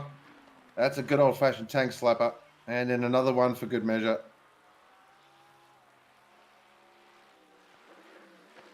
That most likely will be coming to the pit lane. Pit lane is close by. Well,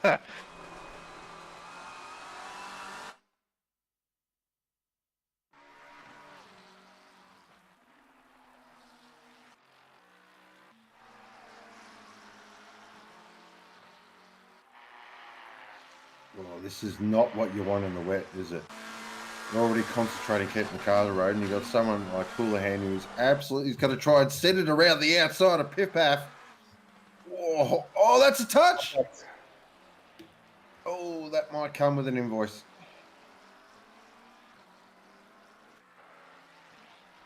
Hard to see from that angle, though, where the Sweet just got the back end out and was... Yeah, it's a tricky one, that one, but side by side through there in the dry is hard enough, but in the wet, kind of saw that coming. Yeah, Houlihan was getting a bit closer and closer and closer. And yeah, hard to really see what happened from the angle we had. But I'm sure the stewards will be all over it with the 27 different camera angles they've got. Of course, big shout out to our fantastic stewarding team. Of course, can't go racing without them. Really tough, hardest job in sim racing to do, but they're doing a magnificent job and all strapped in. I do know the fridge is full for 24 hours in their beautiful steward's box.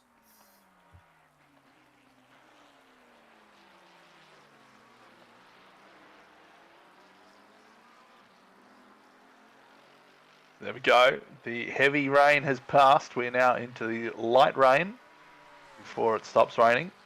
So not long now for these guys before they can rejoice. As we cut to a replay here, is that of the incident? Yes, it is. Sweet and Houlihan. Yeah, nothing hard to really say from that angle. It is difficult, isn't it?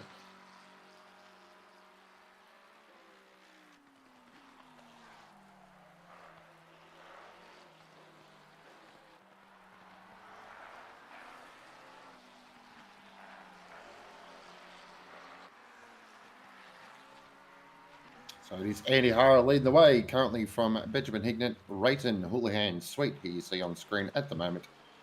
Pacebesh, Kozia, Ratushi, Brown, Kong are your 10 at the moment. He is currently in 12th position. Third, Damiano. Very much looking forward to the wet weather he was. So he'll be doing dances.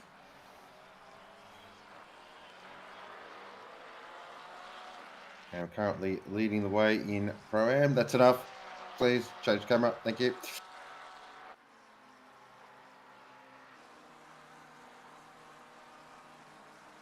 Miller behind. Of course, Miller did serve a drive-through penalty, so that's the reason for the change of position there. And so Scotty Brochford currently down here in 14th with the world's biggest save.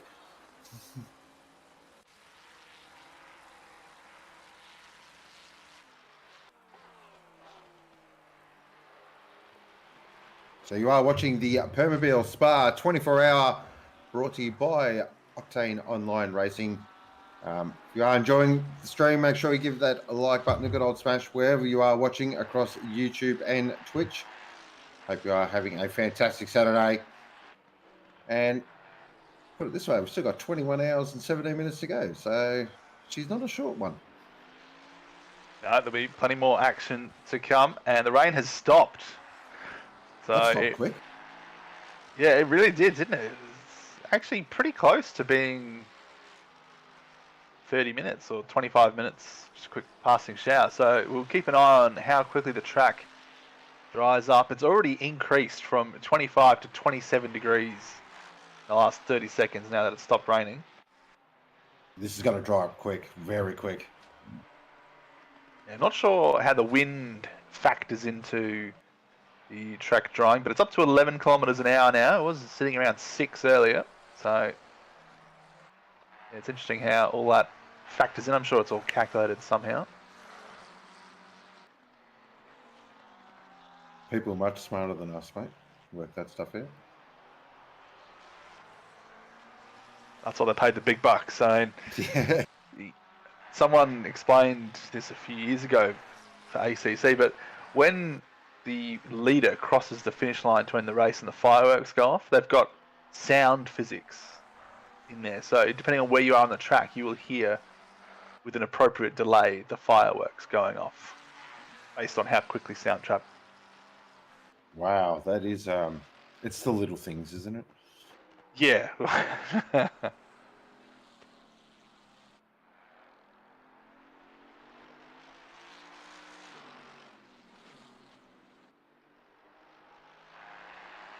got a nice little battle here. Paul Bowen chasing down Mike Crick for P15.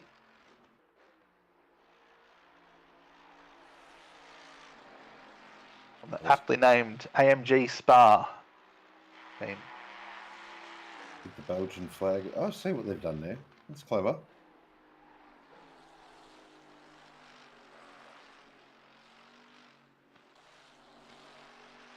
Sometimes the simplest liveries work the best. Always a big believer of that. Yeah, that's right. It's hard to go past classics because, oh, well, they're so boring. Just, same color combinations or same patterns, whatever. And it's like, well, it works, And then you get some people that just come up with these absolute monstrosities, and you think, no, what have you done? I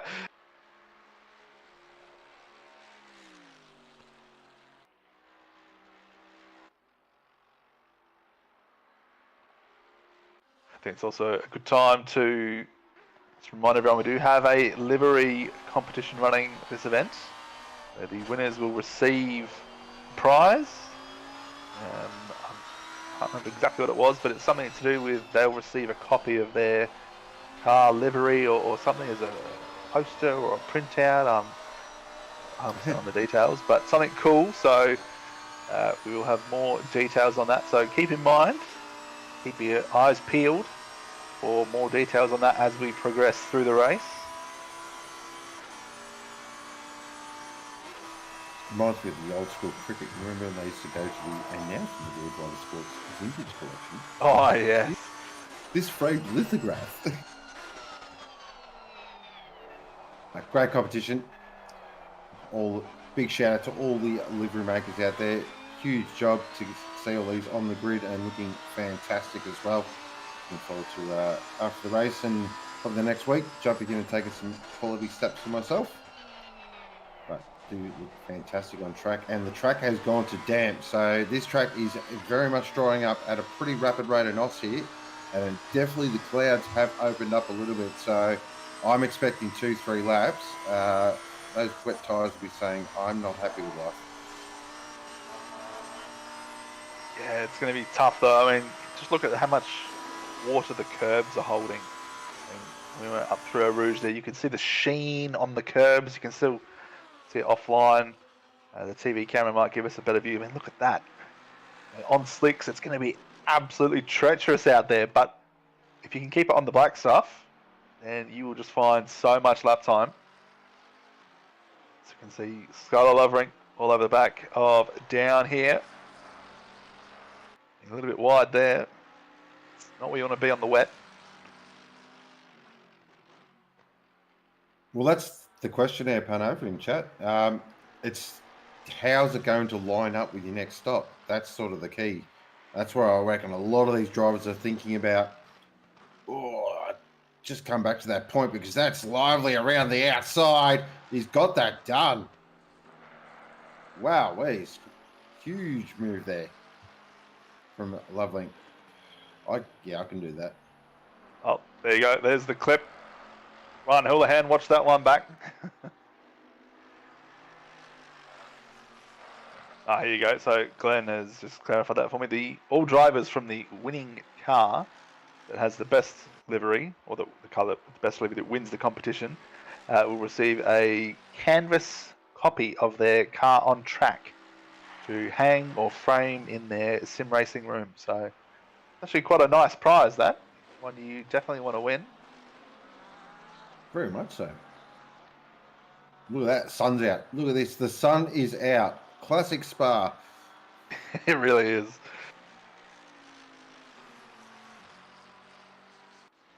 They say Melbourne's the most unpredictable weather in the world. I don't know. I reckon this certain place in Belgium will give it a run for its money.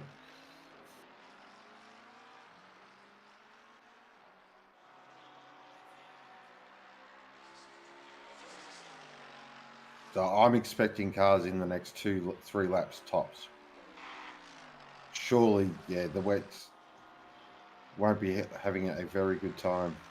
I reckon 2 laps. I think a lot of teams now will be sort of contemplating coming in.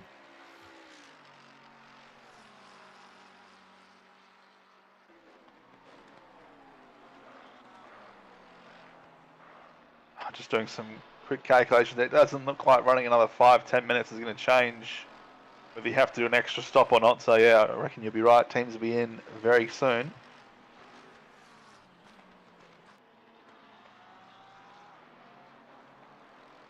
You can almost see there parts of Rivage and No Name. It looks dry.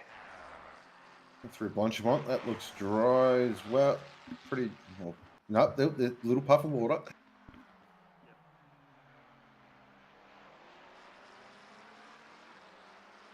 And joining us in the commentary box this afternoon, we can welcome along Ethan Kale. Ethan, welcome. How are you?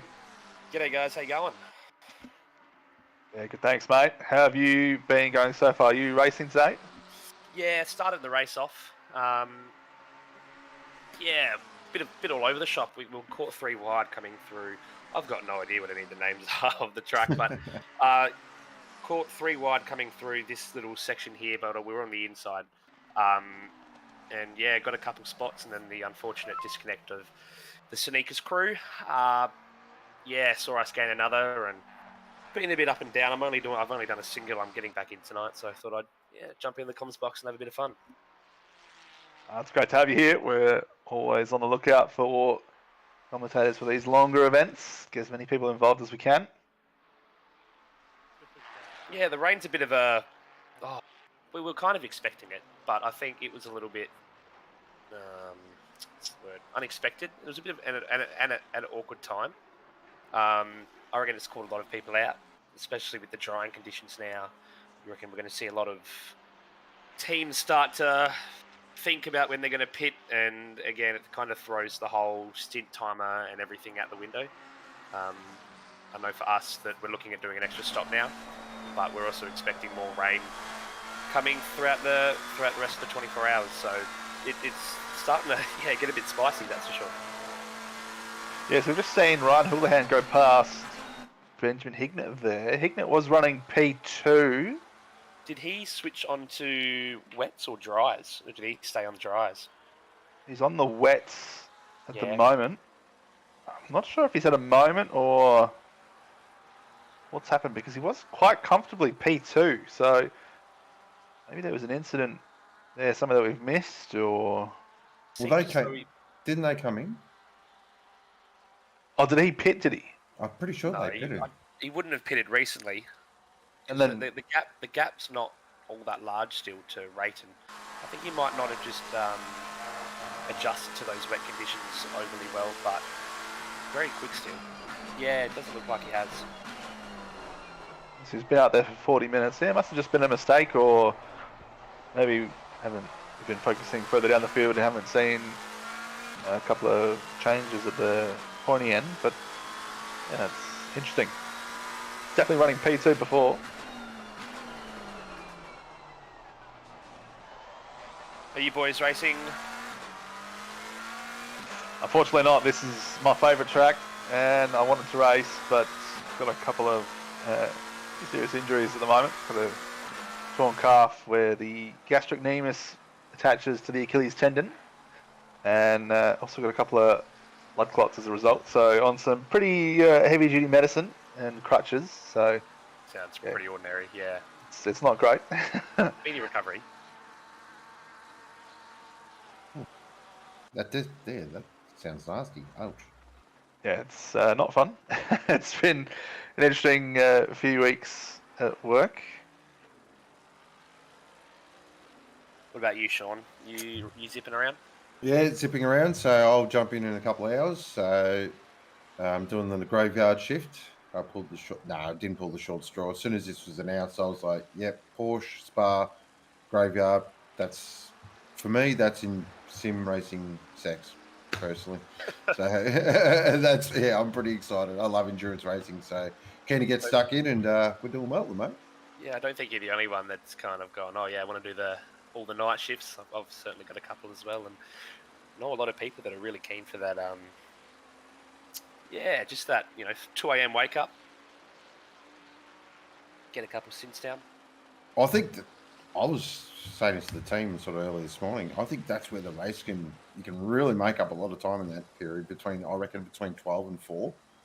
I think we're going to see a lot of mistakes, but also a lot of teams being able to make big ground as well. Yeah, for sure. And I reckon if lots of people, come down to fatigue and everything as well. But no, I couldn't agree more.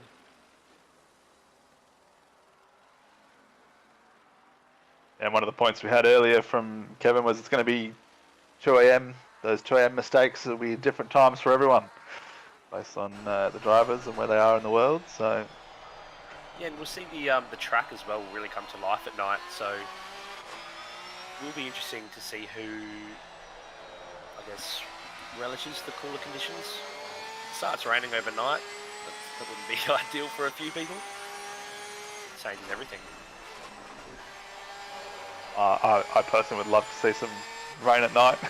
Yeah, I wouldn't mind seeing it. Probably not being in the car though. As we do see Rashuti here coming up on Koza. Give you a little insight. Koza did make a mistake before. Ended up staying on. We pit earlier and were on the wet tyres for about 10 minutes. So he's really starting to struggle with the set. But Rashuti have been keeping an eye on him for the last 20 minutes. He's absolutely flying in that Porsche at the moment. He's hitting apexes. He's very, very quick. So props to him. Actually, the track already up to 29 degrees and greasy again, so it's improved from damp to greasy. Definitely see some dry lines appearing now. Shooty looking to cool his tyres where he can there.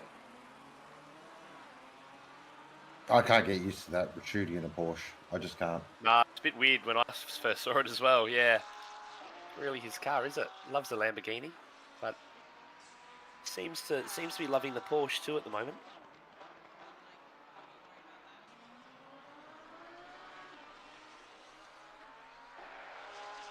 No, well, we all go through rebellious phases, don't we? So I think over the next 5 to 10 minutes, we'll start seeing lots of teams come in and change their sets.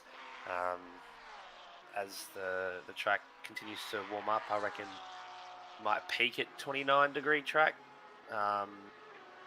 which is what we kind of saw a bit earlier on. And it's weird because it's kind of been fluctuating between that 31 and 29 degree stage with the cloud cover and everything. Yeah, it's one of those tracks though. It doesn't get overly hot, I find. 29-30 is the max I've seen throughout all my practice based on the ambient. But at night, I've seen it as low as 11. So it's quite a wide, big fluctuation. Cools off a fair bit, and I guess the key part will be how much it changes between that dusk and dawn and how fast it changes as well. Because if it's knocking off 1 or 2 degrees, I think lots of teams will be able to handle that. But if it's more changing 4 or 5 degrees in a stint, that's really going to be a challenge for some, and especially for the drivers.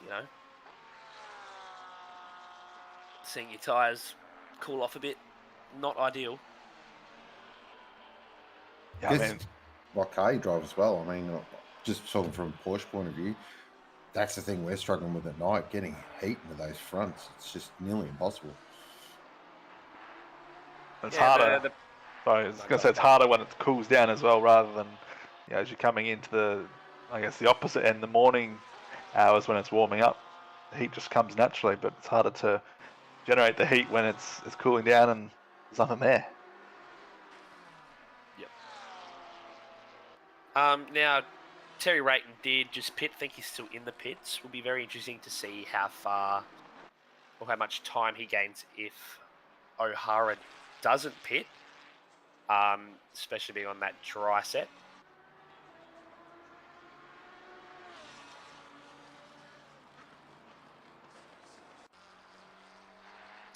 Oh no. Oh no. Could have been a lot worse. Done very well to save that there. Who's in at the moment? Robert Wenzel. My man. Big feed himself. And he's like doing the Austin Powers turn. No,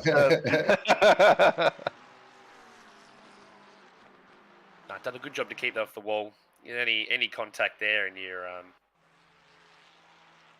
going to get a bit of aero damage as we're on board with Weatherburn. Losing it in no name as well, the exact same spot. Does he keep it off the wall? Yes. Wow. Bit of a hairy spot at the moment. I'd say they're all on their either very worn wets or very cool dries. And as soon as you go off that line, it's going to be pretty hairy. As the track now ticks over to optimum, so I don't know how much water. Wow, what a joke! It's gone from greasy to optimum. We'll take it. Drivers will be happy. It's sunny again. So here we go. Houlihan, Sweet, Hignett all coming in. Rashuti also pitting. And Dry from P9 too. So, Fast B, is that how you say it? That?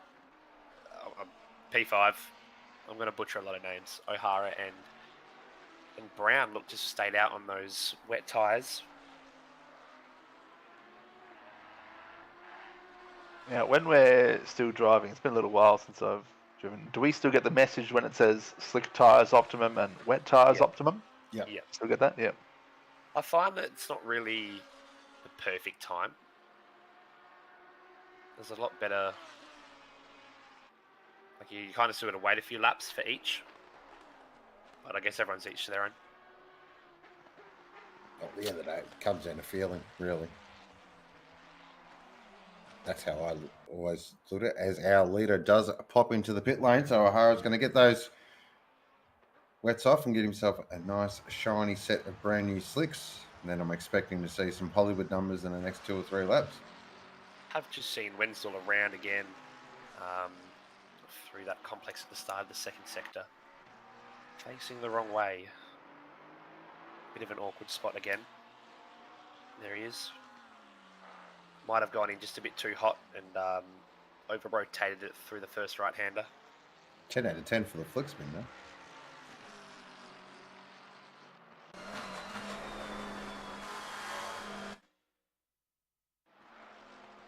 Yeah, that was a good decision to cut away from that angle. That was looking the scene of an accident, that one.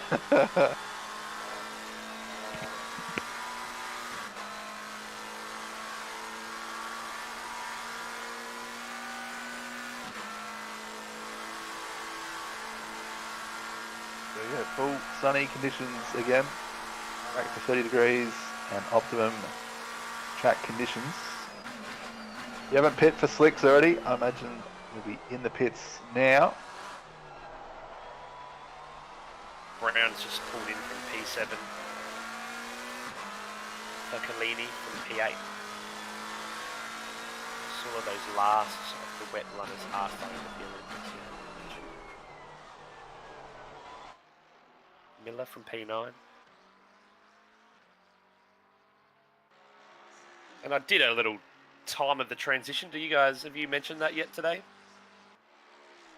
The transition through the pits is 1:12. Plus your stop time. I was just going to go with a bloody long time. Yeah, about that, yeah. Yeah, so Technical terms. agonising. So you're looking at about 1:45 after you stop the car, start the car, all that jazz, which is strategy and everything. It's a pretty massive gap. I think that comes back to the point we were saying earlier, managing your track cuts and your pit lane speeding is going to be crucial. Yep. And on a more positive note, I believe the pit lane board is still there. Excellent. Yeah, that's usually one that goes pretty quickly and catches people out. Yeah, she was very hot on it, which is good. Are we going to go look for it? Yep. Yep, there we go. Here we go. Is it still there? Here we go.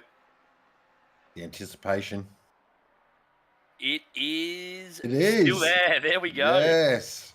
Beautiful. And you got the marshal on the left if you end up mucking it up.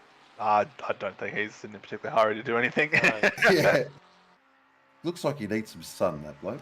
A little bit pale. Coming back on board with the 600 MRT, the very fast crew. With Meg behind the wheel. Is that Reynolds in front of him? I believe it is.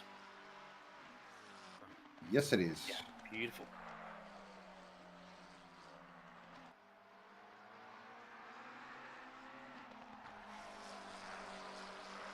Thanks for stopping by, Nick. Appreciate you joining us in chat. We'll see you a bit later.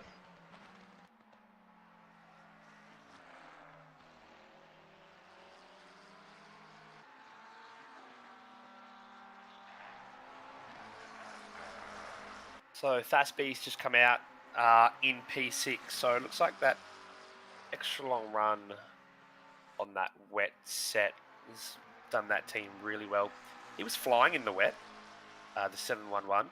I tuned over, was really, really connected with the car, and this was Tafiq back in. There we go. Yeah, so this team's doing really, really well, especially seeing as they had that pit lane problem, pit limiter problem earlier on.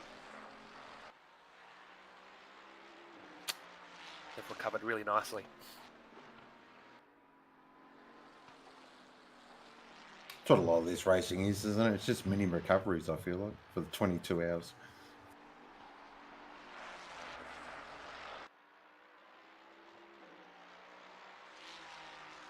Our top 10 at the moment. So we've got Paquita leading the way from Rayton, Hobbs, Reynolds, D, Taufik, Rashudi, Carter, Cook, and Johnson are your 10 at the moment. We are seeing a few drivers jump in for the first time as well, which is great to see, getting their first taste of the Permobil Spa 24 hour.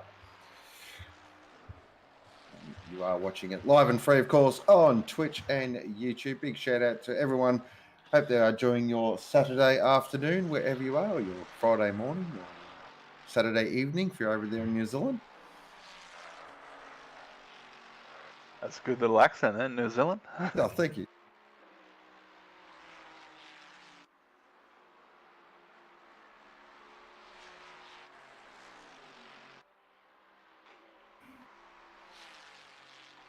I still haven't eaten yet. What is for Eaten. lunch? Oh, I don't know. I think I'm more thinking about breakfast at the moment. It's about 2:47. I got nothing in my body except for a purple mother, which ain't very healthy. As Meg runs a bit deep there. Uncharacteristic. I'm sure that debate will come up later in the day. The Red Bull or the energy drink of choice. I'm just giving away my answer. Yes, I couldn't agree with it. Yes. V, Monster, Red Bull, any other Rockstar. Are there any others of this? Got a bone to pick with V. They changed their flavour. Oh, And I was an avid V fan.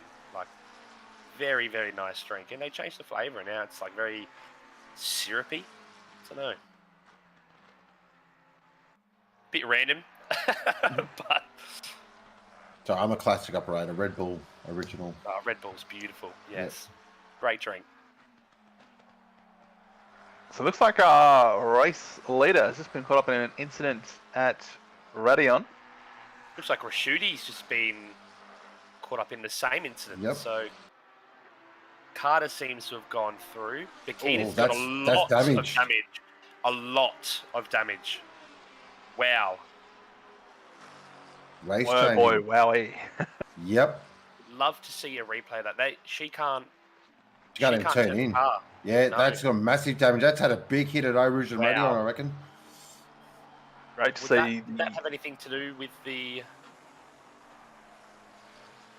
Johnson's in the pits? He's had to return to the pits as well.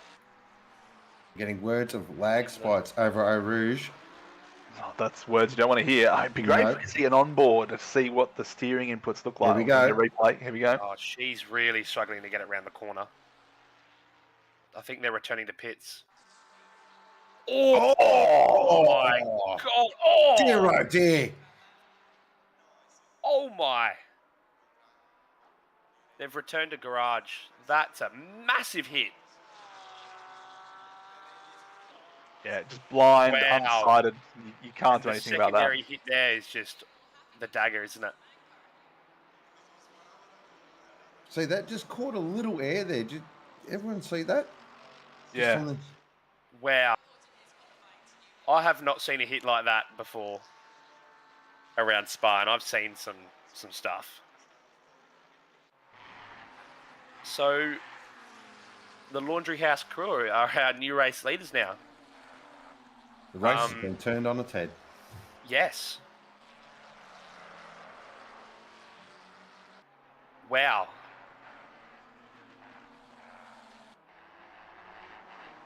Yep. F in chat for that collision. That was absolutely massive.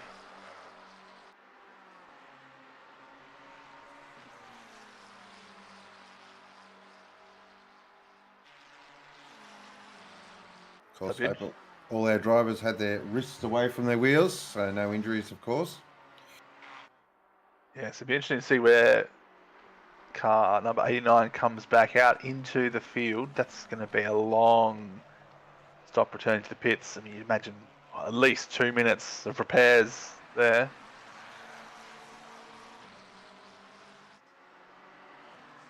Yeah, that's going to, that's, wow, I'm going to be watching that 89 now on the recovery drive. I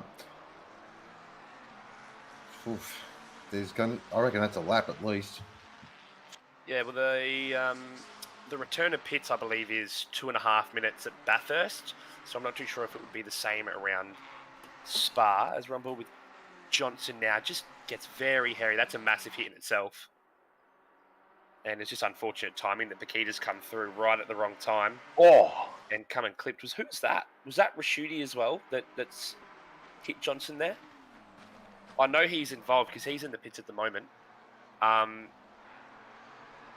Did he hit Bakita or did he hit Johnson? Here we go. On board with Shooty at the moment. Comes through. So, yeah. Bakita. So Yep. there was a fourth car in that has hit. Was that the Bentley? Kovac's red entry, the Bentley, it looks like. Yeah, so the Bentley's come up and it's also... Yeah, wow. Did they? Looked like they did. yeah, the Bentley definitely hit Johnson's Yeah, car there. yeah. He got lifted up into the air a second time, okay. so...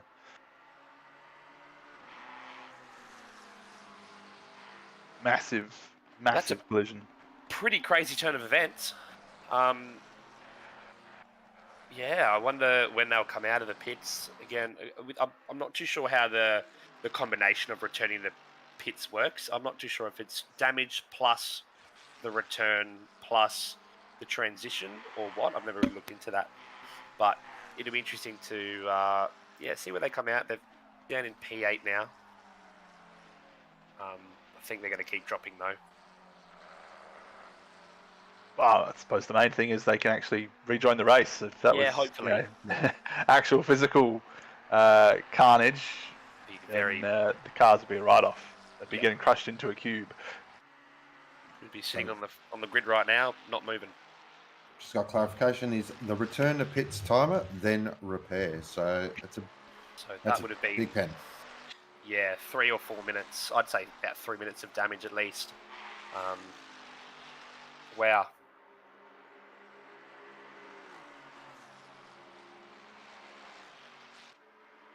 Let's run board with Kerr here. Looking to overtake Weatherburn.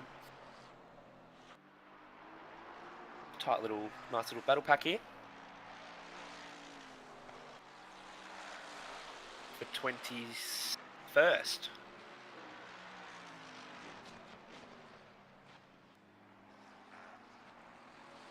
We're hearing the words 4 minutes damage. Wow. You can hit a wall flat out and only get 2.5, so that says a lot. That's a big hit. Oh yeah, I know we've said it's massive and big, but yeah, that's basically 3, maybe 4 laps down by the time they get back out there.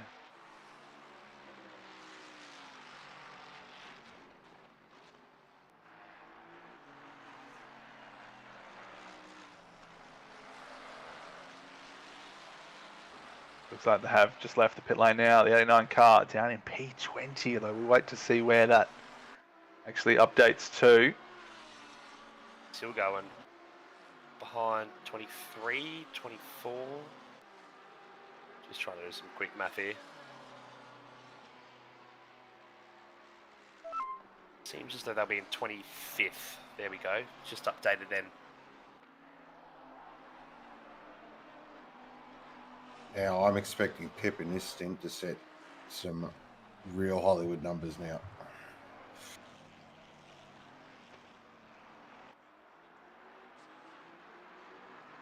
But with the caliber of team they got, I expect that 89 to start chomping away, and they'll slowly make their way back up through the field. But very unfortunate. Actually, looking back here, Jacob Weatherburn is currently the fight for 20th position. Got Kerr behind and Maloney is in the 191 entry. Yeah, it's interesting here. We got 20, 21, 22, and then just ahead of those guys, we got P28, P29 battling as well. So there's always potential for drama when you have a few cars battling that are coming up to lap cars that are also battling.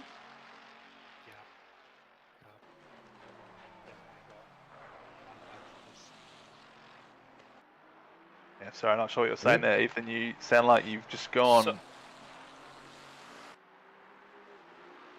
Sorry, I think you can hear my team console. I was about to say that. We got a bit of One inside second, info there. I've got to get that off. Sorry, boys. They've been pretty quiet. Yeah, sorry about that, everyone. Just watch the replay. We avoided that. We went straight through the middle of it all. That big incident before, so bit of a breathtaking moment there. But yeah, sorry again. Should be all good now. As we are back on board with Megan D, still battling Reynolds for P3. It's been going on for about 10 minutes now. Right on the back of Reynolds. Both very good drivers, both in the McLaren. And it's interesting to see how this pans out with their tyre wear over the next 10 to 15 minutes and their patience as well.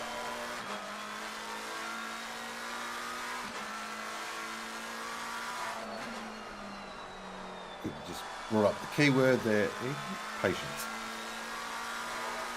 Something we all say we have, but very few of us do. Oh, I have no problem with it. I've got absolutely bloody none. That's all right, guys. You can win the race right now. Just saying to the team, like, it's weird because no one's ever really done a 24-hour race before. If you're a dedicated OOR, I guess, competitor, it's just weird, you know, sitting in the car 3 hours in, battling over half a second to a second, where we've still got 20 hours to go. Everyone just needs to make that mindset switch and remind themselves that they're going to be sleeping before the race is over. Maybe. Yeah, I think we can all make the mindset switch. We're just looking, just got to keep an eye on this as Megan does send it up the inside, but there is the switch back, and Reynolds says, I'll take that back. Thank you very much.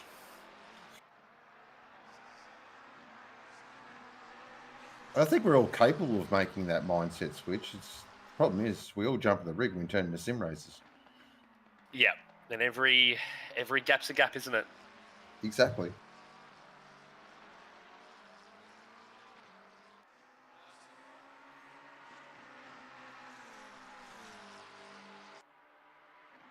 So it seems as though Meg's just going to regather herself, catch up a bit, and try again in a couple laps. Reynolds is a very, very good driver.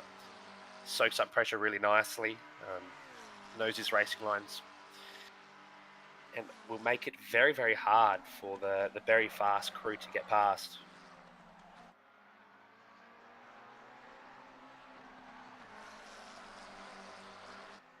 Yeah, Reynolds has been competing in OR events for years and years now. Very long time, yep.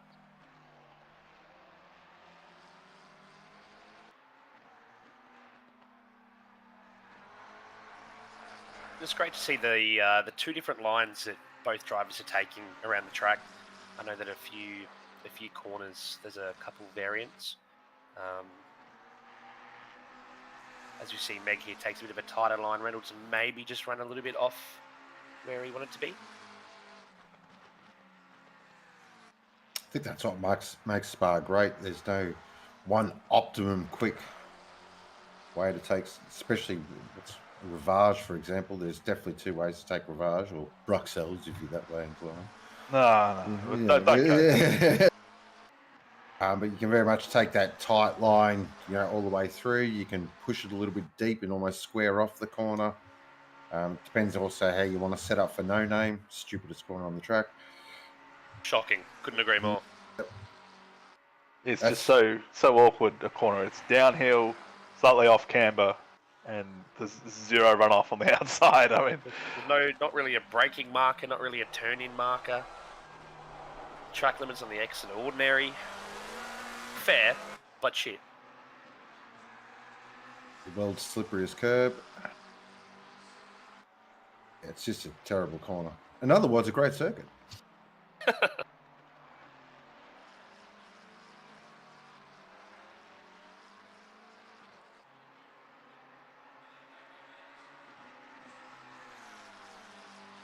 Plunge down this shot. One of the most famous sights in motorsport, that one. They go down, Eau Rouge, and then up. Eau Rouge and up through Radion.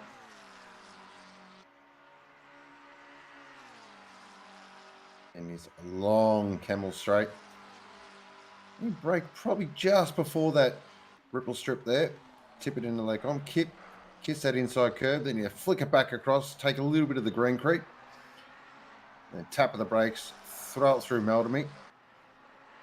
Then down to Ravage. This actually part of the circuit when the sun's rising is just magnificent to look at. There'll be some good shots in the morning.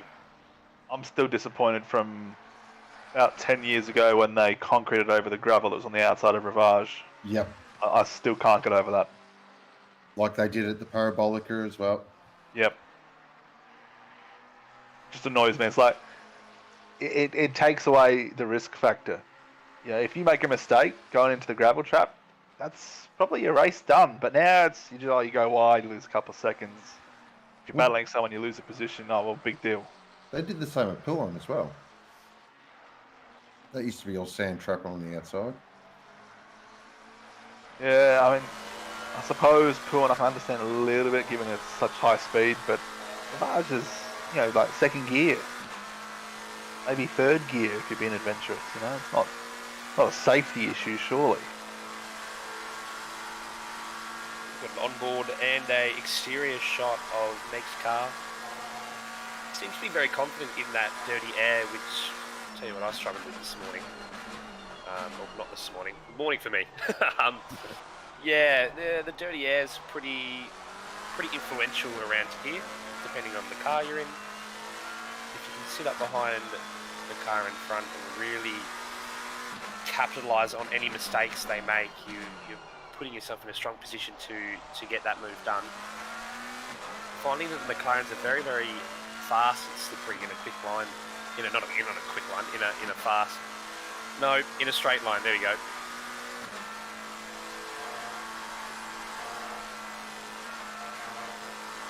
It is widely known that McLaren is probably the quickest down the camel. Yeah, it would have to be with that. Can they still run the zero wing? Did that ever get fixed? I think it did get fixed. What I'm hearing is a lot of teams running the 1-2 wing, which frankly in Porsche land terrifies us. Yes. Yeah. But I do hear the McLaren is quite spicy in the rear end, especially through this medium slow stuff. Has its moments. It's definitely got the ups and downs. In a straight line, you're done for if you're trying to catch it.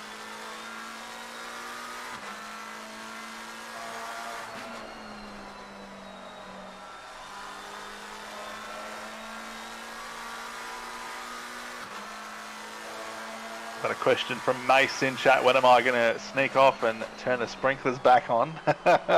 So we've got something to talk about. Look, there will be some more rain. I have no doubt about that. It's still just under 21 hours or 20 and a half hours to go now. I guess that's what, still over 1,200 minutes. I'm sure that's will give us an exact update soon.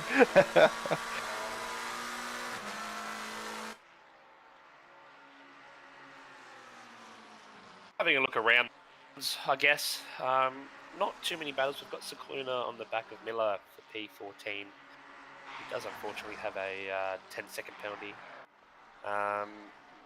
Seems as though Weatherburn got past Kerr a few laps ago, so is comfortably ahead of him now by 5 to 6 seconds.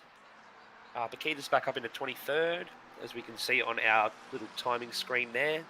Slowly crawling back, but looks like it's a pretty big gap to Vintner in front. We've also got King in 26th. Looks to be near Rios. maybe King made a little bit of a mistake. That's a great discussion point from Race Control.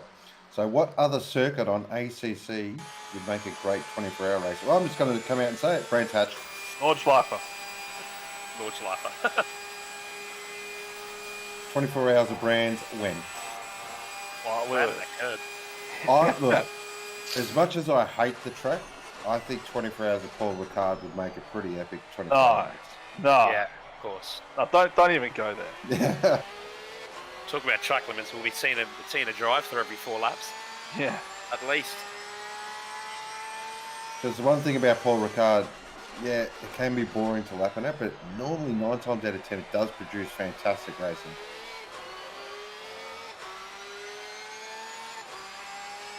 There's a strong argument made that Paul Ricard's got the worst track limits in the game. Oh, it is. Yes, yeah, agree. Plus, I'm also through there. I'm banned from Paul Ricard apparently. Trying to burn the place down or something. Ethan. Young summer lad. You don't know the history, mate. You don't know. That's all right, Malik. I can accept it. Cue it up, mate. Cue it up. All right, I'll stop asking questions.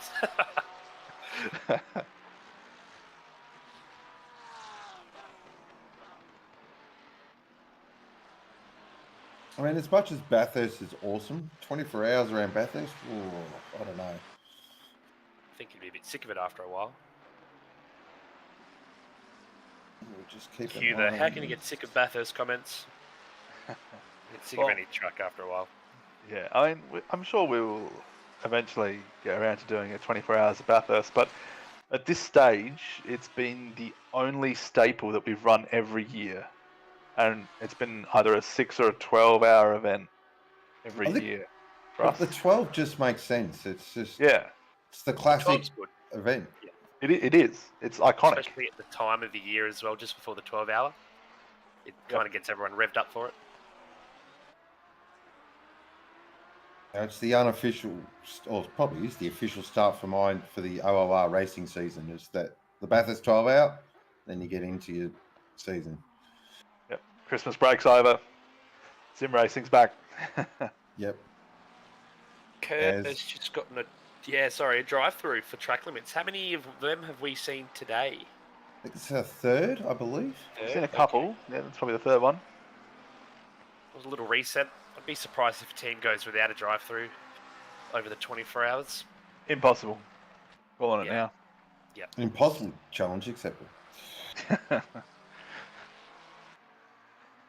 Look, I'm sure someone out there will prove me wrong and there'll be some statistics on, but you can't tell me if we're doing 500, 600 laps that you're not going to make 4 mistakes at some point and run a little bit wide and get punished, fairly or not, by across track limits. 4 or 5 drivers. Yeah.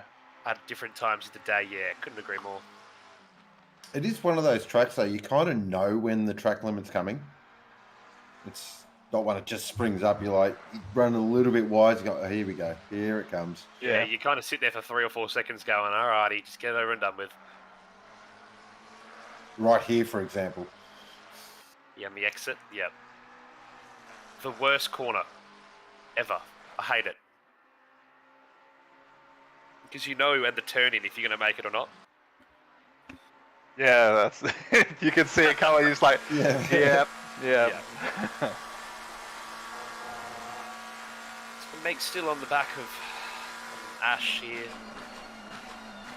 Applying again a lot of pressure, but again Reynolds is just very good at absorbing that and keeping his eyes forward. Would we say that because Meg's been able to stay so close to the back of Ashton's car that Meg's probably a little bit faster at this stage of the race, but just can't quite find a move? Yeah, I'd say so. Being this close as well, the aero wash would be affecting the tyres a little bit. Obviously still very confident. Not too sure how long she's been in the car for on this set, but for sure, and I think she'd be getting a little bit antsy as well, as we can see, you know, making trying to make a few moves here and there, show the nose when she can. But has pace up her sleeve.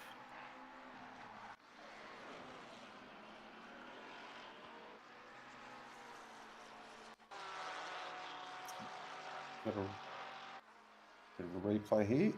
So Scalina's getting past. I think that's Nick Miller behind the wheel. Going to lose their head through Blanchemont. Ooh, that might be a naughty there. That looks close to a track cut, I reckon. Yeah, that's another one, isn't it? Where, you know, if you just follow another car and you just understeer a little bit, you're thinking, oh, please don't, please don't, please don't, please don't, and then it pops up. Oh. There's my mate Cookie, currently there in 8th position. Of course, one of our fellow OOR commentators. He's pretty keen for the race. So they're tracking along really nicely, actually. Top silver class for FPS Evolve Racing Yellow. Currently in the top 10 as well, so that's a huge drive from them so far. No, he was pretty confident about the team's chances today, so they were definitely gunning for a class win. So far, so good, but let's preface that by saying we're only 3 hours into the race. Yeah, they've got some pretty handy drivers in that team, so it'll be good to see them do well.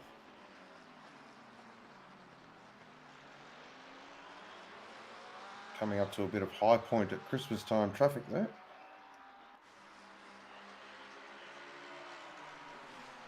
Take it you guys have got all your Christmas decorations up and about already? Yep. Yes. We can open this one up to the chat out there. What is the appropriate date to start getting Christmas decorations out? 23rd of December and take it all down on the 26th. Surely not. Just December, I reckon. Any earlier, it's a bit premature. Tradition's the 1st of December, isn't it? Yeah.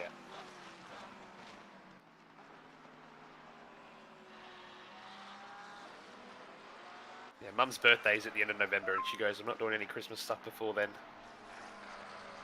Oh, mate, I'm not taking a long hard look at myself. I get it out mid-November. And it's up usually until mid-January. Then you can be staffed when the hangover's over. Bender goes by the supermarket's timing. So as soon as he sees the Christmas decorations out in the supermarket, it's time to get them up.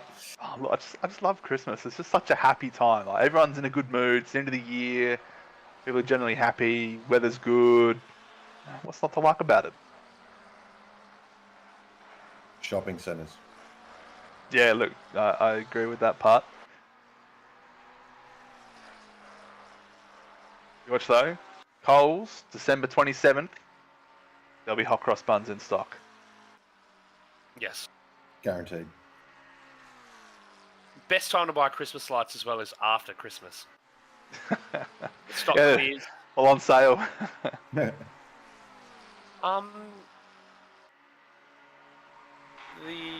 penalty for the 103 car just got cleared. Not too sure why. Unless if he served it. Nope. Maybe the final track limit, he got pushed off or something. Yeah, not too sure what happened there. I have They seen definitely that. haven't served it. I've seen that being cleared before when you get a track limit because you've been hit or something. It's touch and go. Yeah. Like in the sprint series, yes, if you can prove you do not get another track limit the rest of the race, yeah, that can be applied. But there's still 20 hours to go. It's very hard to say, no, I'm not going to get another track limit. Please clear it for me, you know? Could guarantee it. Yeah.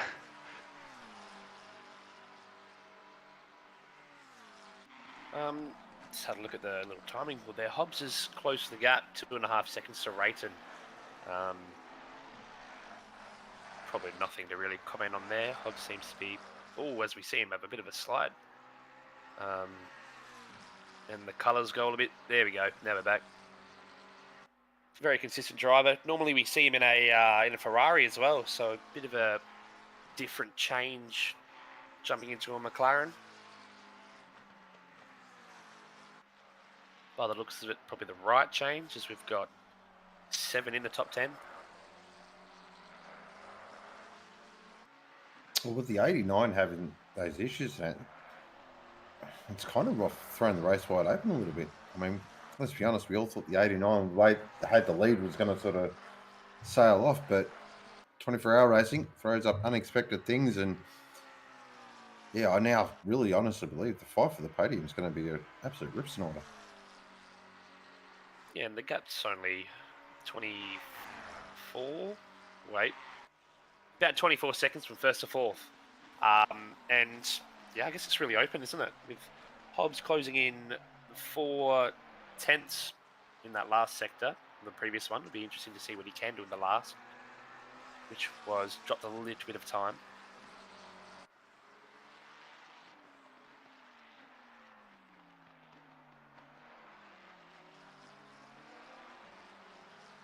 Yeah, that's the beauty, though, as we're saying, of 24-hour racing or just long endurance racing. I mean, I'm sure, what is it, key to the car 89, 3 laps down at the moment. You know, come 10 hours, wouldn't surprise me if they're back on the lead lap. Maybe even before then, who knows? Yeah, clearly wouldn't be shocked.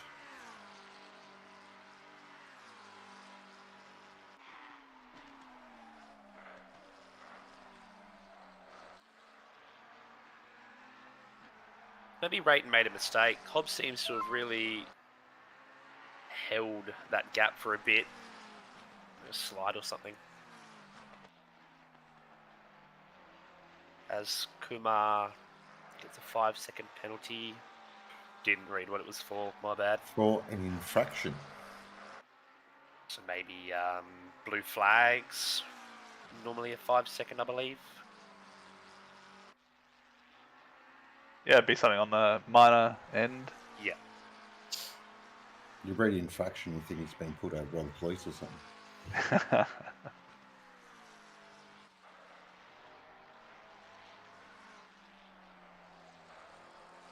Or the pit staff didn't have their appropriate safety goggles on.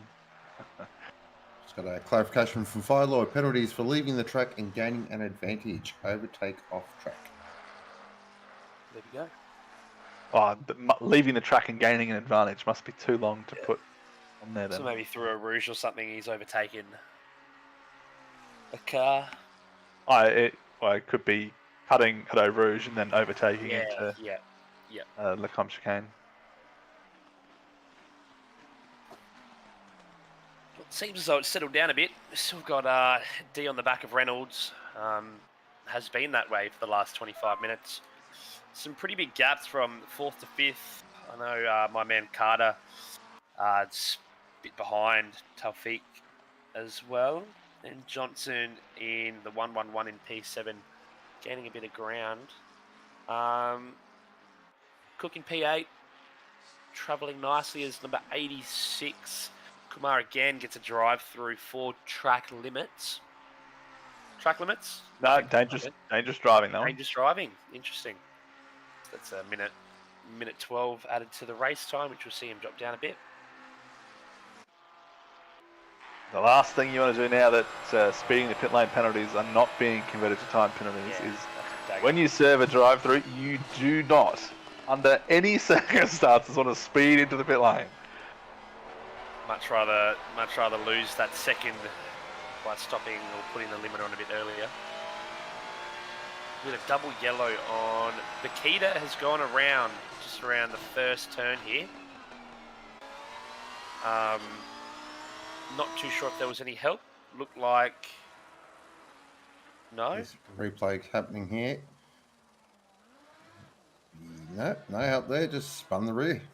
I believe the Lambo can run quite a low TC setting. That's very unusual. Clipping the orange construction bollards there as well. Yeah, a little bit of damage on top of that. Yeah, we saw Akita earlier running 0 TC.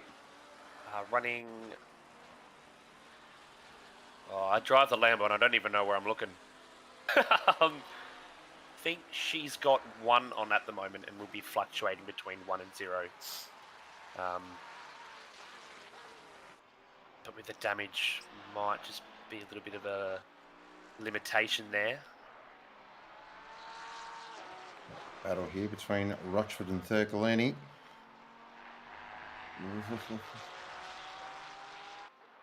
Okay. And it looks like Thurkalani just opened the door a little bit. That's got to be Rochford through. That is for the fight for 10th position.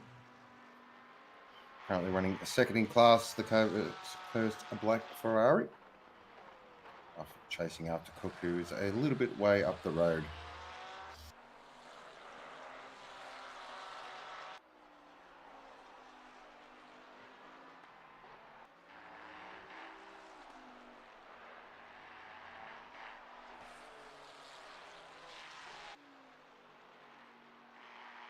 Had a bit of an eventful opening stint, the 991, but settling into a nice rhythm now. And anytime you're in the top 10 in this field is a fantastic effort.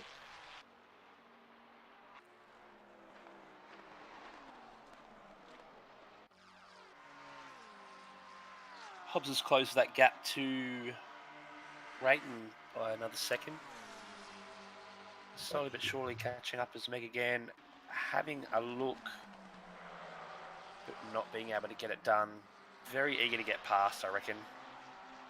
If the tyres are still there, she'll definitely start to push a little bit more. Yeah, she clearly thinks she's got a pace advantage now. You can just see it the way she started to position the car. Reynolds is not exactly going to open the door and go, oh, please come on through. No, we haven't seen that either. He's done a really, really good job holding his line. One time she did get through, ran a bit deep, and he was able to get that position back.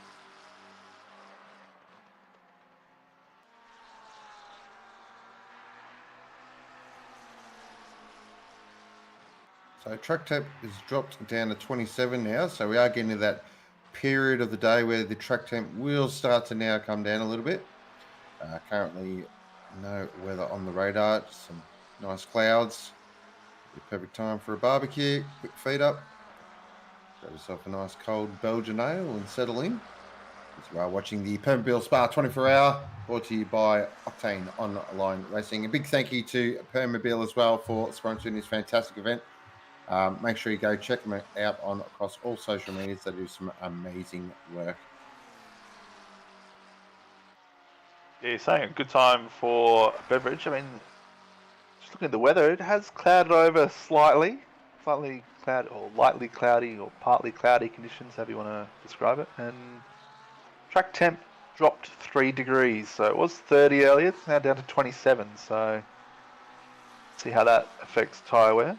Ambience dropped down 1 as well. So yeah, I reckon it's just getting to that time of day where, as Sean said, just starting to just naturally drop into and transition into that night. Do we know when the sun is going to be setting? Around 9:30. That's a bit late because I was on a practice server and sun was coming up at 4. The sun, yeah, it's Spa. So Spa has, out of all the big 24-hour races, Spa has the shortest amount of day nighttime running. Oh, okay.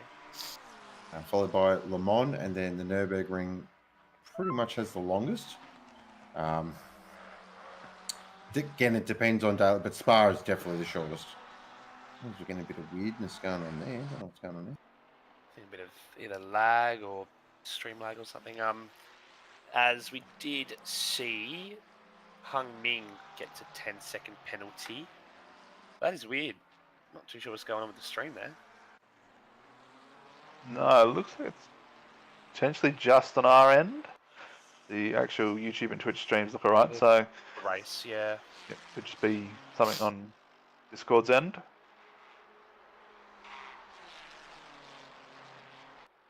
Here's a car we haven't really spoken a lot about. It's the 700. Chris Taylor behind the wheel. Currently running in now first position in Pro-Am. What has happened to my 800? The 800 there. May have come into the pits. Not too sure what's going on there, but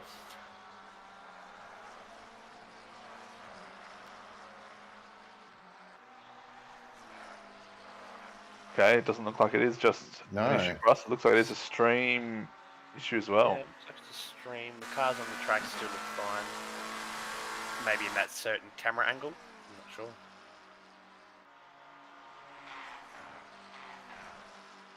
Yeah, Megan's just dropped off a little bit there.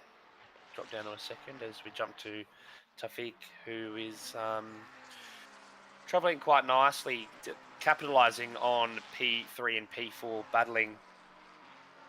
Seeing that gap close a little bit as we again jump back on board with Terry Rayton with a 6.8 second lead over Hobbs. Put in a pretty faultless stint here.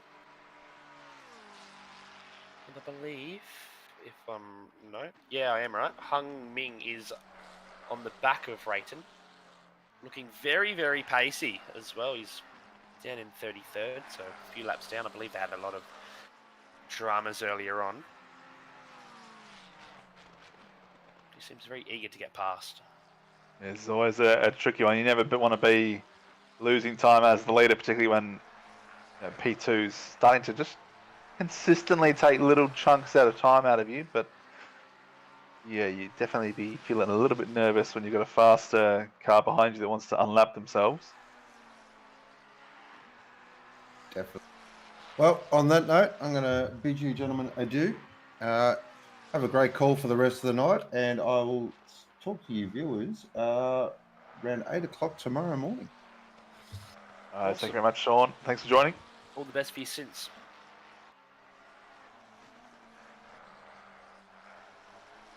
So still on board with Rayton here.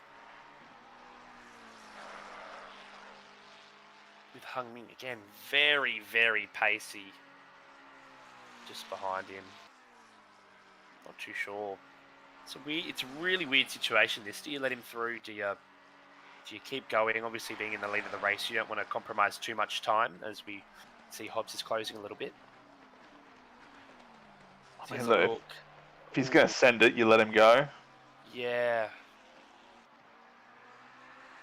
It's hard to say that. I mean, showing the nose on the inside to the bus stop is almost just as bad as sitting, right on the bumper of Rayton's car, because then you're worried, are they going to outbrake themselves and hit me?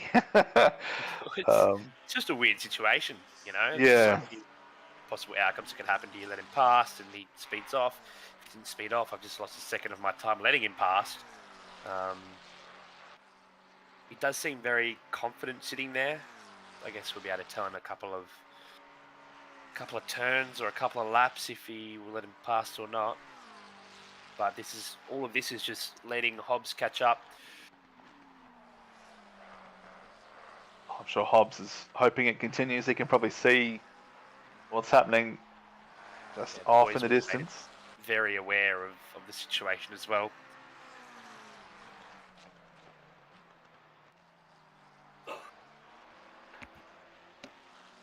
So we can welcome back into the commentary box Kevin Paredes. Welcome back. Oh, thank you very much. It was I wasn't far away. I was watching the Twitch stream. I missed a lot in only 2 hours. Oh, it's all been happening. Yeah. Yeah, our favorites are back to the back, and just when we thought the recovery drive of the year might be in order, they encountered, shall we say, had another encounter with the wall. At least the first one was not their fault. Just seen Thomas down in 27th, not too sure what team they're a part of, sorry. He just stopped on the downhill section coming into Eau Rouge. Maybe turned the car off. Right on the racing line, a bit of an awkward spot. That has seemed to have got it going again. Yeah, maybe I reckon the car's turned off. Hit the wrong button.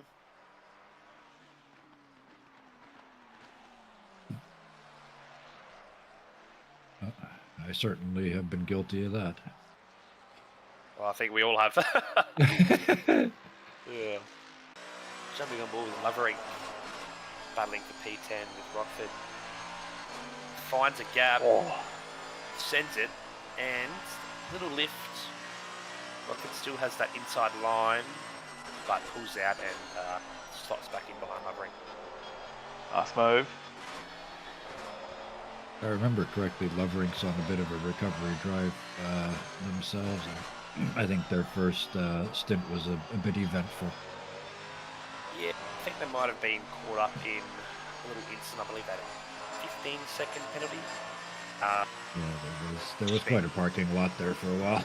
Yeah, crawling back and doing a good job of that. Back in the top 10. So it's a great spot to be. This is one of those tracks. If you've got a bit of space, the flow. If you get into the space, into the right zone, you can just eat up laps in this. I can't imagine doing an endurance event here, but even just in a 1 hour or 70 minutes, you get in that space and just fly. Yeah, clean air is really, really important with this track, with again the dirty air and everything. Just being able to lap without any pressure from in front or behind is awesome. And the really good drivers will really relish that and make the most of it. Yeah, there's a few cars out there at the moment that are quite lucky with the space they've got. It's like 103 and 959 that are around just at the end of, just at the start of sector 2. Plenty of space for them. And yet we've still got our top 4 within about 20 seconds of each other, so still in line of sight.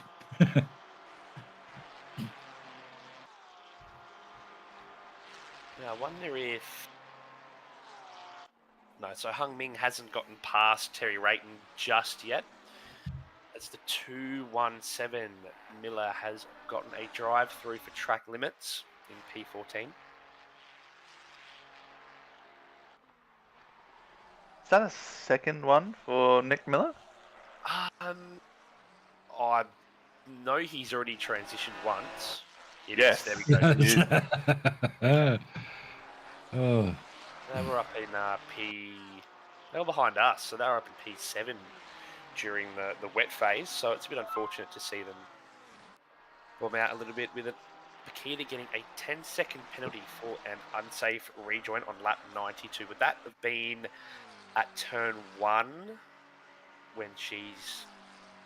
The wall bounce. Yeah, what luck we on that? Yeah, so that would have been for the the little flick spin. Must have gotten in the way of a few drivers and got that 10-second penalty. So it just adds a little bit more fuel to the fire for them to try and call their way back. If ever there was a team that could do it, that is probably the team to watch. Yeah. And again, we've still got tick over 20 hours to go, and no doubt they'll be back in that top 5. I don't think it's a if, I think it's a when. Yes. And who knows, with the weather putting things off, I'm sure, as I said earlier, I don't think anybody's original plan is still on the table. And with weather here changing so fast, it went from, if I saw that correctly, it went from damp to optimum. It just skipped everything in between. Yeah, it did. I think it hit greasy for a lap, and it went straight to optimum. Greasy to optimum. So there really is no predicting what's going to happen here, and that may come along and shuffle everything up again. And look, people will be utilising the full alphabet. It's like Ferrari do when they decide their strategy calls. After a while, aren't they all plan F, though? Yeah, exactly. Again, see Hung Ming just closing that gap to Rayton. Be very, very annoyed if I was Rayton. He's just in a very awkward spot with a very quick driver behind him. Again, soaking up the pressure doesn't really have any pressure to soak up, I guess, but you kind of put a self-expectation, like a personal expectation on yourself to, I'm not letting a lap car unlap themselves. Yes, yeah. It's more of a psychological battle with himself at the moment to stay in front of this car and not lose any time to Hobbs, who's now brought that gap back down to pretty much 5 seconds flat. So slowly but surely, the 818 Alpha Venturi is catching, and I'm sure we'll see a battle within the next hour or two if it keeps closing at that rate. As we got Ashlyn Reynolds still holding Megan D off, which has been, I guess, happening over the last hour. After Hignett pit stops. Somebody tied those two cars together and didn't tell anybody. Yeah, they've been within a second since I've been watching it. We were talking about this earlier as well, that advantage of having someone to chase, having something to focus on, having something to keep you at speed so you don't get lazy. And if that's a benefit, then they've had this benefit for quite a while. Yeah, I think that can be an understated benefit sometimes when you are chasing or following someone. It just helps you, keep your lap times consistent, gives you something to focus on, as opposed to just hot lapping on your own and doing your own thing.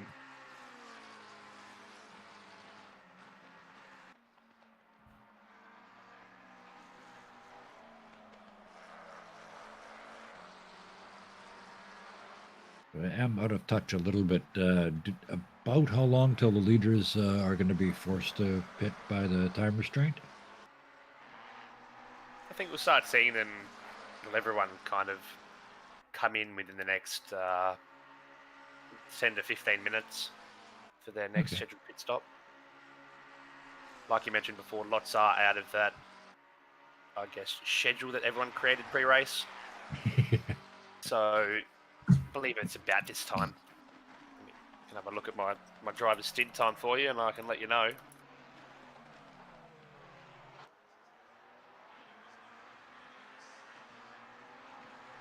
Yeah, so we've got under 5 minutes left on our stint and we pit around the middle of everyone, I believe. So yeah, the next 5, 10, 15 minutes, we're going to see everyone come in for their next slot. A couple fresh legs for everyone. Fresh set of tyres, maybe some new drivers.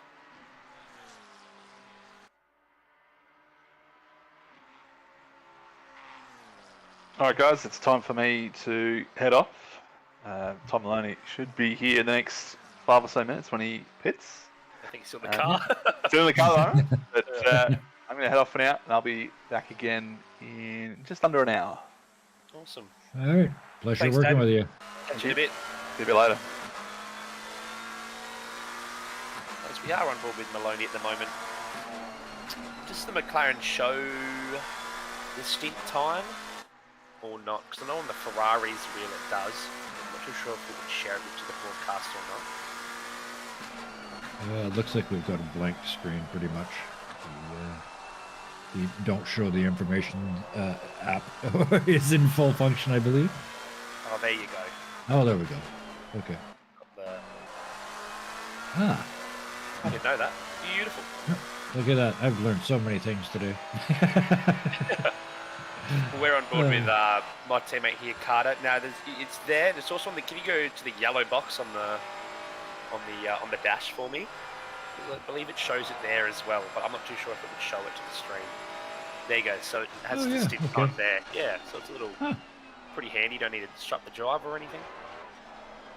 My complete ignorance of endurance racing shows through once again. Thank you. I'm learning stuff all over the place. Yeah, all the time. We learn all the time. I'm fascinated by it. I just no. No, I don't want to sit in the rig that long. It's hard. It's hard. Taxing. You don't want to go away, but you need to go away to have a break and everything. Like I've been sitting here the whole time, and I haven't eaten yet. It's 4 o'clock in the afternoon, so yeah. And then the esport version of it makes it even more interesting. You're not in the car, and what are you doing? Like you said, you're not eating like you should be. You're sitting here commentating on it. Commentating or watching or managing the driver. It's all over the shop. Yeah. Yep. It's I guess it brings us around again to community, which is the only way this works is a community that's a group of people that have put in a tremendous amount of work to make this whole thing possible. And then the people inside that community racing and playing together and just having a good time.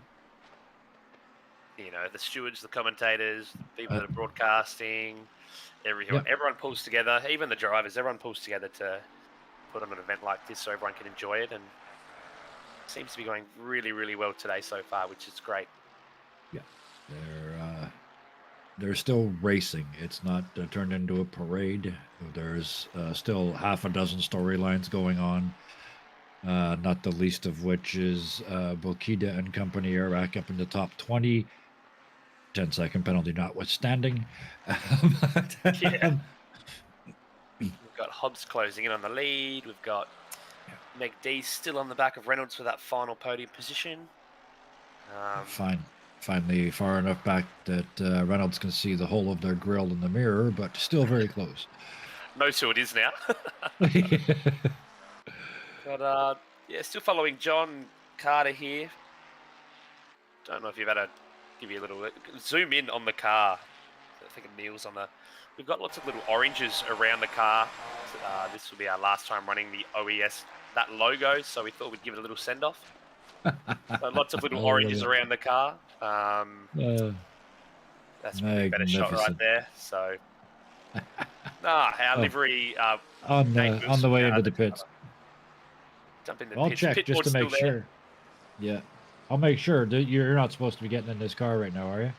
No, I did the start of the race. Did the start of the race, and I'm in tonight after dinner, which is great. But it gives me a bit of a time to come in here and have a chat. I was meant to be at tennis, but I don't think the rain stopped all day yet.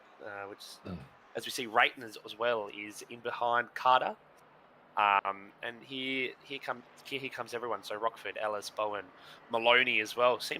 Maloney, surely 8 minutes hasn't already passed. They seem to be in a bit early.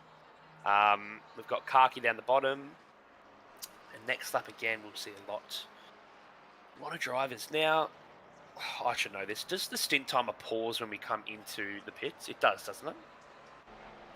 Yeah, it does. Yeah.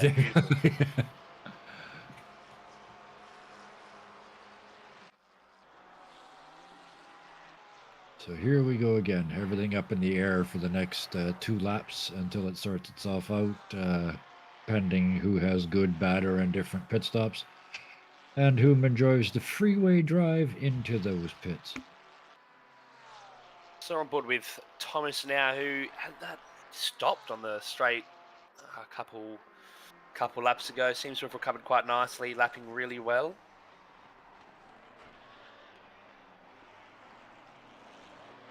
Staying out for another lap.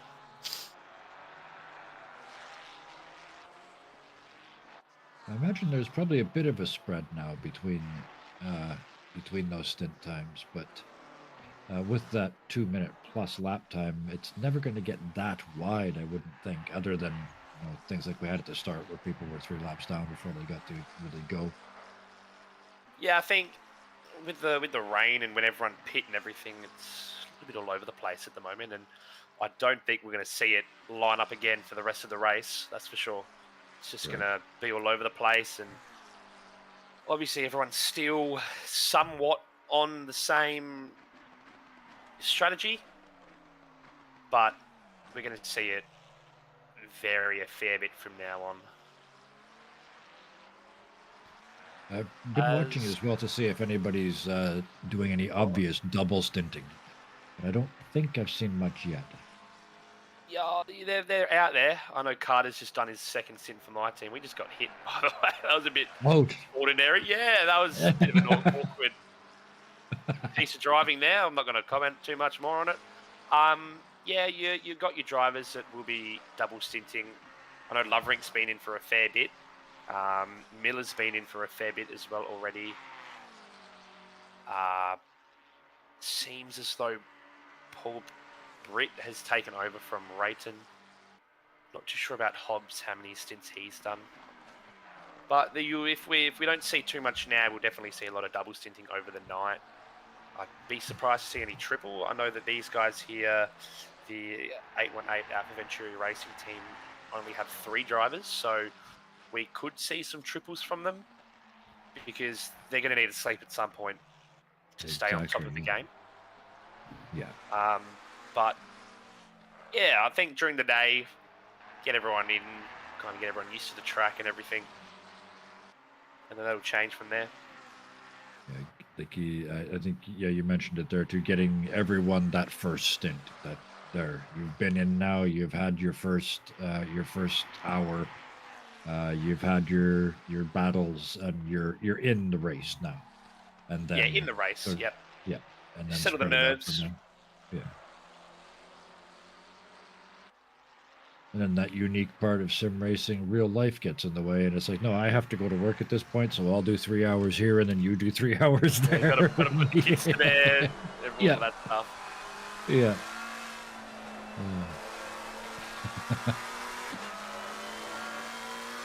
So I've got Cook and Lovering in the pits now, and a little bit further down, we've got Christensen and Moss as well, with Partington, which I'm sure, yeah, he's just coming to the pits then. So again, starting to see kind of the second wave of drivers enter.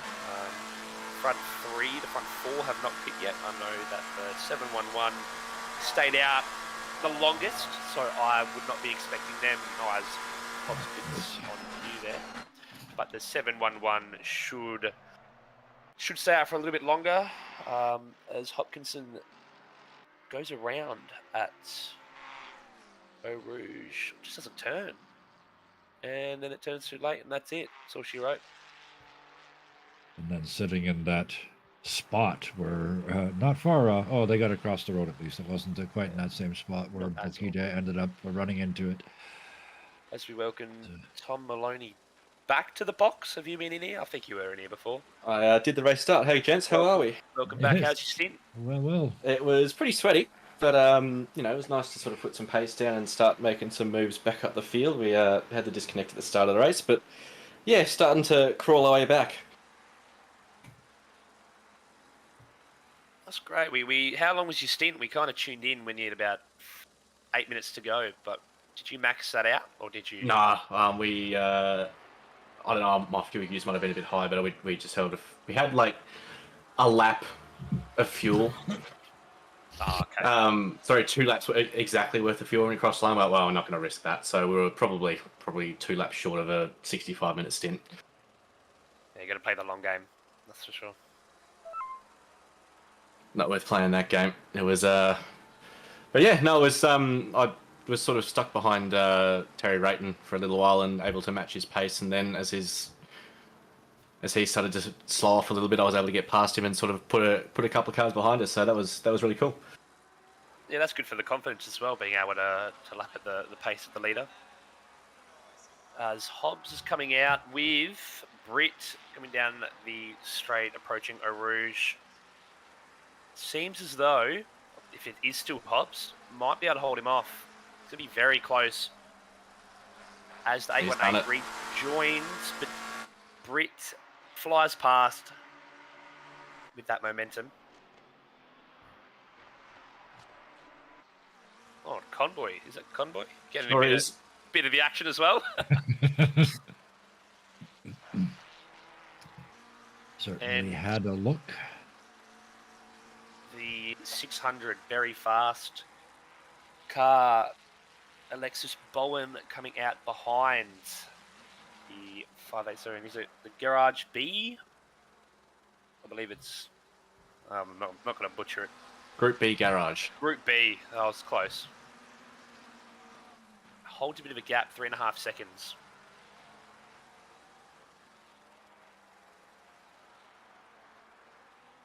All I remember from that stint in terms of other things happening is a lot of noise when the leader died. Is there anything else exciting going on, or is it all sort of starting to settle down a little bit? I would like you to go watch it, that's for sure. Because that was, if you weren't in the car driving through it, that was pretty hairy. Since then, though, I guess just this battle for the lead and battle for P3 is all that's really happened. Not a whole lot. I guess it's kind of settled down a bit, which is not always bad. Everyone getting back into the rhythm and all that. That accident did involve, I believe, 4 major impacts on that lead. What was at the time the lead car, and then the comeback drive that we all expected started, and that's been slightly interrupted by a wall and a 10-second penalty for an unsafe rejoin. And having said all of that, they're still in 16th again. But they have a nice little purple number next to them, so they've Yeah. they've proven they have speed. Yes.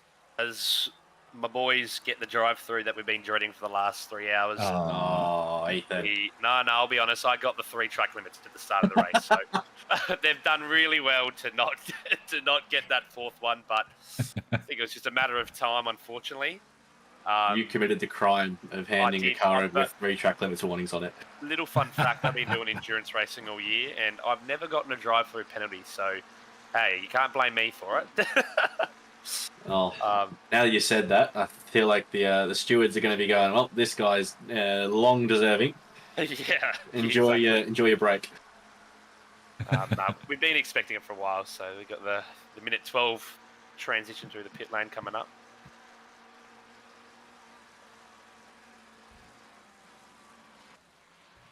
I think it will be a very rare thing for a team to not have at least a few of those over the course of 24 hours.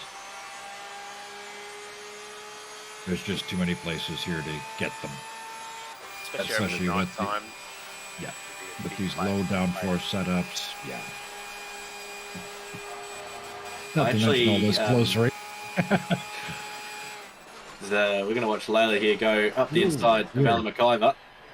She gets to the first apex, but Alan's got the second one. And it'll be that Porsche will run away down the pit straight and have the inside full of sauce. So move done. For position. Nicely done, Layla. And Alan is somebody I race with every week, so glad to see them here. He's braver than me. I was just about to say that was the first endurance stint I've ever done where the McLaren's fronts went before the rear tyres. Really? Yeah, it was... Well, keep that in line, Layla. No, just the rears were fine, just the fronts were starting to really wash out towards the end of the stint. It was, I'm usually used to having to adapt to the rear end starting to not stick. So, something different to deal with. 6 out of the top 10, and it's not performing well. 6 out of the top 10 cars are McLarens, but it's not performing up to peak. Oh, 7 dear. 7 of the top 10. We got It is. That penalty there from Hopkins, 15 seconds would have been for that incident on the 555 just coming out of the pits. Yeah. A little bit hairy. Yeah. I think you would have seen that. I was on board with my colleague Jamie Conboy as it was happening, and it was one of those things where you could sort of go, I don't know how you guys are going to get out of this, and nothing good happened. No, there's nowhere you can go, especially at that turn, how it kind of just sharpens mid right-hander. So we just jump on board with him here.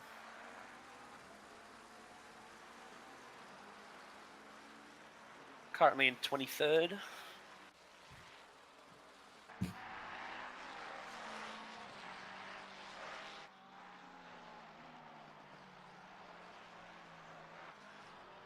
Yeah, Steward's having a little bit to do across this race. It's been probably not as surgy as some races, but just a consistent stream of little bits and bobs to have a look over.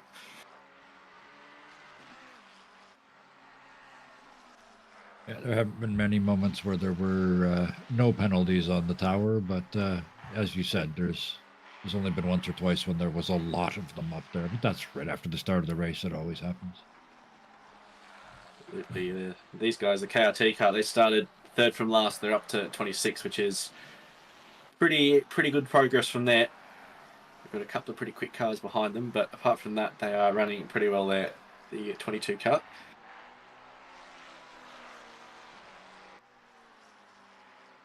And from the AM class point of view, it looks like they've got a fairly solid lead there. Yeah, it seems to be about 30-second lead. Estimate. Don't hold me to that. This is why you never give any absolutes in commentary, Ethan. You just I'll tell you make what, it was rough estimates. 29.6. I was pretty close. That's not too bad. Nah, you weren't right. That'll do. Address all hate mail too. 0.4 seconds. So, got Carter doing his drive-through. It's a bit painful. Pickford looks like he might be doing a scheduled pit stop. They've either run very long or they're very early. Oh, were they involved in that Paquita incident earlier on? I think they snuck through it from what I heard. I haven't gone and seen. I'm going to go watch it once I jump out of here. But Not too sure if they hit or not. But making a pit stop there. It's kind of settled down again a little bit. A lot of the battles here up inside that top 15, top 20 has kind of just settled down. Britty's just starting to stretch that gap to Hobbsy a little bit. And Ben Floyd, another nearly 15 seconds down the road. So it'll be Alexis Bowen's challenge to roll up on the back of Ben. And then Mohammed Thasby in their 711 car is having a very, very good race. Bring that car up to P5. I think you guys are P9. Yeah, P9's not too bad. We'll take it. After the drive-through. So what is it like commentating on a race that you are in a car in? Like as a driver? What is that? How is that different? I mean, you get a better idea of sort of where the race is going just because you're involved in it. And, you can sort of see. And I guess part of commentary is being able to provide colour to the race and experiencing it firsthand. You can sort of say, look, yeah, the McLarens are fast in this part, the Ferraris are fast in this part, blah, blah, blah. And, it's hard to not talk about your own car a lot. But apart from that, I find it pretty, it kind of makes sense. Yeah, it's get a bit of inside word. Obviously, we've been prepping for the event for a few weeks now, so we're able to provide, I guess, a little bit more information than if you're not driving, just on how the track performs, how the car is performing, and you're focusing on a lot of other cars when you're not in the comms box. So when you come in, you kind of have a little bit of inside information on how other teams are tracking, how other drivers are tracking as well. I know right now I've been watching that 711 for a fair bit, where we are also heavily in battle with the 111 McLaren. I'm very bad with team names, but I'd like to beat them. See Stephen Ty, great bloke. Love racing him, so I really want to beat him. So yeah, I guess just a little bit more information, I guess. Thank you. I've commentated a little bit before, but never on a race I was in. I'm not that skilled. We'll make it happen one day, Kev. It will happen.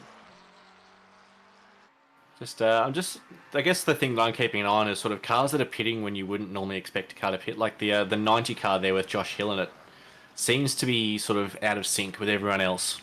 They seem to be pitting about sort of mid of, the normal sort of driver sort of change time.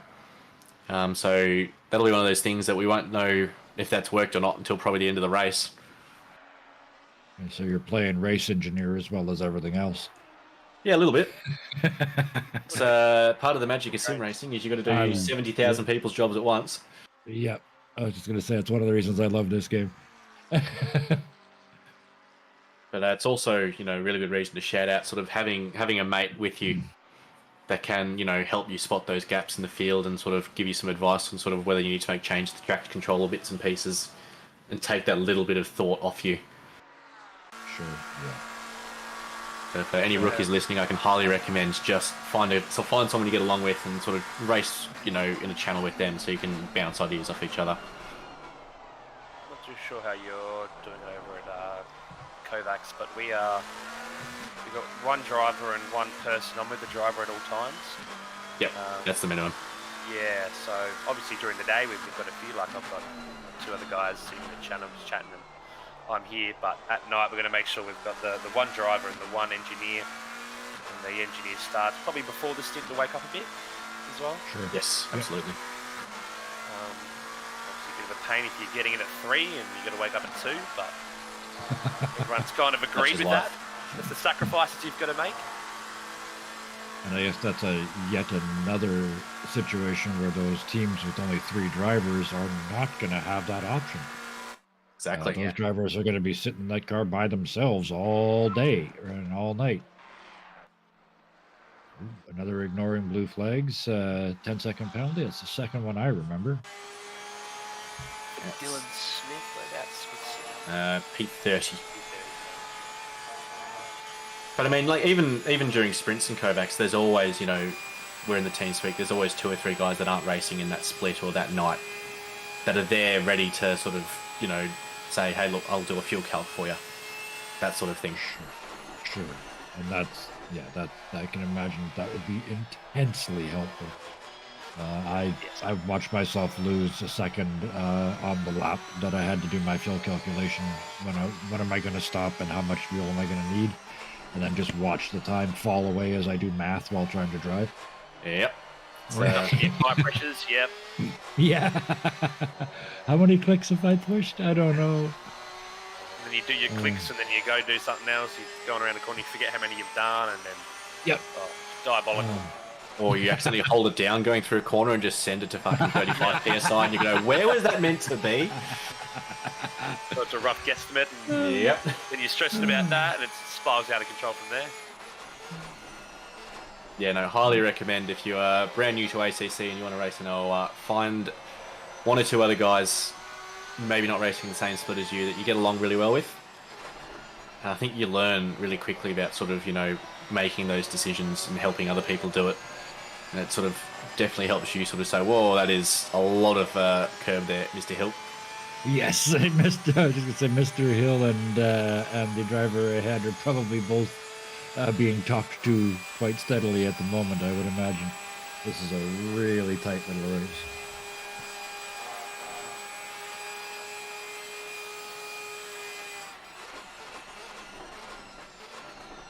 Well, that is very deep, Mr. Bridgens. This corner has been action corner all night. Yeah. I keep saying night. It is still yesterday for me from where you guys are. So.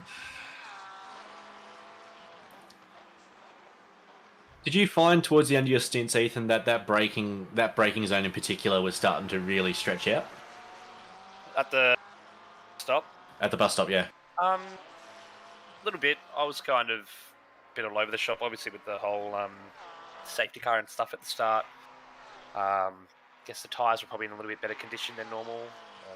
Probably wasn't pushing as hard as I could have been because kind of all bunched up. But I do see, the braking zones do stretch out a little bit. I think the Ferraris, I'm finding it pretty ordinary under brakes as it is. You're talking to some of the drivers of McLaren, mate. Keep crying. Yeah, I know. I'm coming from a Lambo, so the Lambo's beautiful. Oh, yeah, well. I love it. But Ferrari's definitely a little bit more stretched out. I guess I'll be able to report back to you on that in about 6 hours' time once I finish my double stint.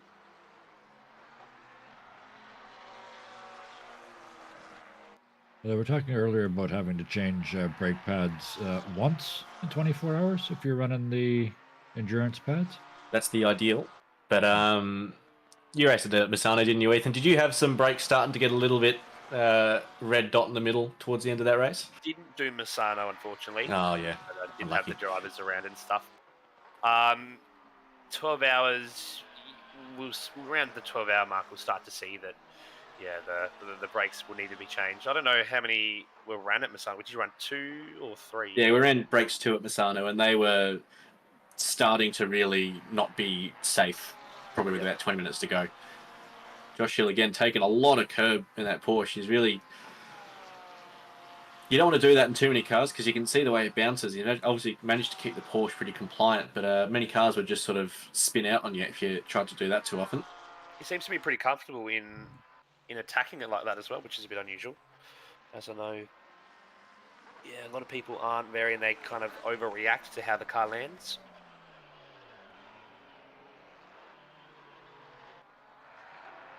What's with the black strip of rubber on the back of the Porsches too? On the left there. Is it like a glitch or what? See that? It's a good question. There you go. It looks like a bit of rubber. Porsche. Yeah. It's just a weird spot to have it, I guess. Huh. Is it only on the one side? On the other. I guarantee you it's on every single Porsche as well, if you skip through the field. Yeah. That is an Ethan Cal guarantee. We're going to jump to another Porsche, and if it's not on there, he has to serve another drive-through. There you go. It's there, but the black covers it. I promise. I promise. Here we go. There it is. There you go. Yep. There it is. Go to a different one. You'll serve it right. No more. No more. We proved I'm the going to point. prove my point. Here we go. On board look, with the I Porsche. didn't. Okay. Thank you for No, coming. there's nothing there. Yes. nothing Open there. your eye. Yep. Yep. There it is. Beautiful. Beautiful. Nothing there. Yeah. Can we take a drive-through away? Can you take time off our race? No. All as... So, I don't know who I was on board with. The 42 of Graham down in 37th. Looks to have found the wall coming. That is out through of Eau Rouge. Rouge. What's the rejoin? Just on board with one of the Mercs, and I've seen it. Looks like he might have just been a bit too late. That car's been in the wars a little bit. That 42. Yeah, seems to have been a pretty big impact. They've had to return to the pit lane, which is unfortunate. It's such a long lap, you know. If it's a 3-minute hold, it's pretty hard to do a 3-minute lap round here with a car that damaged. So you may as well just take the RTG. That's what Especially with the 60-second pit lane. That's what the 89 Lambo had to do. They had to. I don't think Bikini could even turn the car. She was stuck at the hairpin and just at the return. And I believe you lose a lap when you do that as well. Here we go. Replay. Does it hit the inside? And that's not the way Eau Rouge goes. That is a huge hit. Yeah, that's. There's a left turn in there somewhere, Zach.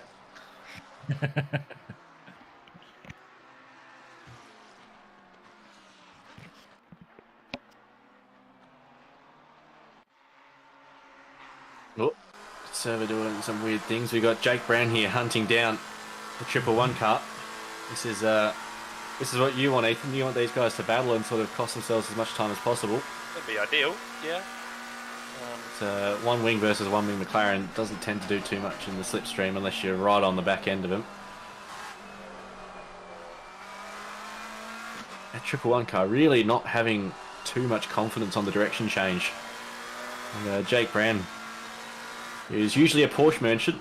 Good to see him in something that actually performs properly. starting to make some inroads and show what he's capable of.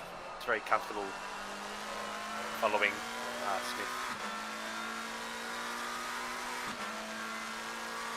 I don't know if following's going to be the right word for very long. They are closing up. There it is, done. Yep. It's One way to pass. If you'd pushed him. Yep, they didn't, but it's as sure as if they'd pushed him. Seems to just really be struggling in that car. He seemed like he was doing all right at the start of the stint, but how are you finding? Obviously, the fronts are wearing a bit quicker for your time, but are you finding it the car wear maybe a little bit more around here? Honestly, I had one of those stints where I sort of got to, you know, usually in ACC you get to about 8 laps in and go, no, these tyres are rubbish, they're done. And then they come back to you a little bit. And I never went through that phase of, no, these are done. So, yeah, I was... Your car must be quite comfortable to drive then. Yeah, it was surprisingly comfortable given the absolute mountain of whinging I was copping from my teammates on the way in. But that might have been because it was wet. So, yeah, good to see Jake Brown starting to make some moves. Doing 2:19 flats, including a pass. That's pretty comfortable pace. We like that.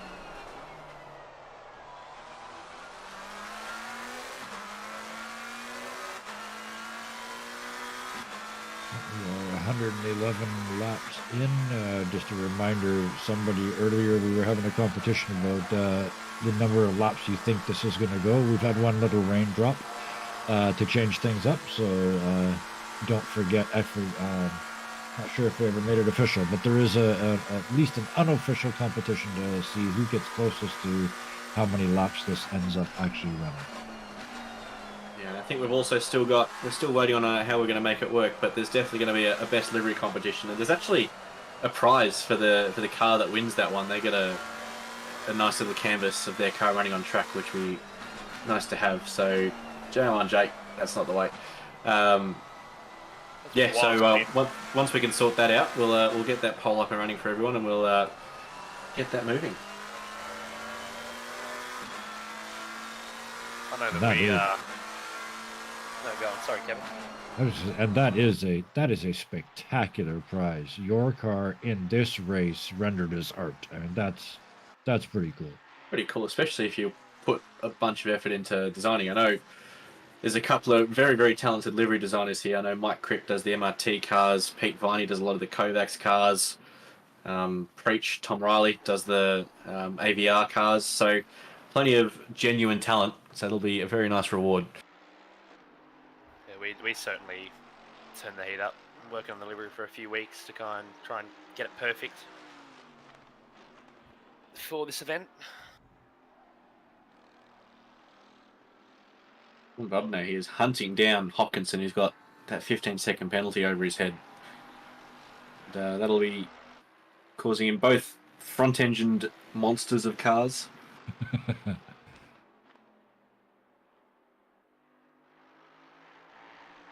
You just don't naturally think of a Bentley Continental in the same class as a McLaren 720S, do you?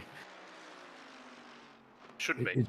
It just doesn't fit in. It's like the Camaro. Yes. In the same field. You're in the wrong race. Just go race with the big boys. You're the next one. You're the next race. But the fact it competes is amazing, and we love it for that reason. If I'm not mistaken, it's not the heaviest car. It's not the widest car, but it is, I think, the highest by quite a bit. The tallest. That's not surprising. Just saw a yellow flag pop up. The 22 of Aaron Thomas looks to have found the wall. Either Throw Rouge or across Radion. That's never happened before. I don't know what you're talking about. It's like No one's ever died there. A lot of damage on the back of that car. Might have tipped it in and hit the rear. Seems to there's not much aero left on that. That car is having difficulties making low speed turns. That one needs a fix. Needs an alignment.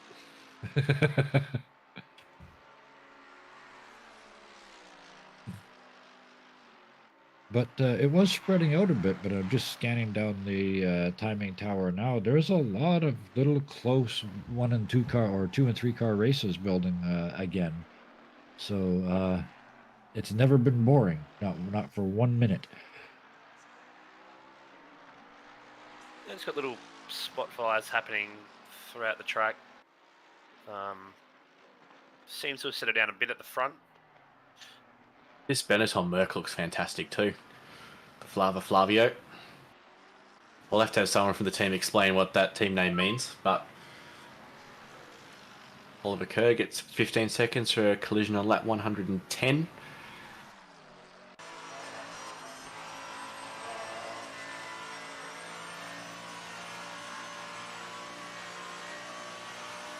Oh, 40 p.m. I believe somebody said earlier sundown is, I guess, 9 to 9:30 at this track.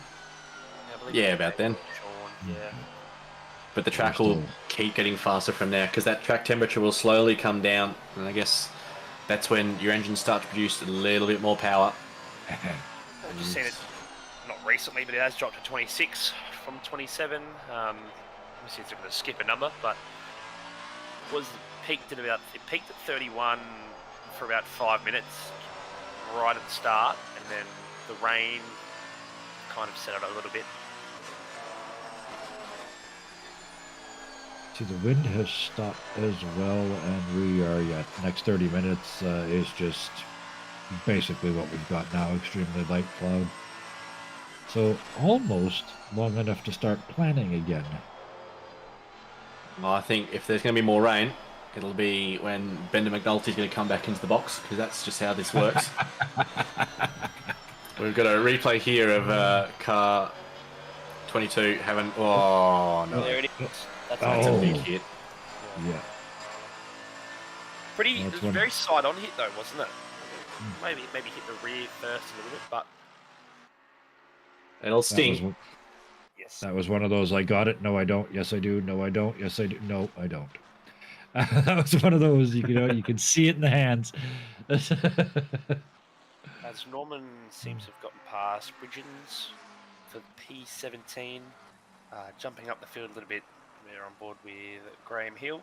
Yeah, Michelle Smith's really not having the quickest stint in the world. She's Jake Brown got a couple laps ago, and she's got Graham Hill for company. So not quite in as much tune with that car as she might have wanted. She's going to have a hard time keeping this one behind because that is one hell of a toe, and it's one hell of a straight to get a toe on. See if he decides to go side by side through Blanchimont. It's not the done thing. A little lift there. Again. Little lift, and I didn't time it quite well enough, so just didn't get enough to be able to send it up the inside into the bus stop. Some excellent defensive driving by not driving defensively and just staying on that line and just maximizing your own lap time. And just didn't leave him a place to go around. Exactly. No need to defend fresh air. The great Martin Brundle would say. But we'll see how much toe Graham can get down the hill towards Eau Rouge and Radion. Hopefully he keeps the throttle absolutely pinned. Does so. And Gets a run that here. is a terrible run over the top of the hill by the Castrol McLaren. He's, at that point, just gone, nah, that'll do. Smart to pull out of that too with the lap traffic. Don't want to compromise anything here. But again, Smith just struggling with putting the power down a little bit. Maybe not. I know at least one car accidentally put used dries on at the pit stop after the rain. I don't know if some cars might have accidentally done that. Samo Ryan, we're playing bingo. We haven't got a bingo card. But if you want to write up a bingo card, we can and send through some bribes so we can get you the right one. Then we can work that out. There's still over 19 hours to go. There's plenty of time. Stay late, the dollar short. Hug the apex like it's your favourite granny. What else do you want? I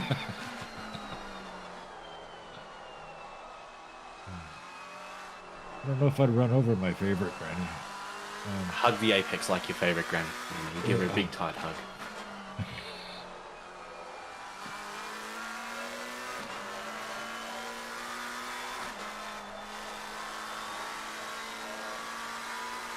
We see Hill pulling a bit away already. Reached that gap to about second. Botman up in P4 seems to slowly be closing the gap to Floyd. A couple laps ago it was around 2.5 seconds, and now it's down to 1.3. Again, the 587 and the 600 coming together, butting heads, which we've been doing for a couple hours now. Ever since the rain, they've been toe to toe. So it's what you want. Sorry, Mark Smith, not Michelle. My apologies. It's Michelle Young. Hour in the car's already ruined my brain, so don't worry about me. Still recovering. Getting there.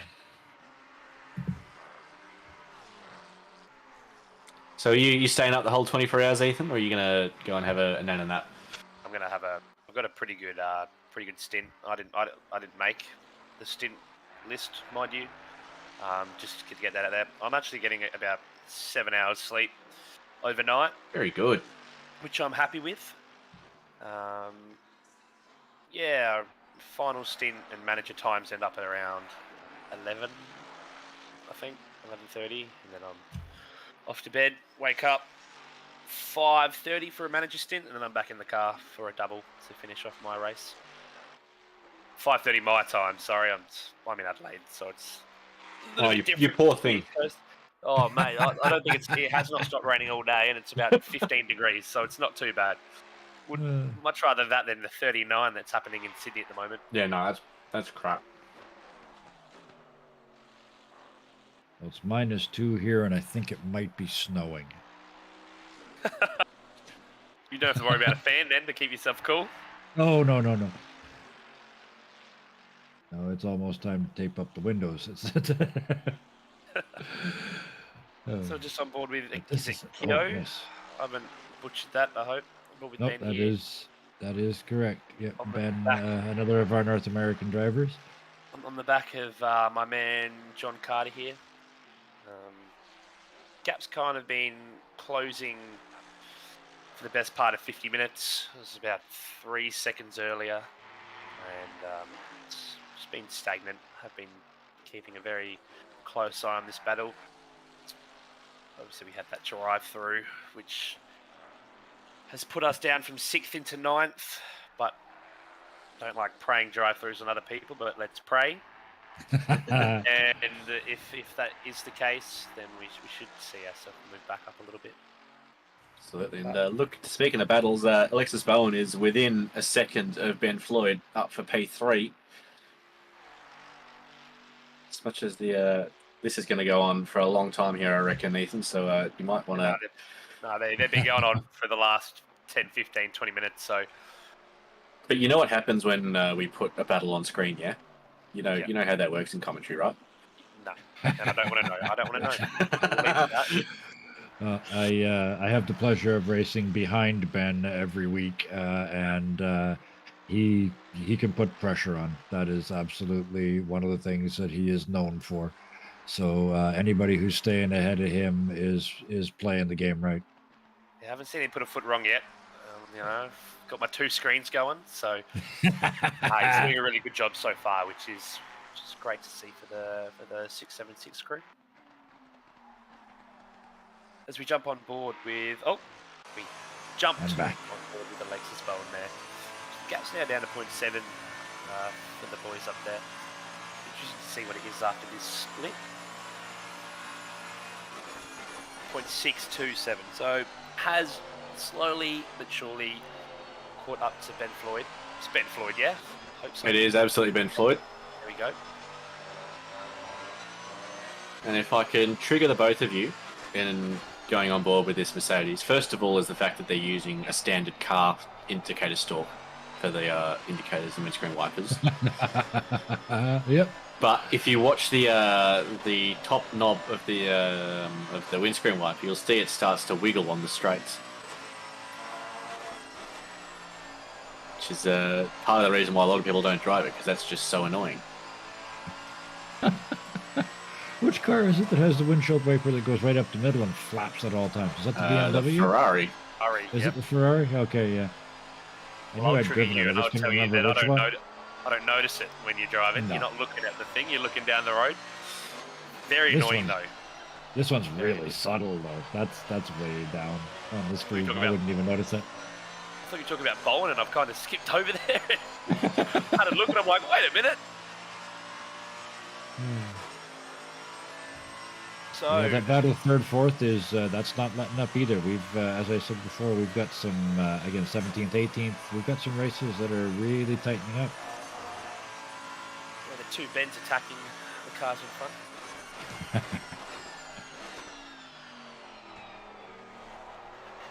A gap from Rip to Hobbs has sort of stayed that steady.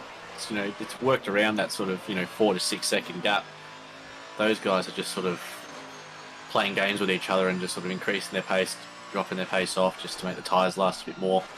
I think they're pretty content with where they are too. I did see it drop down to 3.8, I think, at one point.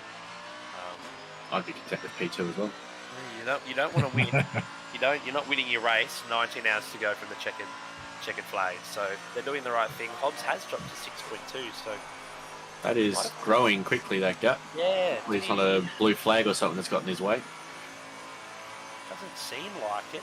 Oh, maybe we've got the Shacklefoot in the 777 parked. Don't know the straights, boys. Don't know the corners, but the 4-1 seems to have parked it. Is it No Name, that weird left-hander? Yeah, No Name, and then there into P1. He's up and running now, but that's on the apex. So there's cars coming around him. That is uncomfortable. Done a very good job to keep it off the line. But cutting back to Kyo on the back of Carter, this is making me a bit nervous. Pretty good scrap. The quality of driving on both sides of this is just a joy to watch. This is two pros having a really good run at each other.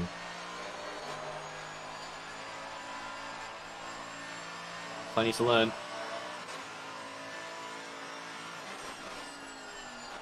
So I wonder what happened to Shackelford. Oh, it looks like they've got a bit of damage.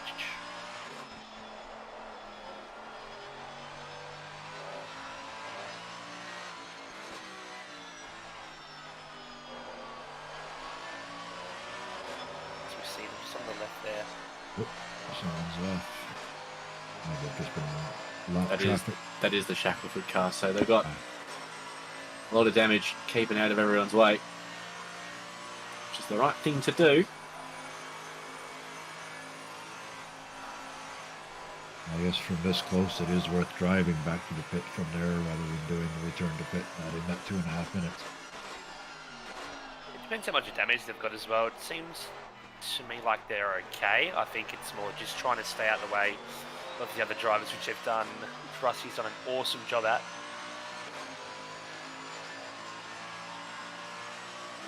And again, he's just stuck on the wrong side of the road. There we go. Now he enters the pits.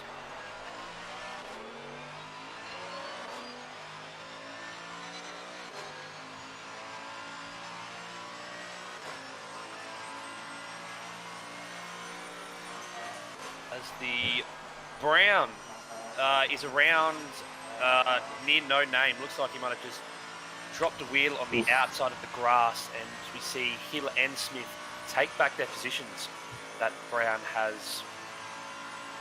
End of stint, tyres starting to get a little bit suboptimal in terms of their performance. So Yeah, well, that's not going to help. You know, doing a spin like that normally throws a massive curveball. how do you like flat spots? Yeah, I find that a spin around here is really ordinary. I find it's a lot more, has a bigger impact than other tracks. Bigger negative impact. Probably just how just the fact that you tend to be going a lot faster on this track. Probably.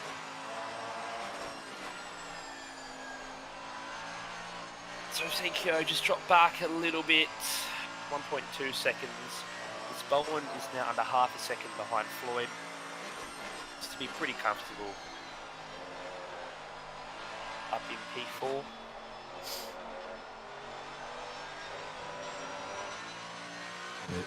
We're starting to at least have to think about that next round of pit stops again. The race is kind of developing that overall heartbeat of the pit cycles, and you can feel it coming up again. People are trying to make up spaces. Other people are trying to get to the end on their burnt off tires. Yeah, it's a little more overall peaceful than it has been. As I hope it's, I'm right with the first. Is it David King? Dylan King? I think it's Dylan. In the beautiful Benetton car, has looped it just at the hairpin. Has got it going again. Has come out actually right in front of Floyd and Bowen and lets them through, which is very good heads-up awareness. Just looking around at a couple of the stint timers, it's probably 15 to 20 minutes to go for a lot of these teams. You wouldn't really want to be making too many mistakes around this time. We'll start to 15, 20 minutes on a dud to the tyres is a long time. Every corner's a problem. Every lap you can see your relative is losing time. You're not great for the mindset. Once you get out of sync, then all you can do is hope for rain to reset the sync. Yes. Stint time on a flash up going, we're nearly done. Yeah, and then you go, there's 20 minutes left in the race. That's suboptimal. Car 800 has jumped in the pits. Damiano Theccolini, Porsche has had enough for this stint. Seems as though they're quite out of sync here, as Bowen has a look, not quite, pulls back in behind Floyd. Seems as though the 800 MRT, is it MRT? Yeah, the MRT is just about 15, 20 minutes earlier than everyone else. Were they involved in any dramas at the start? If you're aware of? I think so, off the top of my head. So they're interesting. Probably, given where they are, that's probably, if you think about where their pace is relative to the people around them, that's probably about right. But they were running upper echelons of the top 10 for a little while, and that was really, really good. But yeah, don't know if they've had a little bit of upsy as Alexis Bowen is absolutely fanging that McLaren around. Speaking of stints coming to an end, my first one was a double. This one was only a single. So I am out for what for me is this evening because it's getting quite late here. But I have the pleasure of coming back tomorrow for the end of this race. So I'll have seen the start and the end of it. I'm really looking forward to that. But until then, have fun and have fun in the car and in the booth, guys. It's been a pleasure. We'll see you tomorrow. Thank you, Kevin. Much appreciated, mate. Good to speak with you. We'll catch you tomorrow. Absolutely. Just seeing the yellow flag. Wenzui, they're coming out of the pit slowly to let some blue flags go. And he's back up and running. That seems to be going well. As I'm hoping he's ready, we welcome Leo to the box to also take my position. Welcome, Leo. Hey fellas, how are we going? Very good, sir. Very good. You've been in the car a couple of times, mate? How's your race been going?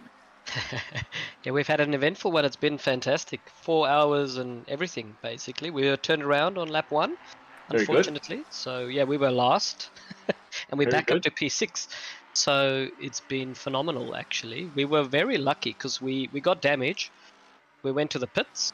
And then I think we had like 10 or 15 minutes over everybody else, as I just see a penalty coming through there for Dylan. We had like a 10-15 minute overstretch on the tire strategy, and then when the rain came, it came at exactly the right time. So That's we handy. could put wets on, and then we had really good pace in the wet as well. So it made us back up some spots. So it's been eventful. We've kept it clean. So that's the magic, I think, in a 24-hour race. Last to P6 is a mighty effort. So very, very good. Well, I think Ethan, you're bidding us farewell as well. Is that right? Yeah, got to go have a bit of a break myself. Obviously got the double sync coming up a bit later. Need to have a bite to eat. Get out the chair for a bit. So thank you for having me. No stress, mate. Always Also a pleasure. back in We'll tomorrow. catch you a little bit later tomorrow morning, yeah? Yeah, tomorrow morning just for a stint. I've snagged a stint, which is great. So all the best for tonight, guys. Same to you, Ethan. Chat to you soon. Very good, mate. See you soon. Goodbye. How's the Kovacs race gone so far, Tom? We started with a disconnect.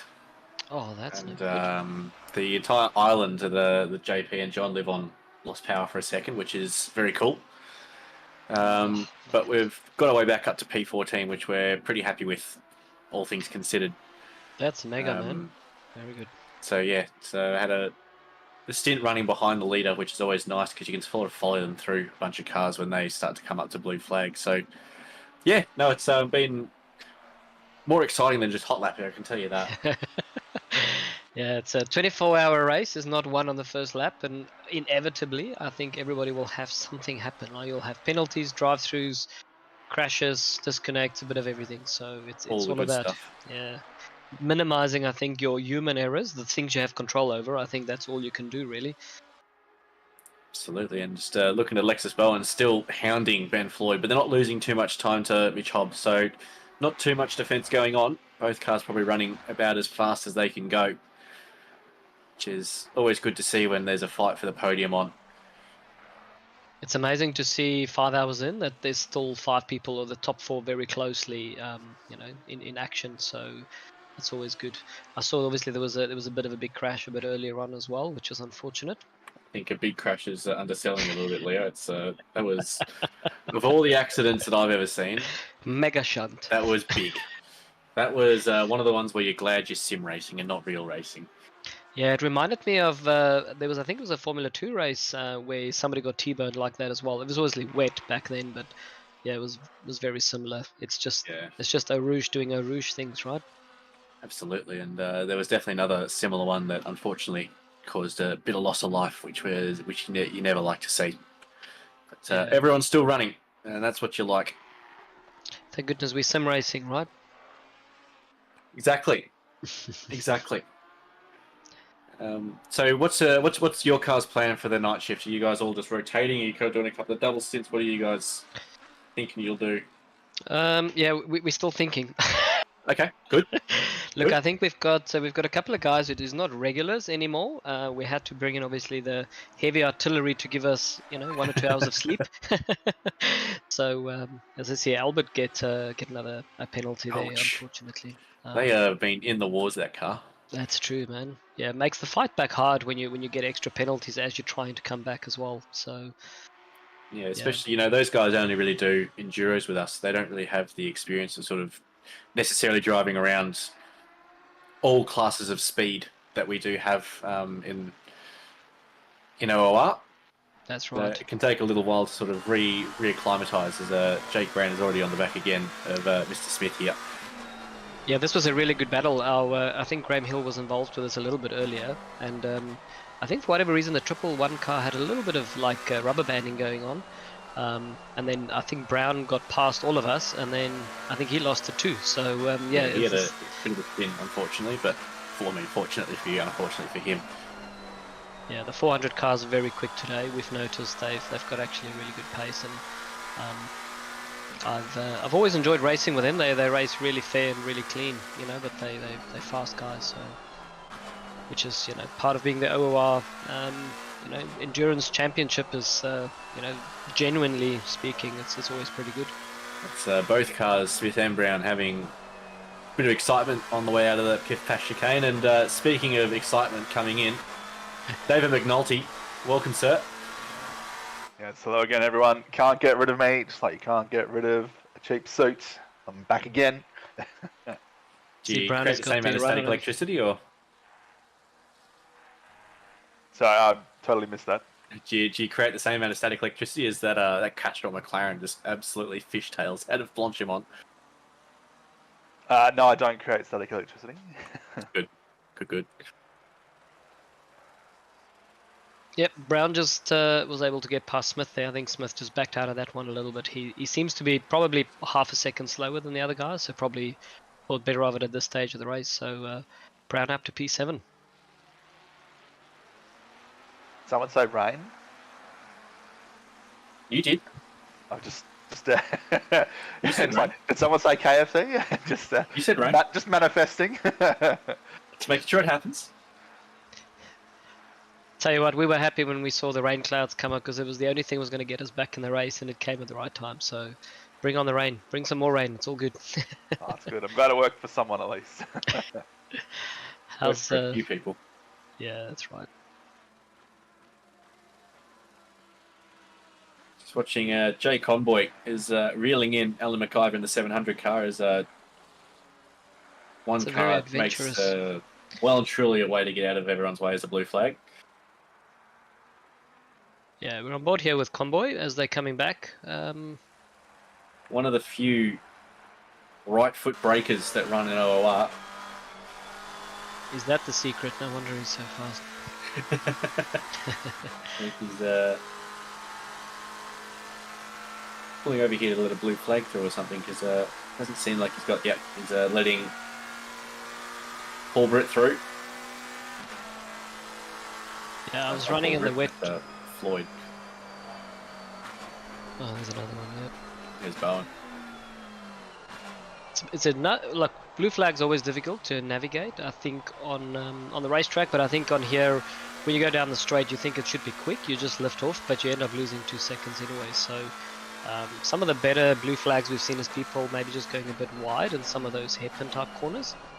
I think it's probably one of the easier ways, but yeah, it's always difficult. But the blue flags has been pretty good in the series, and definitely today as well, from what I've seen. Seen a couple little penalties come through for them, but that's the good thing about sort of a really clear rule is that most people, once you work out how to do it, that you just let them go as soon as they come up. Then it's pretty simple and straightforward. The other thing is that Jamie here can sit on the back of Alexis Bowen. Nice big train. Use her tote, use her space just to pull himself up towards Alan McIver. He had to give up a little bit to let that blue flag through, but he's got the pace now, and while McIver's letting through, It's Floyd and Bowen. Oh, Far out 101. that's a Oh, drive-through no. for that same car. That is incredible. That's unfortunate for them. We've missed that, I think, on the stream. I don't know what happened Yeah, there. there's Alexis Bowen gets all caught up behind a blue flag, and that lets Jamie Conboy to unlap himself. He'll have to give that back at some point when it is safe to do so. And that is Yeah, bizarre. wow. Just looking at the track map, it looks like there's been a collision on the run down to Eau Rouge.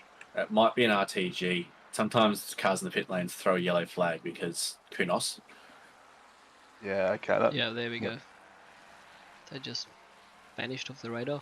They have Altif Ford. Which you never like to see, and that's Conboy. McIver gets spooked off the track. That's a position for the 191 car. And now James got to decide how he resolves the blue flag situation he's got going on. Does he stick on the back end of the Group B garage car? And I think he'd be silly not to. Right, if you need Jamie to find a bit of pace, all you got to do is, if you're in his car, just whisper 3-0, 3-0. I think Paige is streaming, Bender, if you want to go and start that stuff. We got a replay here. Is he going to tag the wall on the inside? Yes. Oh. Yeah. Oh, no.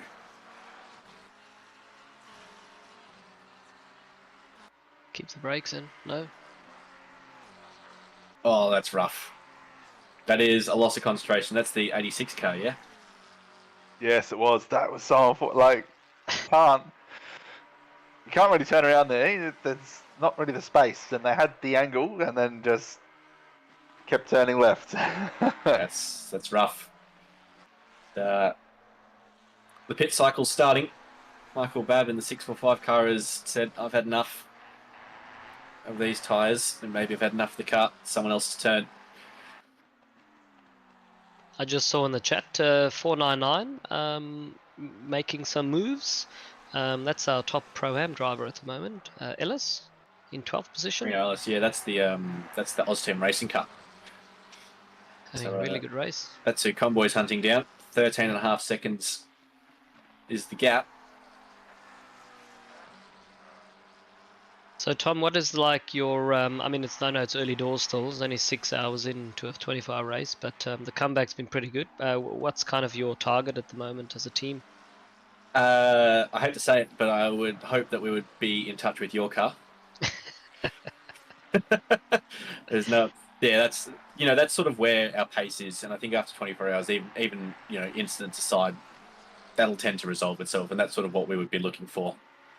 Is sort of around that sort of P5, P6, P7 area, and then cross our fingers that some other things can go our way. But that's sort of what we'd like to do, and I know that's sort of what you guys would like to do as well. Because that's sort of what your pace would normally do anyway as well.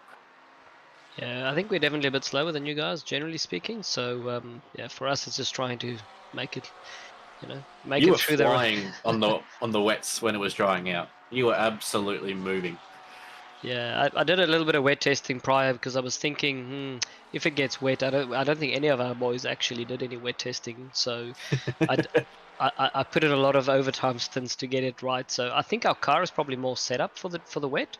It's probably not the fastest. We're running a bit of extra wing as well, so maybe that all helps. I think when it is a bit wet. So Did you do the tire trick? You don't have to tell me what tire trick, but did you do the tire trick?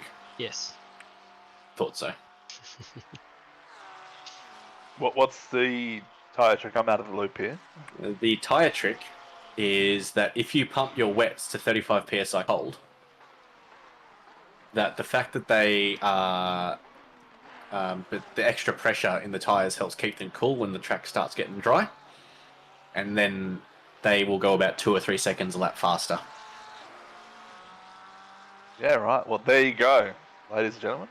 You learn something every day. Absolutely. It's I found thought that all out. those beans were spilled like 2 weeks ago or something already. Yep. So I thought everybody knew. Were you watching the same George Boothby stream of the LFM 12-hour here? I think I caught a glimpse of Jadia's stream actually. where Okay, some of yeah. that happened. Yeah. Apparently, it's been a thing since forever. that Porsche didn't do too much of the track there through Eau Rouge.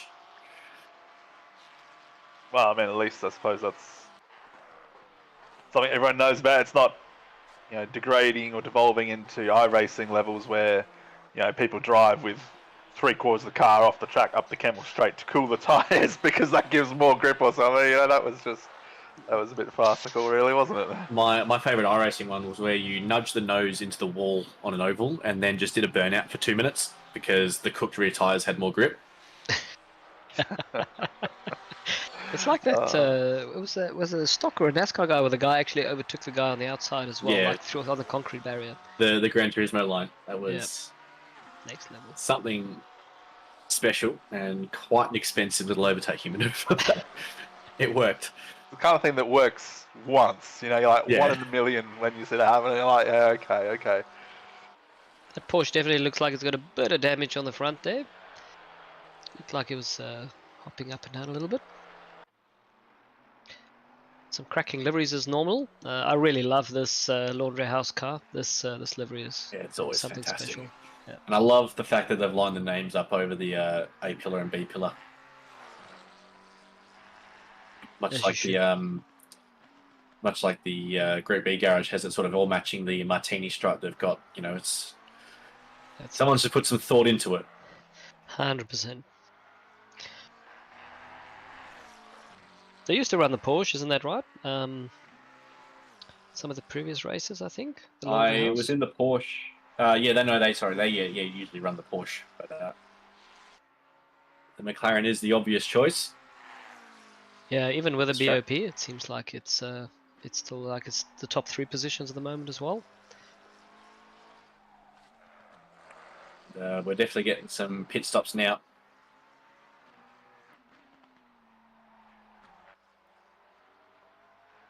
Yeah, leads out to 9 seconds now. It's pretty comfy for Paul Britt.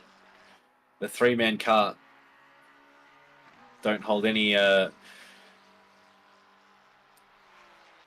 kind of desire to do this as a 3-man, but these madmen are doing it. Absolute mad lads. If there was ever an appropriate use of the term mad lads, this is it. I remember the 717 car doing 12 hours with 1 man, so I think you can do this with 2 people, right? But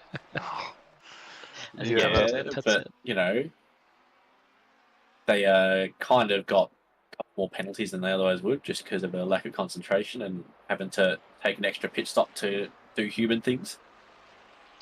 That's it. As we see the leader come into the pits here, and Hobbsy will take over the lead. Last lap at 2:18.4. So, that track temperature slowly coming down. Pace will start to come in. Yeah, looking at the current times, it looks like Megan D at the moment is the fastest car on track, the 79 previous lap, so motoring pretty well.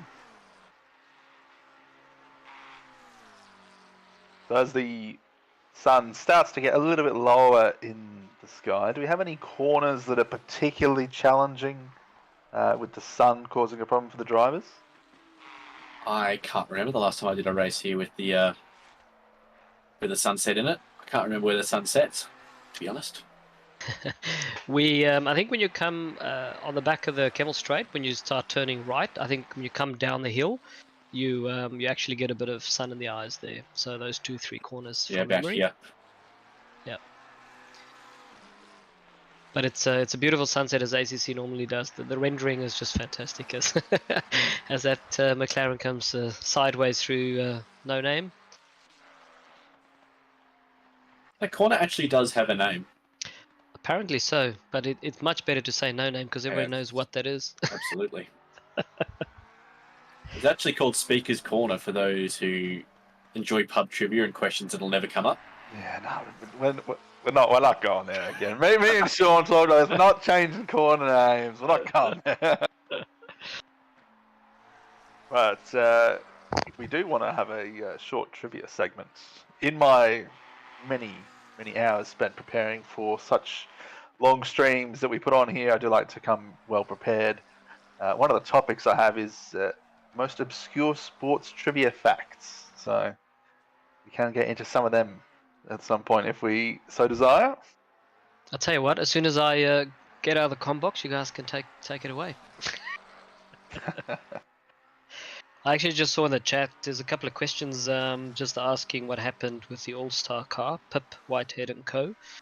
So yeah, there was a massive shunt up in Eau Rouge. I think It about an was. hour ago. Go and watch the replay of it. Definitely well worth it. I think it, yeah, for those watching, unfortunately for those who were involved, but they're fighting back. There you are. They're on screen in 10th. Probably a little bit out of pit sequence, I would think, but they will no doubt by the end of the 24-hour race they'll be back in contention in the top 5. You would think. Absolutely, they are. Andrew O'Hara is absolutely no slouch himself. Veteran of some SRO events is Andy. So he will be keeping that Lamborghini going in a straight line as quickly as he can. And when he leaves it, then there's plenty of other people that are quite pacey themselves jumping in that car. As he misses the braking for the chicane because I've put the buggers on him. It's easy to do in that final corner. Like you literally Absolutely. miss it by a split second and you're too deep. But it's not, doesn't take too much to overshoot that corner. And also now with the shadows coming in, it changes the way the braking spots look. It depends. I don't think everybody has practiced all the different times, but these professionals will definitely have no problem with that. Certainly, and he missed the braking point for Lasource as well. So maybe that Lamborghini's starting to get a little bit second hand. He comes over the top of the hill. That TC0 meta strat that they run probably starting to wear the tyres a little bit more.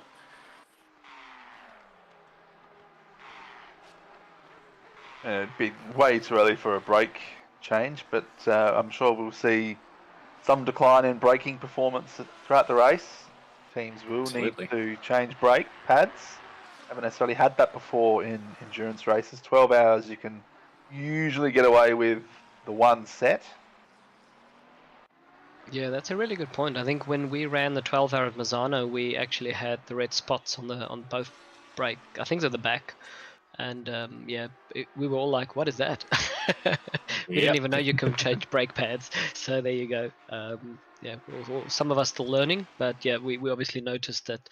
I think you'll probably, for those, because it will get cooler and because of some rain, I think the brakes might last just past that 12-hour mark. So most people can probably just do with one change, I would think. Yeah, Misano's pretty nasty on the old middle pedal. So I think Spa is definitely, as you said, we should be able to do one brake change, but you know, that 33 kilos in the McLaren, that extra little wear could start to get a bit exciting towards the end of the race. Yeah, and then if you're in the last hour and it's touch and go, you don't want to have to then spend another minute and a half in the pits changing brakes. You're going to roll the dice and take a gamble, surely. Well, we had our brakes at the end of Misano had the rears had failed. Thankfully, the rears don't do a whole lot on a racing car, but the rears on our McLaren at Misano had enough. Which is you can drive around that, but yeah, you don't want to be running around with no brakes at all. That's a one-way trip into the wall.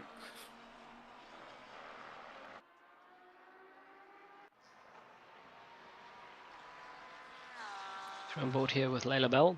Another of the three-person cars. Always in contention in the silver class. Always fast. There's a 22 gets a 5-second penalty for an infraction. Or an infraction.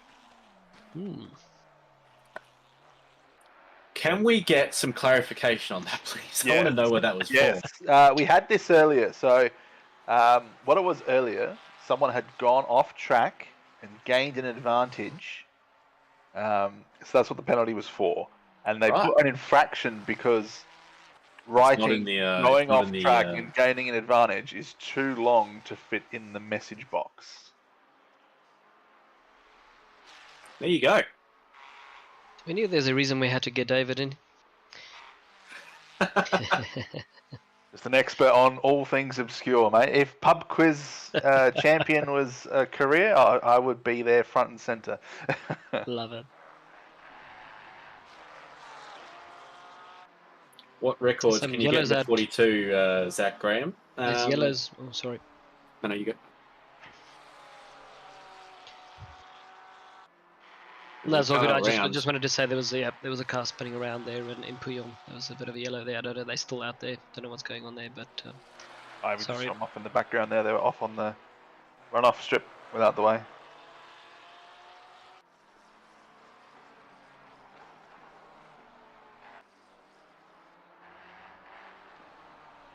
The 600 car has jumped the 587 in the pit lane. Megan D's jumped back in, has got a second and a half over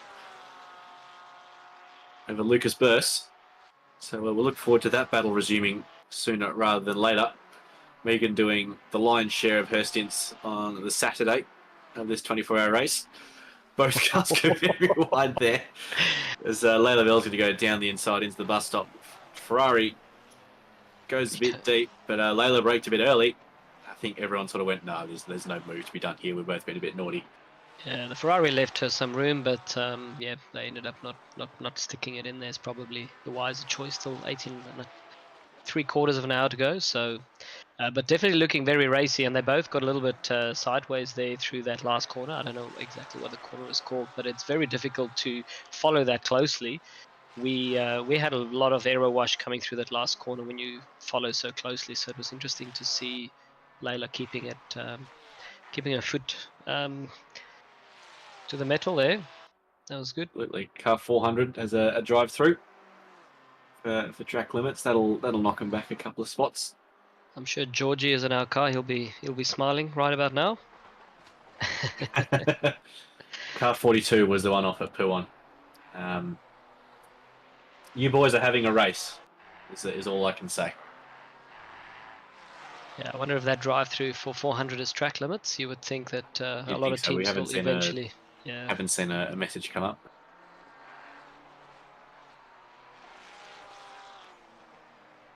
It's one of these tracks you just don't want to drive through or a stop-go 30, right? That is literally just the worst. So I think it's one of those tracks where a stop-go 30 hurts the least relative to a drive-through. That's true. Neither one of them are good. Yes. Well, we were saying earlier on the commentary that it's not about not getting a drive-through, it's about how many you get. Because over 24 hours, there's going to be at least 4 mistakes across all your drivers. And 4 mistakes in 24 hours is 1 every 6 hours. And I don't think even the best here can manage that. So... That's right. I think our goal today was to see if we can actually finish an endurance race without a drive-through, because I think normally we do 2 or 3. That's a good goal. It's a good goal. Aim for 1 though, I reckon. We were actually thinking we should, like, we were talking about in the team to like build some sort of penalties where the next guy has to pay for the next endurance race if they have the most hits, for track cuts. So That's a good idea, actually. Oh, the old classic, boys footy training fine system. Leave your water bottle on the field. That's $5. That's it. The best one at umpiring, because I used to be a football umpire for about sort of 12 years, was if you turned up and your laces broke, there was $100 fine, because the guys used to lace their boots up so tight that they would often just sort of break the laces off after it had been raining. So if you broke your lace, it was $100. That is super interesting. Just see, number 42 said they will still finish the race even though they had a couple of issues. So it's good to see. I think we still got 36 cars. Is that right, on track? Yeah, I think we lost 1 Red Rebel car. Apart from that, everyone else is still up and running. That's fantastic to see. We're on board here with George. He'll be in the comm box a little bit later. He was relishing to get cracking today. So yeah, he's doing a good job. He's definitely the smarter one of the two of us in the comm box. So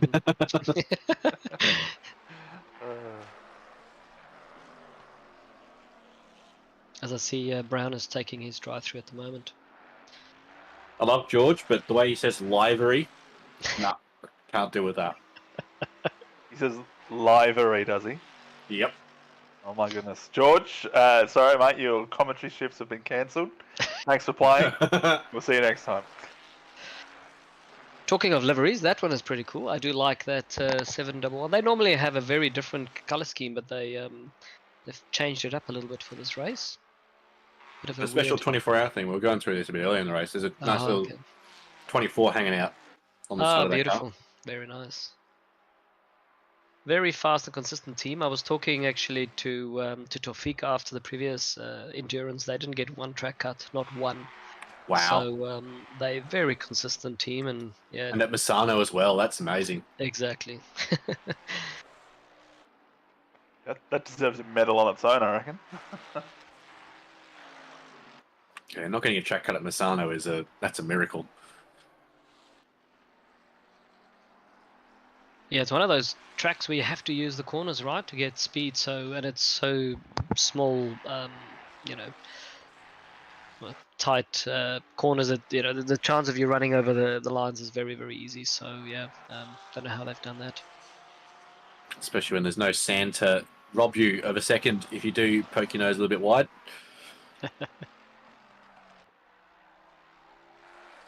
Ethan Pino in the 147 Mercedes. There's a bit of stuff going on here. Michael Mance just come out of the pits in the Kovacs Red Cup, taken over from Sean Bubb now, two of our esteemed Sprint Series race directors. And goes a bit deep to let a couple of faster cars fly, and I think we are causing some chaos. As soon as he came on track, I reckon the Ferrari got the fright, and he was out of there. So we got some drone cam here. Let's see, goes a bit deep, and BMW follows it, and then the Ferrari, I think, just maybe got a bit of curb and sort of bounced a little bit. Might have got a bit scared there. Was one, yeah. Oh, it doesn't spin on the rejoin, does he?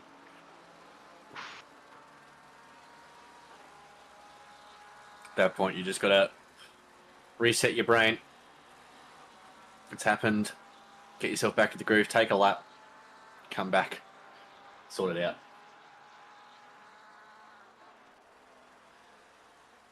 This is Jake Brown. They just cruised the pits, so for that drive-through penalty. So that's dropped them down quite considerably. They've actually gone down to 12th. They were in 7th or 6th, I think. So it's cost them a bit of time. Yeah, that's a big hit. It's almost 2 minutes going through the drive-through. I think someone was saying earlier on. Yeah, about 60 seconds.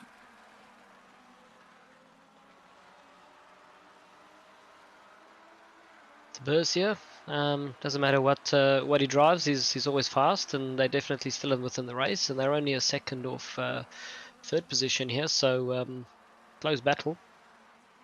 Speaking of a driver, that's good to see in not a shitbox. Like he used to drive the GTR for such a long time.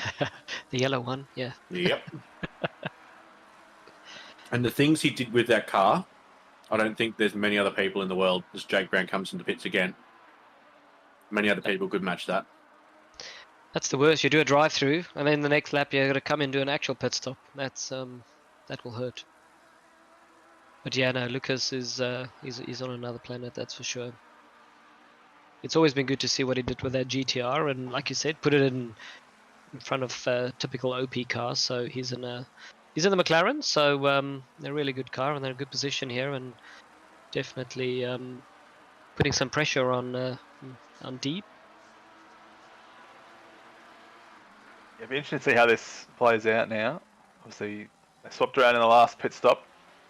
Megan was chasing Reynolds earlier for best part of an hour, unsuccessfully in terms of getting past, but not really pulling away from Burrs at this stage of the race. Oh, it's a wiggle. Kept his foot in it. That's the only way. Megan's got the benefit of a bit of a toe from this Lamborghini, so Megan. she's going to get away with it.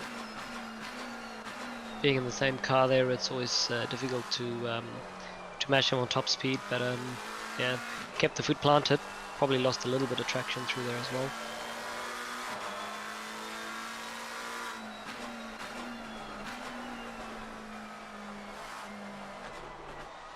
Trying to work out what it says in the back of that 600 car. It's got to be something to do with milk, right? Cricky, who does deliveries for the 600 car, likes to put little different slogans and other little in-jokes that the Milk team have. So we'll hope Lucas can keep his foot in it here and stay right on the back of Megan as Andy O'Hara comes into the pits. I think it's worth pointing out that the burst last lap as a 17.4 was definitely the fastest out on circuit. That is just rapid.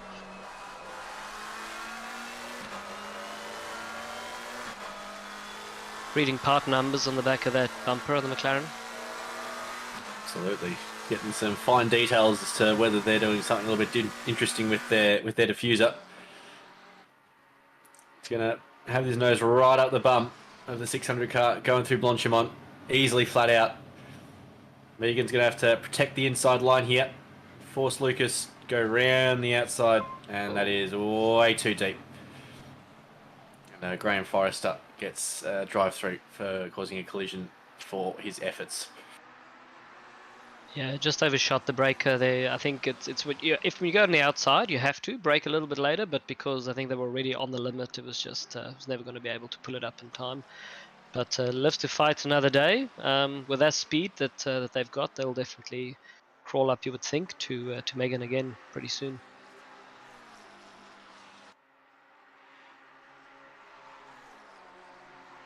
So that'll help the 600 car breathe a little bit easier for a little bit.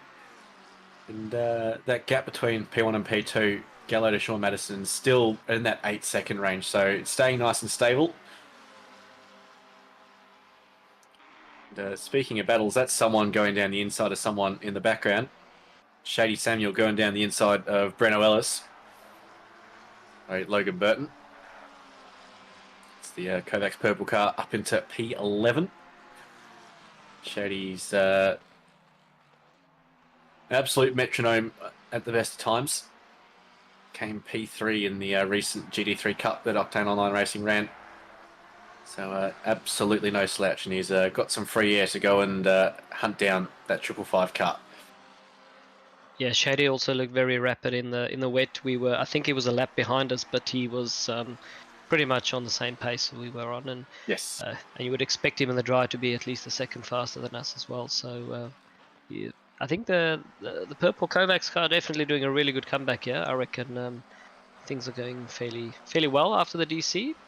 Have you guys had any other problems potentially, like drive-throughs or any other incidents, or is it just a disconnect? Teammates with hangovers.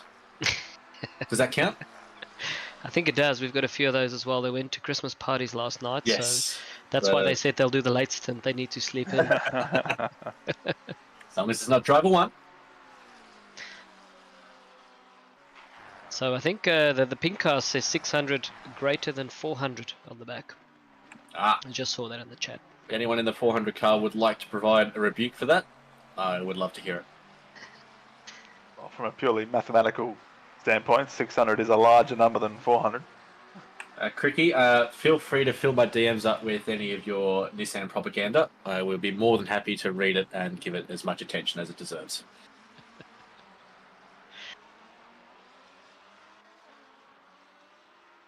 Zach, if you want some records, you could try and speedrun a disqualification. Just trying to think what else you can do from last. As Lucas Burst already right on the back of Megan D here.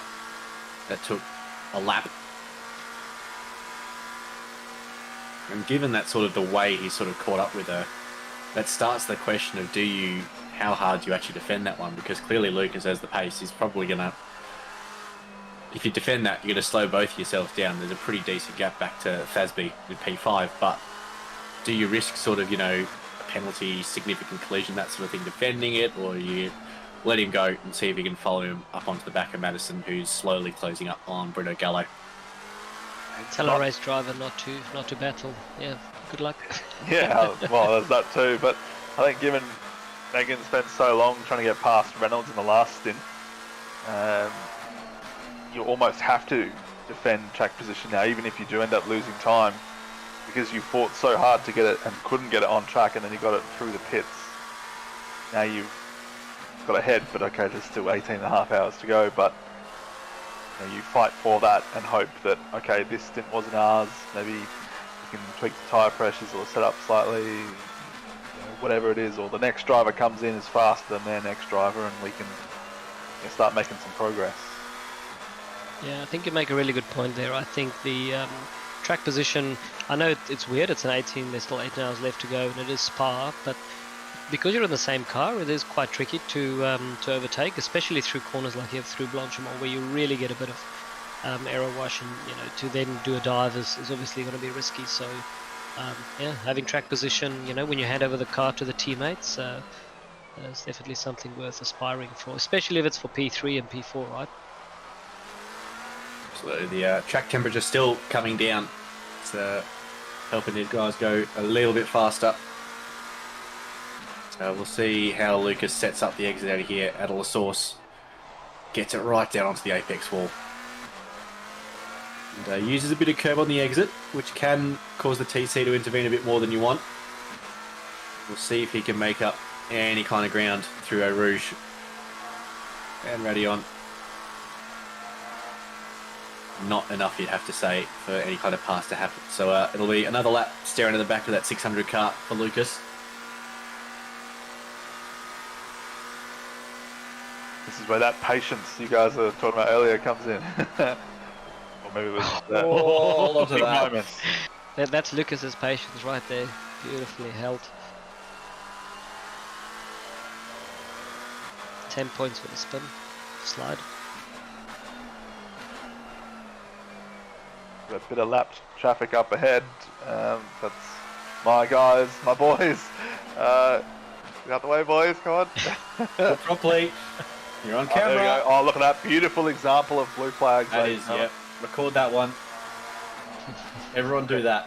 Put it in the OR handbook.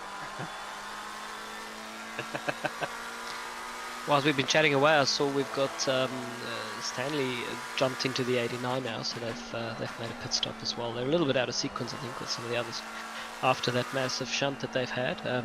Ferris no slouch as well, and they're up to P15 by the looks, so still going strong and making back up ground. Yeah, Ferris is also well known in the SRO world as quite the speed demon, so whether he's up to speed in that Lamborghini is a different question, but you can guarantee he'll be making progress. I think is an easy thing to guarantee.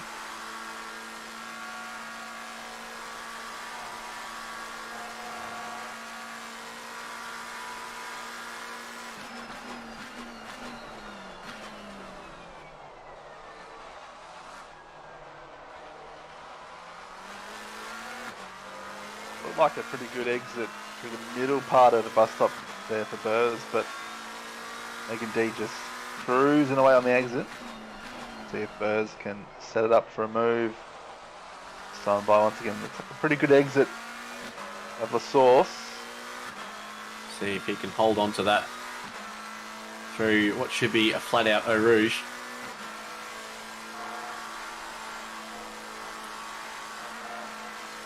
And he can. He's going to get a bit of a run here, actually, you'd have to say. Yep. See if Megan decides if she needs to hog the inside line. She is indicating she's going to, but Lucas isn't going to get any overlap, so swing down towards the outside. Oh, got to say that not sure he was left the racing room on the outside there, but he lives to fight another day. He'll get a wriggle on. That's Shady Samuel behind him. yeah, that was a tight one. I think he obviously tried the same thing, braking a bit later, going on the outside to keep the corner. It looked like he actually held it. So as you said, I don't know how deep Megan braked there as well. Maybe ran him out a little bit of room, but I don't know if they got damage. It looks like they lost a couple of seconds, so I'm not sure if they'll report that in. Luckily, that's not for us to worry about. I don't think there'd be any damage in something like that. It looks like it would be pretty minor contact, unless the damage model has significantly changed in the last couple of months. Has not. So Bruno Gallo doing 18 flats, which is plenty fast. Sean Madison slowly but surely crawling that gap down. Another 18 flat. That is consistency if you've ever seen it. Slowly but surely, Sean, that's down to 6.7 seconds. Edging towards that three-man cart of Laundry House leading the Permobil Octane Online Racing Spa 24-hour at the coming up to 6-hour mark. Can't believe it's 6 hours already. Feels like it's been a 12-hour Not even race. a quarter of the way through. Can we get an update in how many minutes that is, please, Race Control?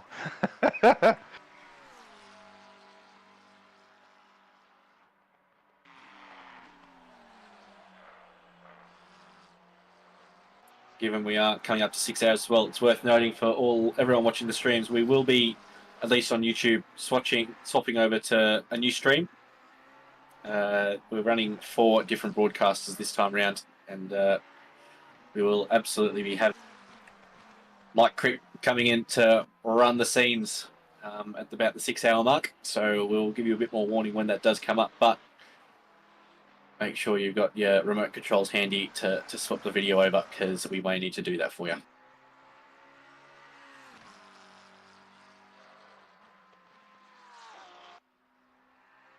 So we've got yellow flag on the top of Cable Straight. I think it was through a Rouge. Car 16. Yeah, I think they might have had a bit of an issue there.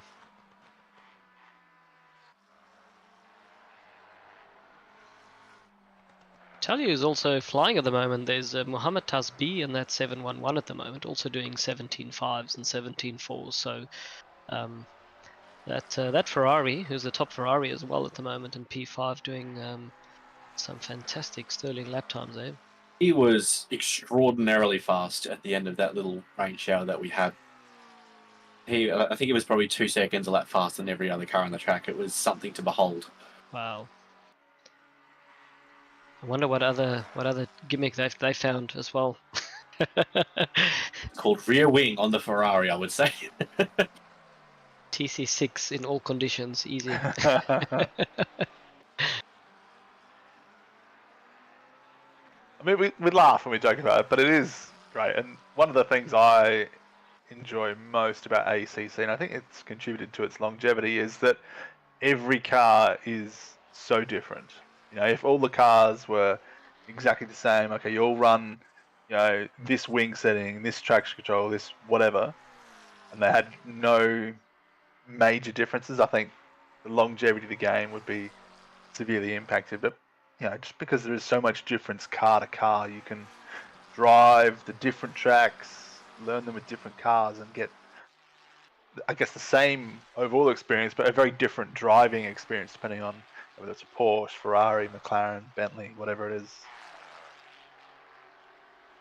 Yeah, I 100% agree. I think those who love ACC love it for a reason. I think there's a lot of comparisons constantly about all the different games, but as you said, that's probably one of the key features of ACC. I think, you know, there's always going to be issues around BOP and this and that, but hopefully the new system they've introduced has definitely made it a little bit better as well. So making a few other cars able to fight. You know, I mean, we've got a Merc and a Porsche and Ferrari and McLaren are 4 different manufacturers in the top 10 at the moment, so it's not too bad.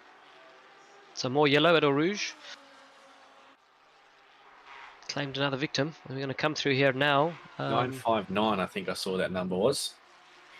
Car's just got crawling again. There it is. Woof. On the side of the road. Trying to recover.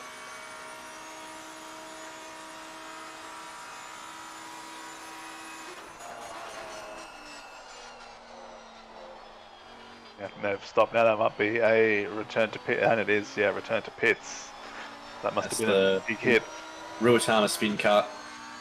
They had an excellent start, but unfortunately it's been a bit of a what could have been for those guys after then. Making the 24-hour race a 25-hour race. Make it 2.4 hours. On board here with Ferris Stanley. You're going to see him jockeying their car around, TC off. And kind of makes sense through these faster corners.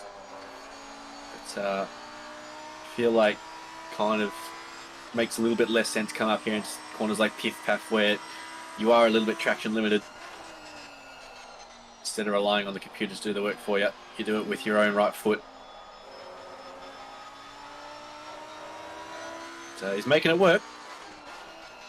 He's definitely fighting the steering wheel. You can see they're obviously on the edge to get that kind of lap time out of the car with 0 TC, but reflexes like a cat, keeping the car pointing forwards, and definitely not easy to do.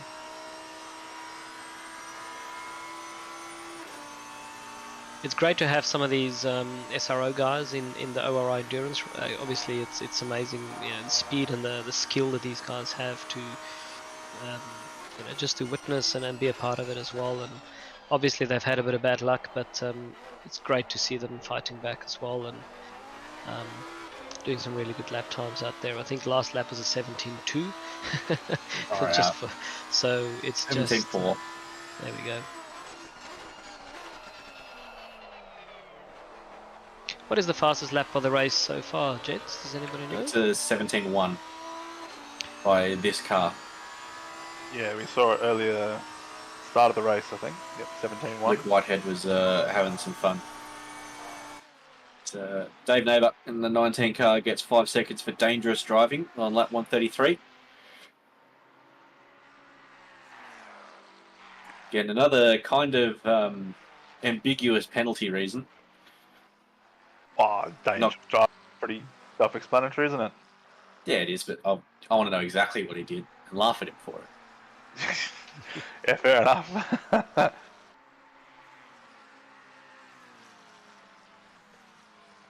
Lucas Burst slowly making his way onto the back of Megan D for the podium positions. And Ferris here on the back of Jacob Weatherburn in the Spin Chicken Ferrari. Couple of blue flags as well. Be interested to see what sort of fight Jacob puts up on the TC off Lambo. He's definitely getting a better exit and yields a position to the much faster car. Clever making decision. his life pretty easy, and at this point now you can sort of follow him as much as you can. You don't see many overtakes there through the race. It just shows you how much traction and speed they get out of that corner on the TC0 through Puyol. That's incredible, actually.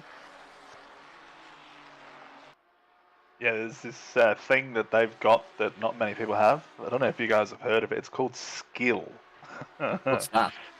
Something I don't have a lot of. Where do I get more of it? You can't. Really? What if I get an RGB headset stand? Does that increase my skill? Yes, gives you +5 points to your speed. Okay, good. If you Very good. get RGB backlights for your monitor, that'll give you +3 concentration. Okay. The RGB headsets and the RGB gaming chair as well is always worth +10 Yes. everything. Yep. There's at least a second in that for sure.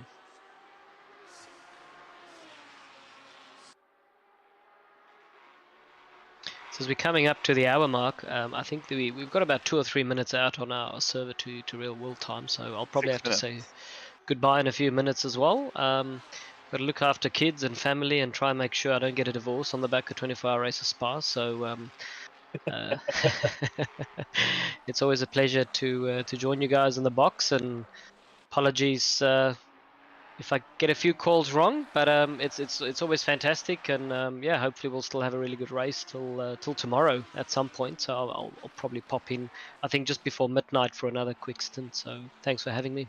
Yeah, mate, we will definitely catch you then. As always, a pleasure to have you here. Thanks, see you guys. Thanks, Leo.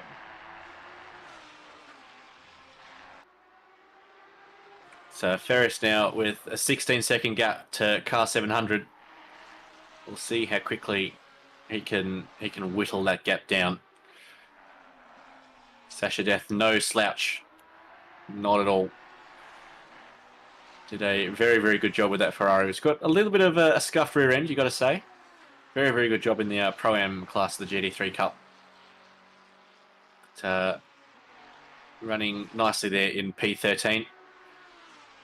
And not too far behind Mr. Burton. And Megan D has got 10 seconds for causing a collision on lap 139. You'd have to say that's probably the one that we saw.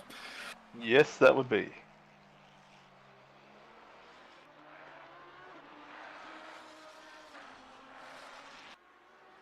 So that'll make their aim of keeping that podium a little bit more challenging. Not quite sure what the gap to Thasby is. You'd have to say it's a bit more than 10 seconds, but that'll make the Group B garage a little bit more comfortable knowing that once the pit stop comes round, if they're still in the back of them, it'll come round. 30 seconds is the gap, so yeah, about a 20-second gap after the penalty back to Thasby in P5. Now you're talking about Sasha Death before. For me, if there's one nickname or last name you don't want to see on little timing boards when you're racing, it's Death. No, that's not good, is it? No, it's just spooky. So yeah, it's a little ironic that. Just noticed that there's no ping bars at the moment, so server's having a little bit of a conniption at the moment. Hopefully that'll self-restore it. You can see the Lambo there twitching a bit as the netcode tries to keep up with what it's being sent.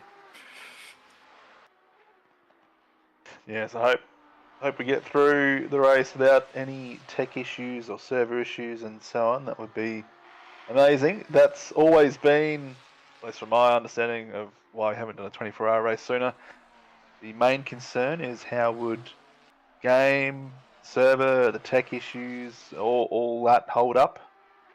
It's not been that we haven't wanted to do it, it's just that we don't want to get 20 hours in and then have everything catch on fire and then everyone's left disappointed. Absolutely not. But we're all still going. Lucas Burst still within half a second of Megan D. Sasha Death less than a second off the back of Logan Burton in the Oz Team car, and that 14 seconds to Ferris sitting as it kind of was. Don't think there's too many other genuine on-track battles at the moment. Everyone's pretty heavily spread out.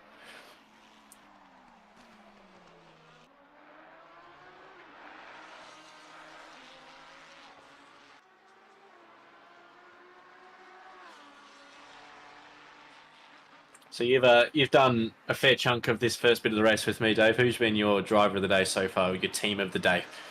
Who have you been impressed with? Oh, man, there's been a few performers. It's hard to go past Kai. They had a great strategy call earlier. Obviously hasn't worked out for them the last couple of hours. What was it? Skylar's car? I can't remember what one. 676.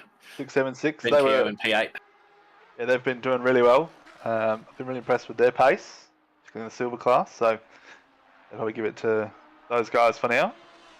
Fair enough. I'm gonna give it to the 70 car. Leo's just left us, but they were, as you said, stone dead last lap one after a little bit of a lap one thing happened, and fought their way back up to P6, which is mighty impressive. So I'm gonna give it to them for this first little quarter of the race. Well, that's very wide.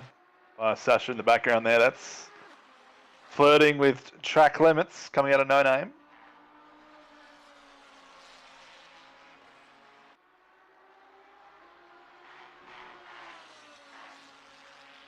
So we're approaching stage now where we're going to be changing over streams very shortly on YouTube. So if you are watching us on YouTube, please keep your eyes peeled for that. Of course, tell you when the time is, but it will be happening very soon. And if you are watching us on Twitch, I don't think there should be any issues with Twitch swapping over, would there? It's just the new. We might just have a bit of a pause, I would think, while they swap everything over. And, speaking of people coming in, Glenn Germain, our wonderful technical admin of OOR, has jumped in as Sasha Death goes very wide there through Blanchimont as Glenn Germain's come in to give a couple of his opinions over the next little bit. Welcome to you, Glenn. G'day, Tom. How you going? Very, very good, sir. How's your day been? Oh, it's been full of fun and laughter and Very joy good. and yeah, yep. No, I couldn't have asked for better. No, it's been challenging, and we are all on a learning curve. I've been told that challenging yourself in life is a good thing, and that Yes. that we should always seek out and and work towards challenging ourselves more and more in life. But God, I'm sick of challenging myself sometimes. You don't want to challenge yourself on a Saturday morning. I think challenging yourself on a Saturday morning is where you sort of put the limit on. As Sasha Death's going to go outside Logan Burton and make that move stick down Camel Straight. Yeah, I think Saturday morning is there's a limit. Logan Burton has spun that Lamborghini, unfortunately. It's got a bit of traffic coming up as well. That'll make his life pretty challenging as Lucas Burst on the back of Megan D again. All right, though, Glenn. You know what challenging yourself does? It builds resilience, and that's what the younger generations of today are lacking: resilience. You know, got to pull yourself up by your bootstraps. So. Yes. Lots of younger generation these days don't know about walking to school uphill in snow both ways. And yeah, fighting for the next meal. You never, they just don't have the resilience, do they? No. This will be interesting, as I think Lucas might be a little bit less trigger happy on sending it, given that penalty's there, and we are getting reasonably close to a pit cycle. But as we mentioned before, he's a racing driver, and he's a mighty fast racing driver. If the opportunity is there, he's going to take it. And I think Megan might be thinking, well, I've got 10 seconds already. I've got to be pretty careful now, because anything again is going to look pretty rough, according to the stewards. So, very interesting to watch over the next 15, 20 minutes. Yeah, we'll have a chat a bit later, Bender, about pit stops, because I noticed that Megan D in the 600 car have had 5, whereas everybody else has had either 6 or 7. So they got through that little rain period, obviously, in a pretty efficient manner, to be able to not have to jump in early, take wets and things like that. So, but yeah, it's going to be interesting to see how that plays out, because if they can keep cutting a pit stop out every 6 hours. Yeah, we've just got a quick little broadcaster change, so we'll be back momentarily, guys. We'll just make sure we don't lose too much of the conversation to the Be Right Back.